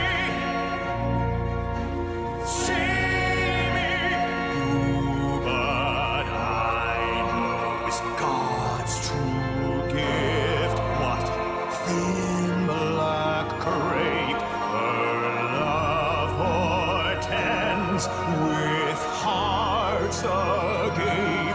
Come, souls afflicted, I shall fill your house with all her cold and hollow truth. Bear me under your shadow, sweet as night. No more light shall pierce us through. No one can love you as I do.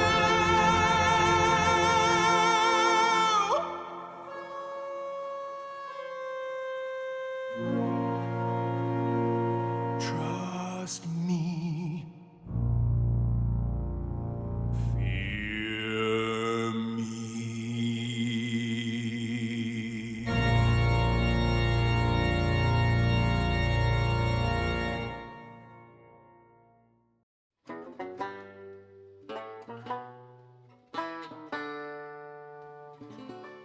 Under a sunken sky, 5 cold-eyed birds huddle in the sallow weeds, cackling at me. And it's times like these I hang my head and wonder why I never try to fight for myself. What a grim and gloomy scene. Just you, the wind, the dying wheat, friendless, dreaming. You wonder if you're incomplete, a husk without a grain of seed, and that's what they see. If they want to laugh, well now, let them try to do it after we take to the skies, loom above them like a great cloud, talons quicker than a greyhound.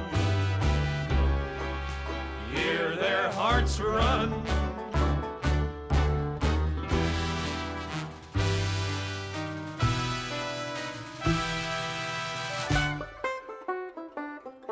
Out of all the things I've seen and done, back of my worried mind, I've never tried one. Maybe this time I could make them see they've probably never met a threat as empty as me. If they want to laugh, well now, can they do it while they beg me to spare their souls? Funny how they keep singing, little empty bodies leaping to the snap of their bones.